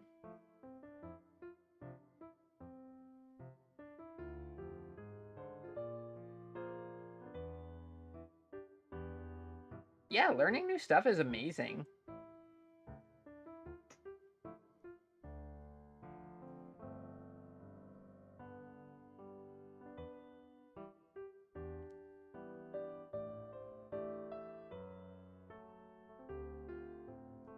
Like, I can understand, like, not necessarily liking studying and stuff, because, like, it can get kind of tedious. But I don't know. Always hit me with that nerd stuff.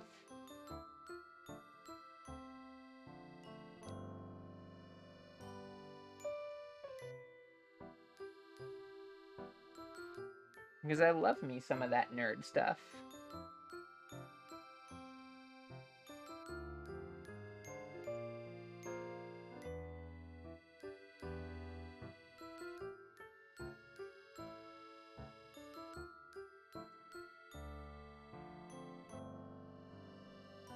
Alright, this needs probably pure white highlights to even be visible.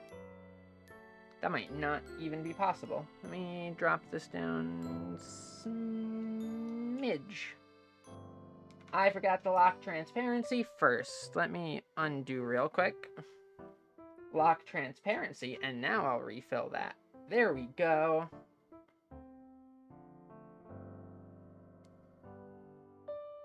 Turns out having an almost pure white coat makes it hard to see the highlights when they're pure white.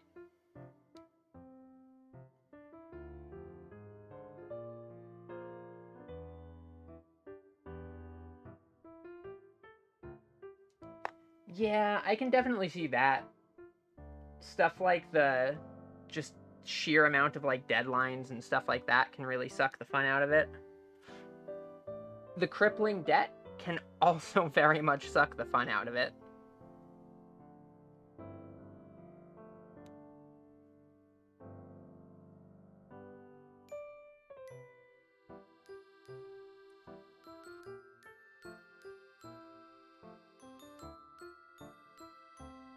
I love academia in practice, but there's a lot of external baggage around it that I'm not a fan of.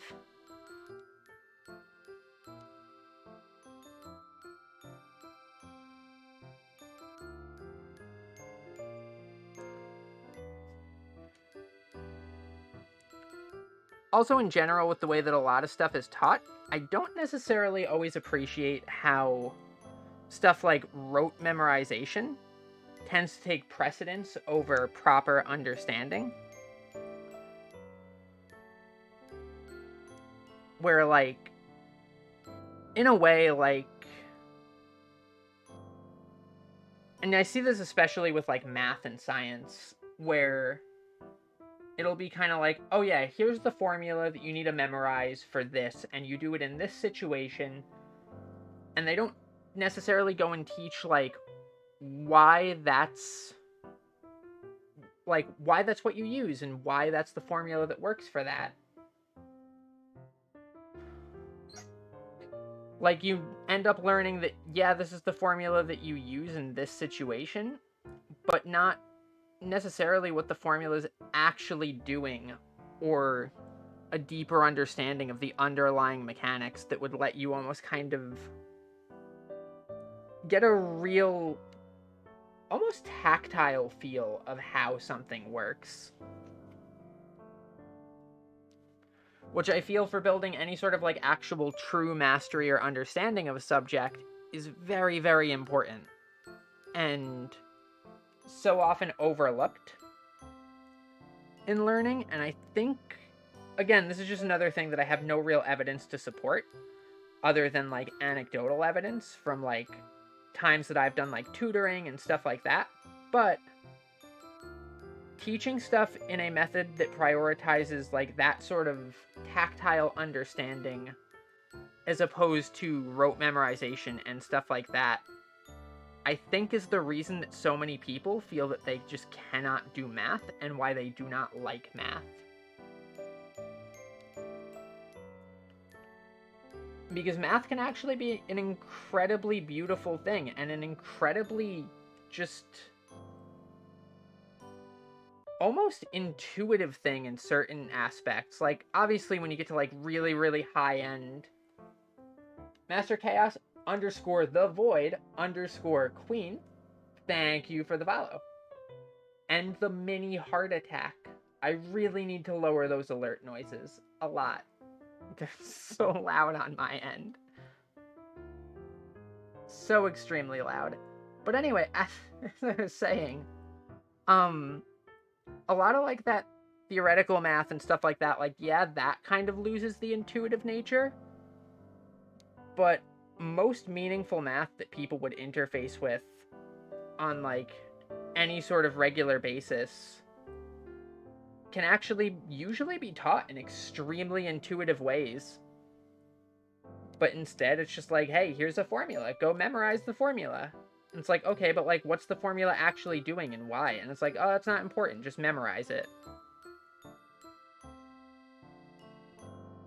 And I feel like that just kills people's curiosity and just generally does not do a good job of teaching things like mathematics.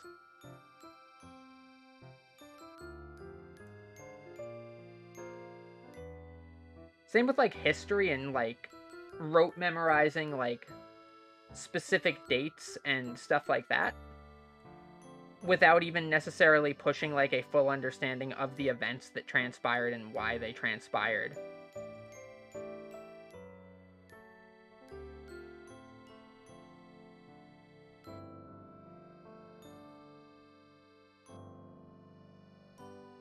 I don't want to go off on too much of a tangent on my opinions on, like, teaching and education and memorization and stuff like that, because I will be here all day. I'm actually very, very, very passionate about how education is done.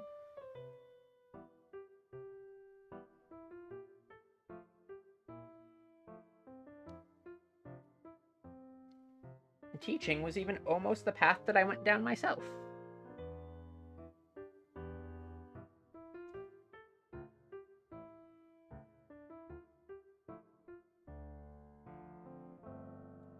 That highlight is too bright. A big fan of a certain French cartoon. Could that possibly be Wakfu?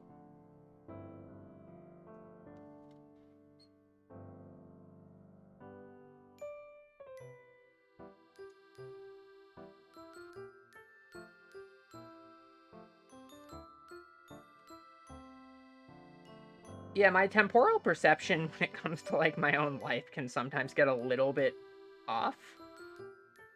Especially the past 2 years.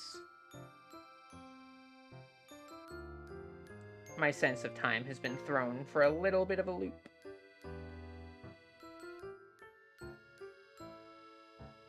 My, like, moment-to-moment temporal awareness is great, though. Like, short-term timing and stuff like that. I know for a fact that it was Wakfu, Demi, because it was my fault.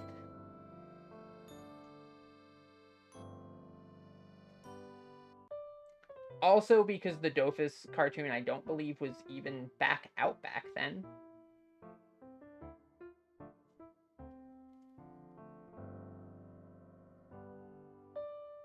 You can't trick me. That's a lie. I'm pretty easy to trick sometimes.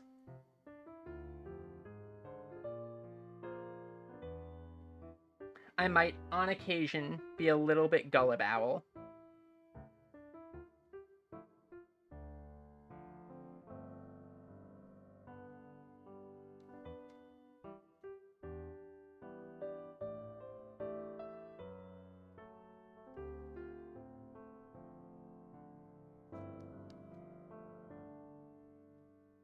Oh, I see what layer this is on. Okay. Perfect.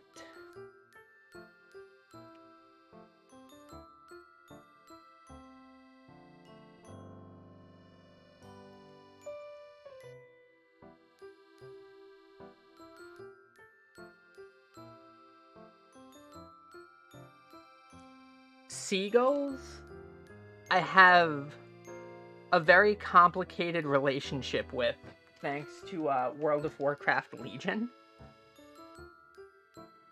and high-end mythic keys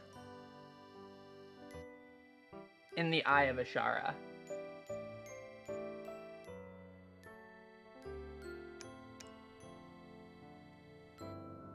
The seagulls there could become just absolutely terrifying to deal with.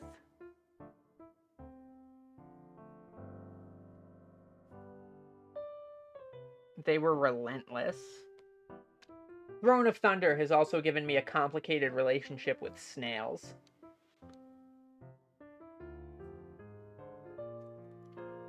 Far more than OJ seagulls.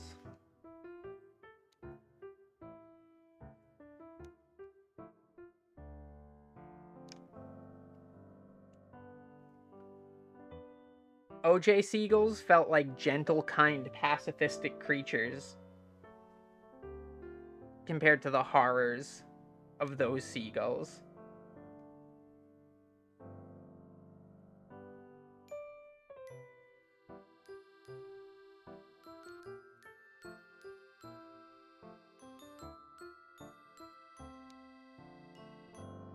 Like, anybody who did a lot of Mythic Plus back in Legion, if you just go and hit them with, like, out-of-context pictures of, like, World of Warcraft seagulls, you might trigger flashbacks.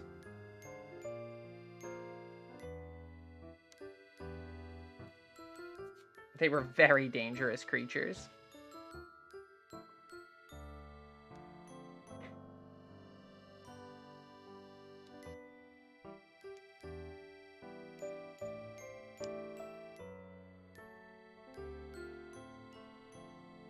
Gotta get onto this layer and fill the shadow in here and in here and on the underside here.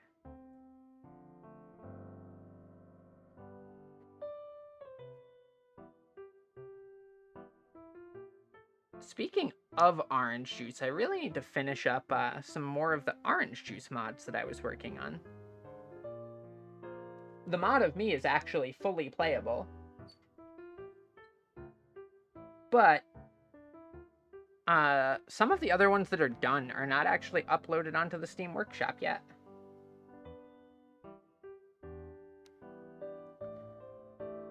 Keyword on yet. So I will upload them all eventually. I just haven't had much time to work on those lately. So they've been sort of backburnered a bit. But eventually I would really, really love to get 100% VTube juice out the door.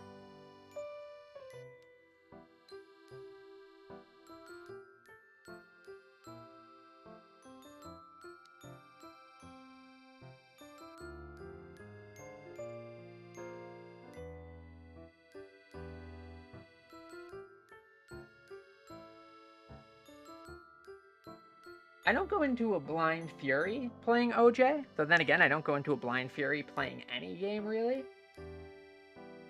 I mostly just slowly sink down into my chair as I watch all of my stars dwindle away as Mary Popo teleports on top of me and steals them all. And I'm forced to just watch and accept my fate as this tiny little gremlin creature skips off happily with all of my hard-earned stars.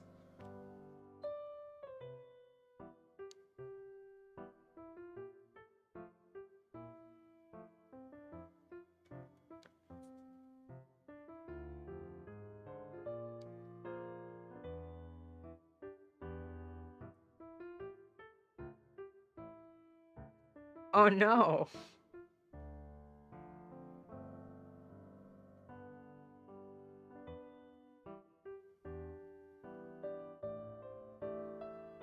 It's too dark.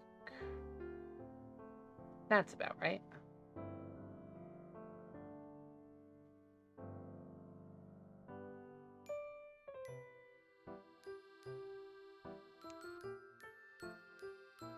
I haven't played OJ in what feels like forever. I think the last time I played it, I was actually just testing some of the mods that I'd made for it to make sure that they worked. Right now, my install of OJ is, like, probably, like, it's functional. But there's a lot of half-finished mods and stuff that are still, like, in the testing and dev stage. So, like, there's a lot of characters that are in, but are just line art. There's a lot of characters that are in with, like, certain assets that are basically complete placeholder. And it's just all a very, very chaotic-looking experience.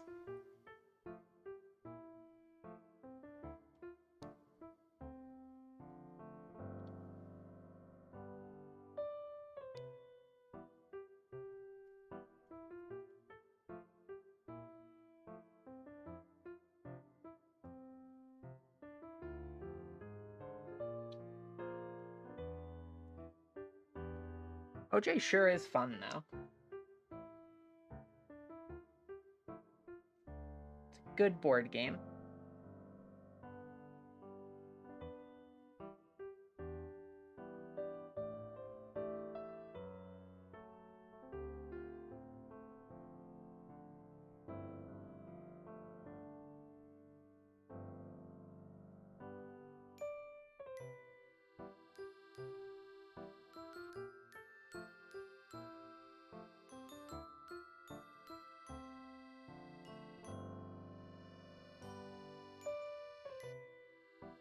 Let's get this layer in.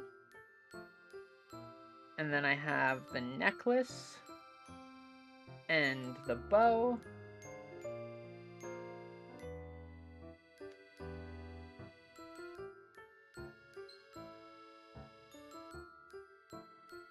I mean, Demi, so are a lot of the things I do.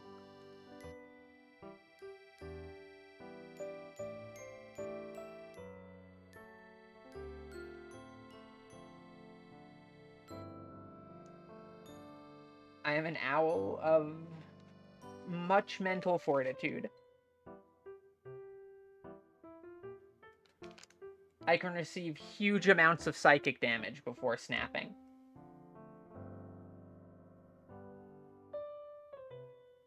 Which, I don't know what the upper limit on that is yet, because I don't think I've ever really reached it.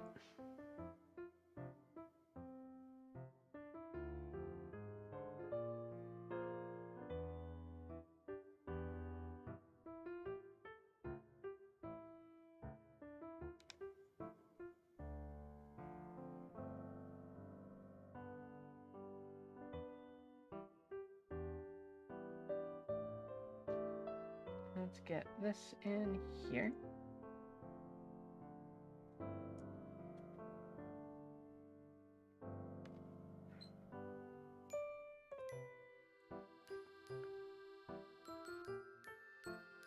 Wow, only 4? It must be my lucky day. Usually it's like 6.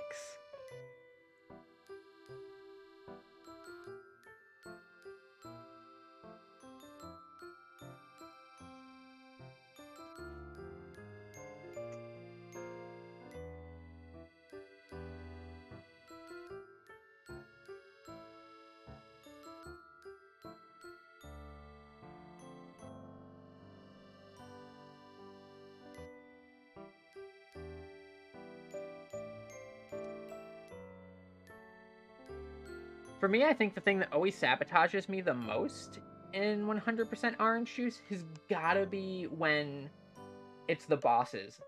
I'll get, like, perfect rolls against the bosses, just over and over and over and over again, and then, like, it'll be almost dead, and I just cannot finish it, and then somebody else walks in and is like, oh, hey, thanks for softening it up for me, and I'm like, man,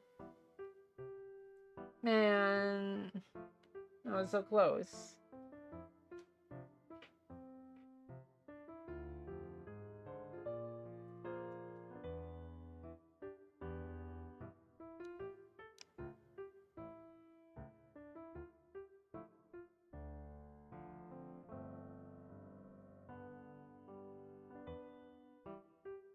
Tiny bit more shadow there.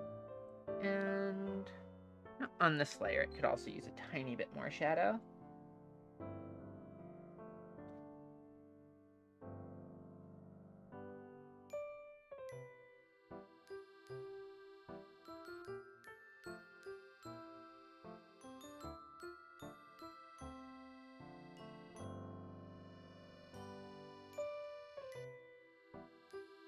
I wouldn't be surprised if the bosses in OJ are actively programmed to, like, have RNG bonuses to make them harder to deal with. Because they do seem to get near optimal rolls almost all the time.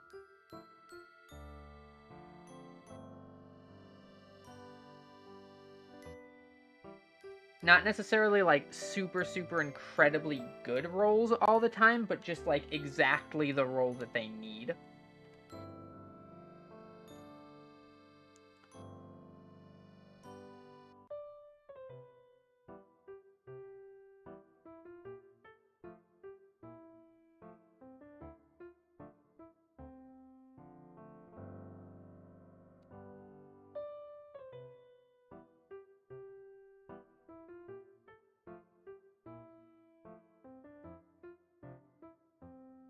Right, just gotta hit up this bow with a little bit more shadow.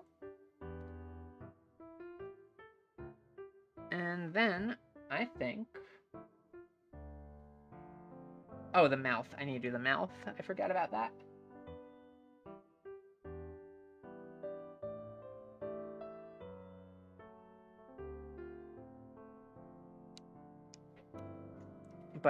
after that, I think this is basically done.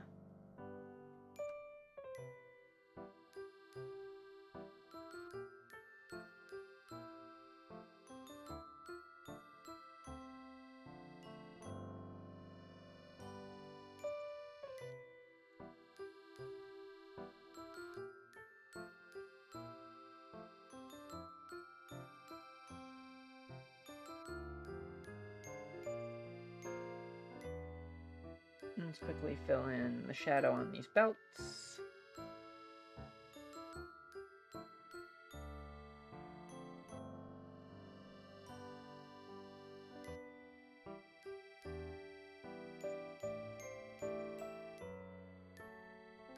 And this looks a little weird down here.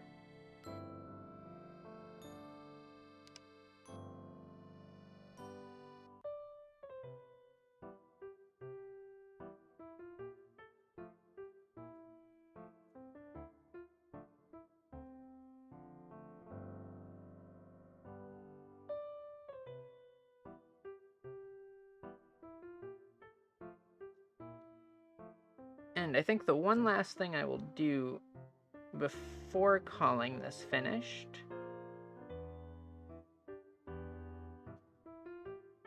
is just do a tiny little bit of reflected light.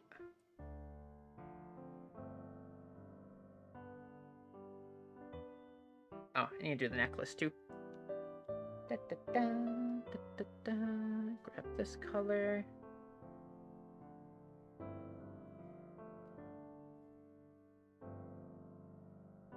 Ah, wrong layer. Or not wrong layer, right layer, just not clipping mask back. Nope, definitely wrong layer. Okay.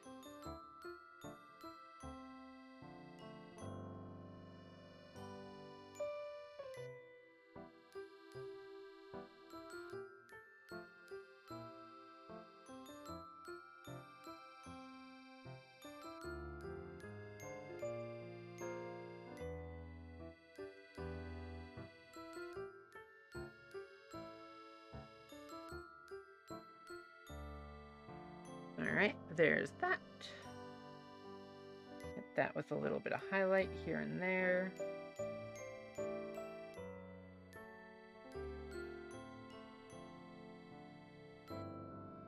And then the necklace, I think, is the same color as the eye on the bottom. That seems to be the case.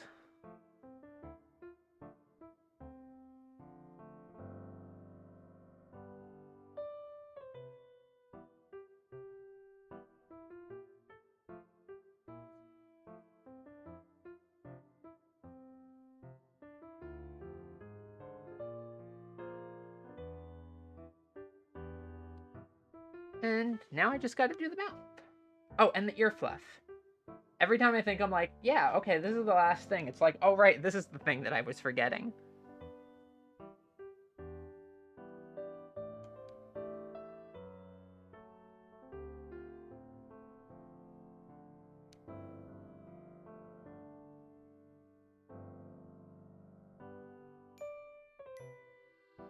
Let's fill this in.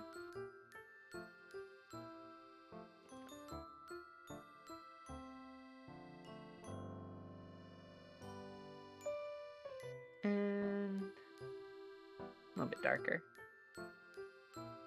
There we go.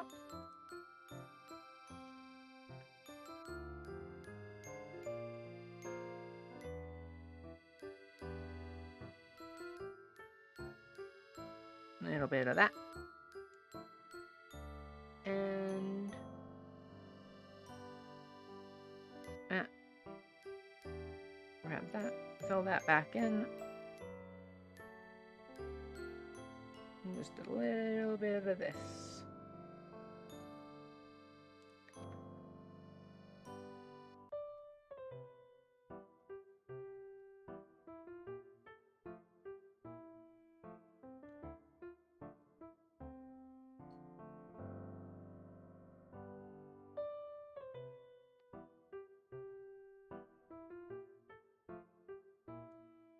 And now the ear fluff gets its shadows.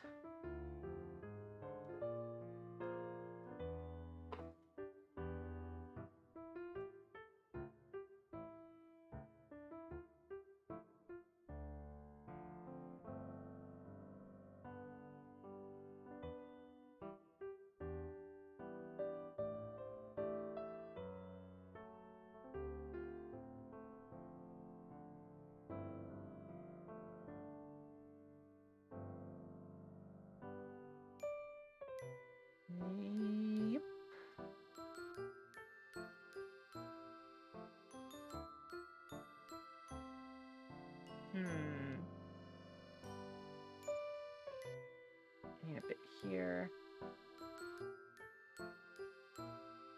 Put a little bit in under the ear there.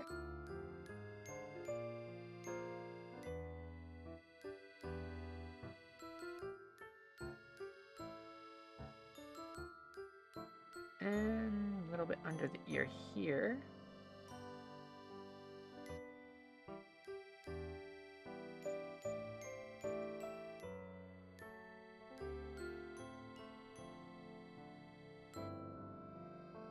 Grab the mapping pen, up the stability, up the saturation.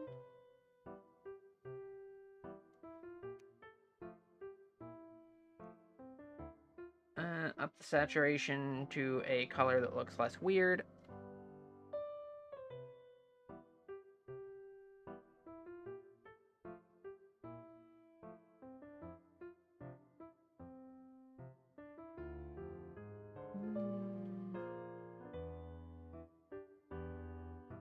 Nope, still not the right color.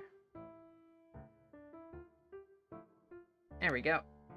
That'll do.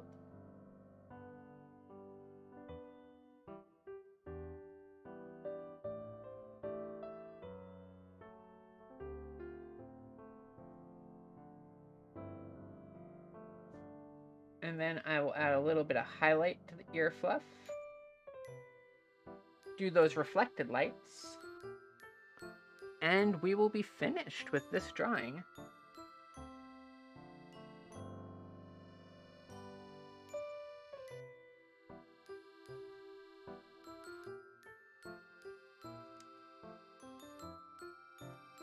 I need to shake my wrist out again.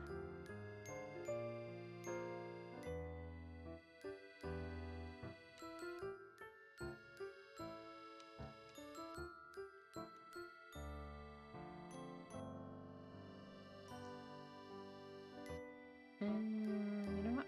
Let me quickly add a little bit more highlight onto this.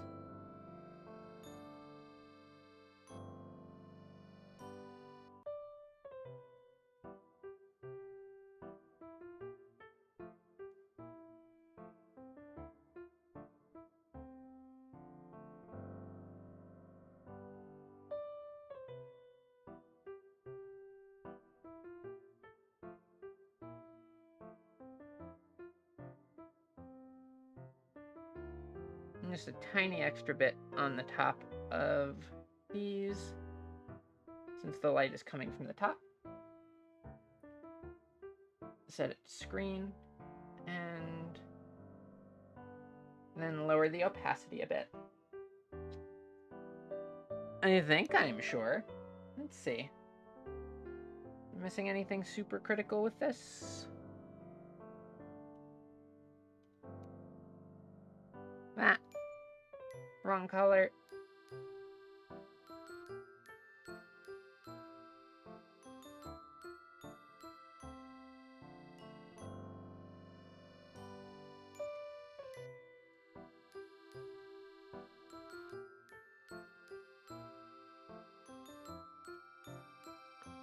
Pop a couple extra little finishing touches on this.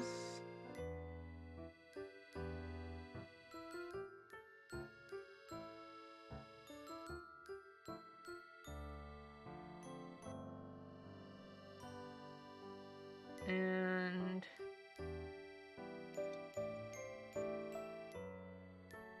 the teeth, I think, need to be a little bit more white. They blend in too well with the skin.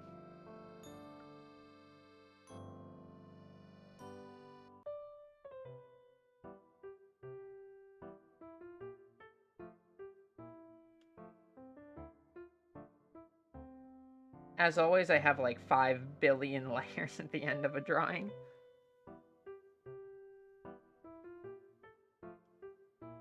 The button needs to be colored.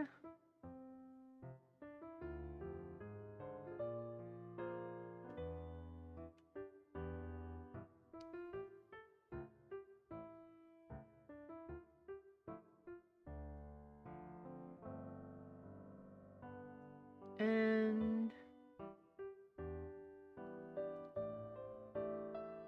all right, I think it's time for reflected lights. For this, what I do is I take the whole set of color layers and I just clip it back a little bit.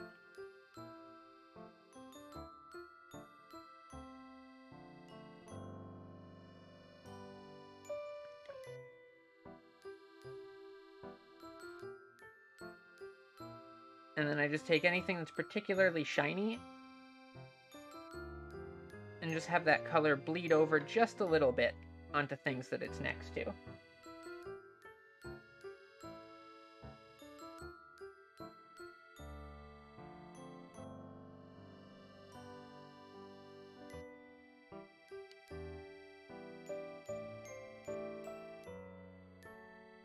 And this will look a lot more sensible in just a second.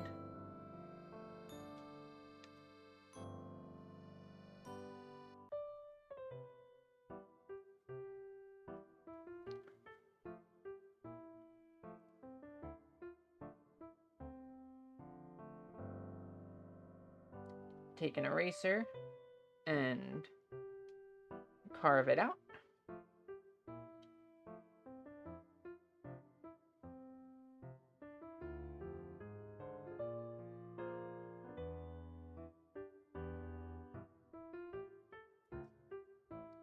I think I'll leave the reflected light off of that.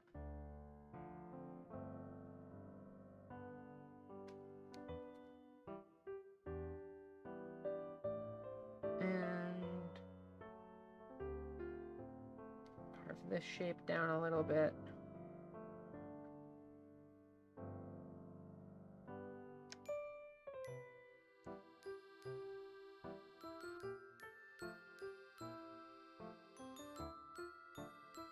And drop the opacity a whole bunch.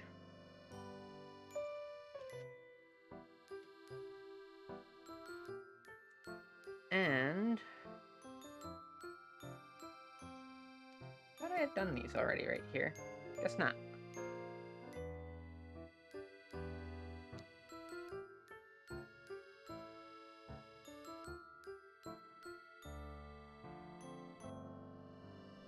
Right.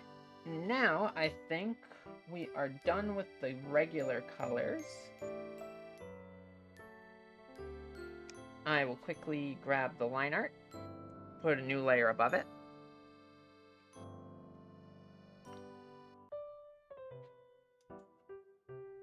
And then that's way too bright. That's better.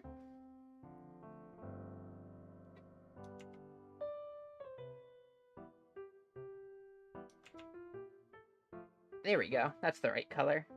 And do the same for the eyes, but with blue.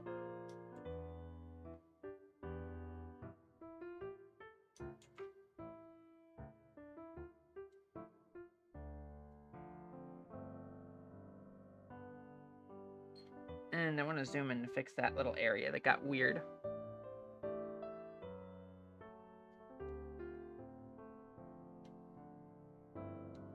Reference layer, lasso, set that to black.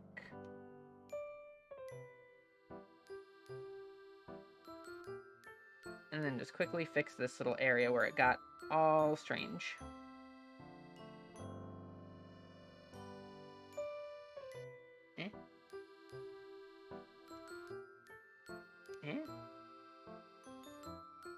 There we go.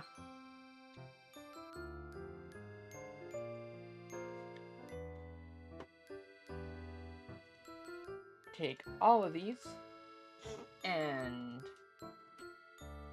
bring them all up into a folder.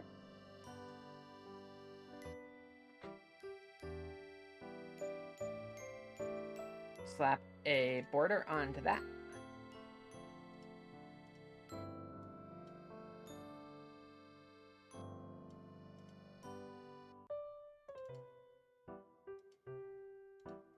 Go to about, still too much.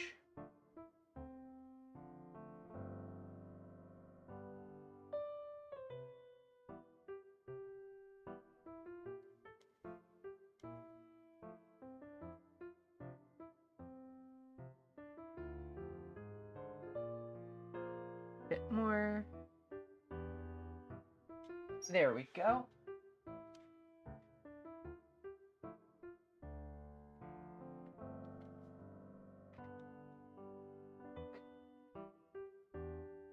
I'm just gonna add some interesting shapes in here.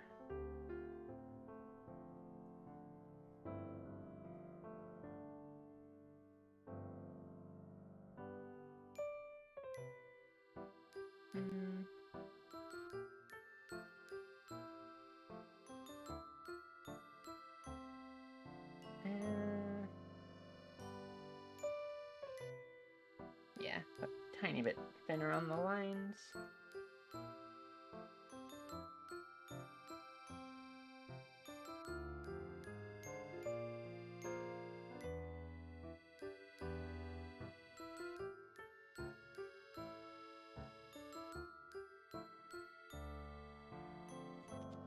And time to just sign this up with the stuff.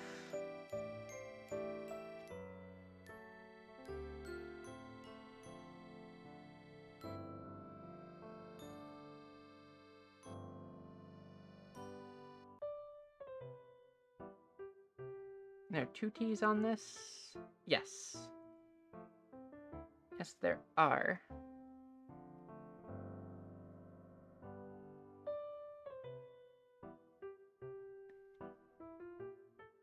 And the Twitter @ is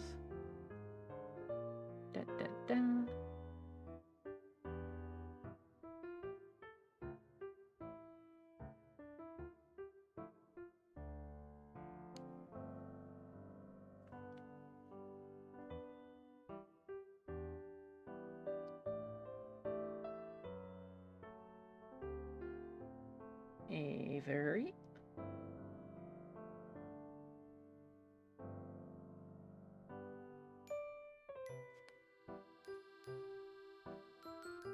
I'm gonna redraw my glasses there.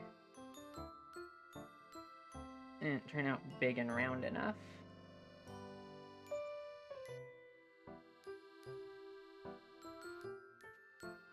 There we go. That is one finished Wednesday Shoutout.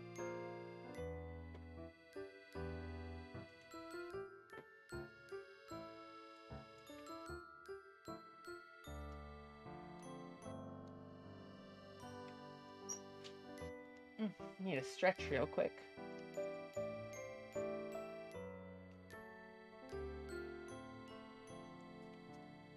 Okay, save this.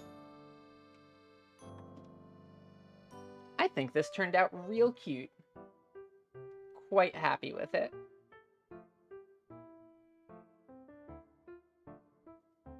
And not too bad on the total time either. 4.5 hours? Could have been a little faster, but pretty good.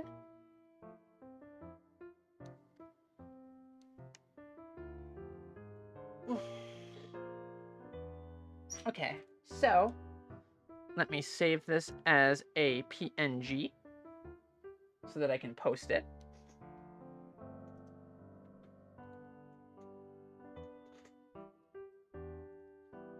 And gotta wait for Clip Studio to... Yeah, now it can finally become Friday. It's no longer Wednesday.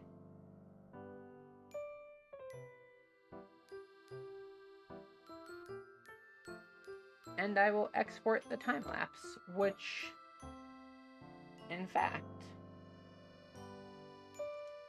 let me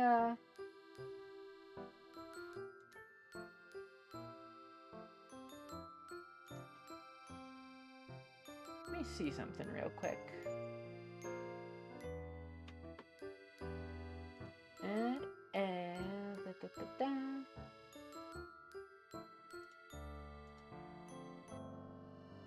Yeah. Okay. So now you can see the export time-lapse window, which I'll quickly pop back here and let play through. Unfortunately, Twitter is a jerk and only lets me upload 60-second time lapses. So it makes me way, way faster at drawing than I actually am. But it's always fun watching back through the time lapses after and seeing everything kind of snap into place.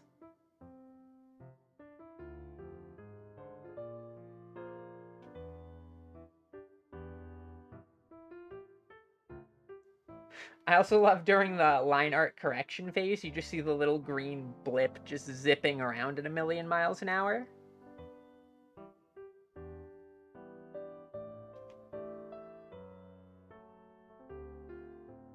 Da, da, da, da.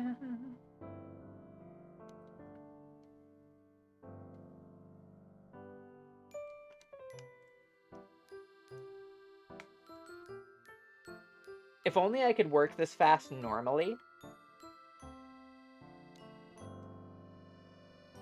But I will hit OK, and I will export that.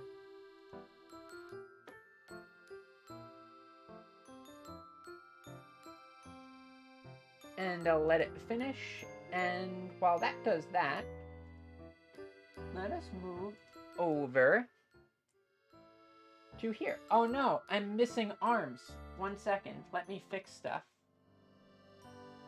Things were kind of broken on that scene, it seems. So let me quickly fix something real quick. I will move us over to the technical difficulties screen, which I don't actually have a technical difficulties stream. You're going back to the starting soon screen for a moment.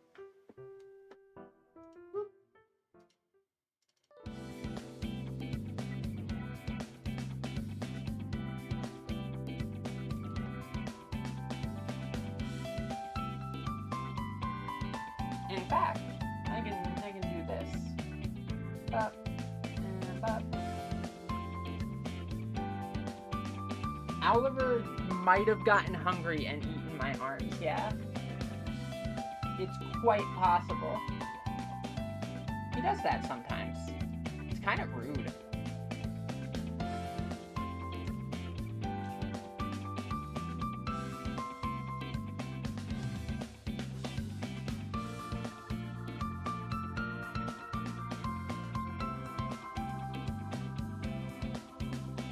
Like, really, really not cool of him.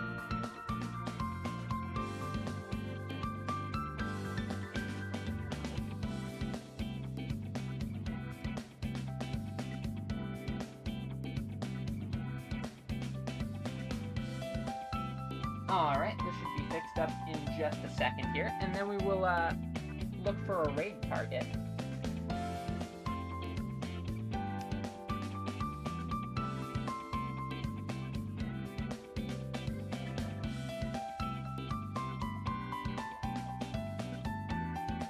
Alright, now I should be able to bring us, thank you, Lumen. But Lumen, you know what was incredible? Like, absolutely incredible? That video you posted the other day was mind-blowing.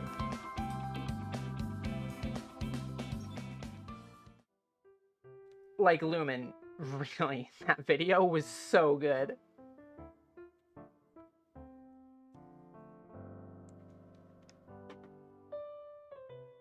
Save my time-lapse.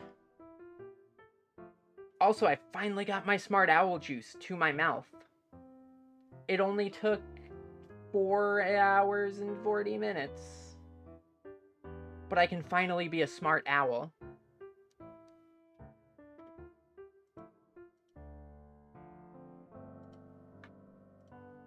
Alright, let's see who's live.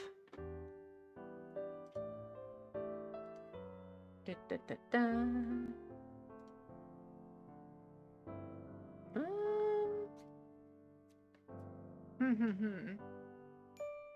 Yeah, I got a drink for all of the redeems.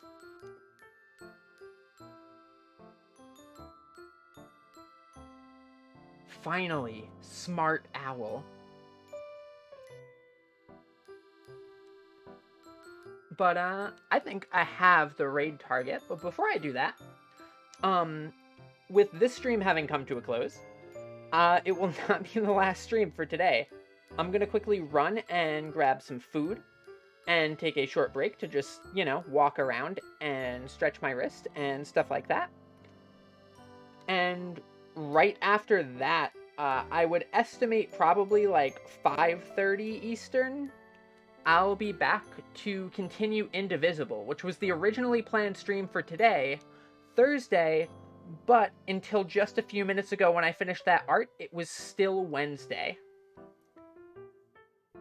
So now that it's Thursday, I'll do the Thursday stream instead of the Wednesday stream, which was for yesterday, 5 minutes ago. So, I will end the stream and I'll kick it back on when I get to that. But until then, I will pass you all over to a good friend of mine. Time travel? Me? Maybe. Hi, Luffy. You caught us right at the end here. However, I'm still glad to see you. Don't worry, Luffy. You haven't missed your chance. I'll be back in a little bit. I'm going to grab food, and then I'm going to swap over to streaming Indivisible, because I was having a real fun time with that game the other day, and would like to continue it. Just want to quickly get up and walk around for a bit first. So, until next time, thank you all for joining me. Love you all lots, and hootaloo.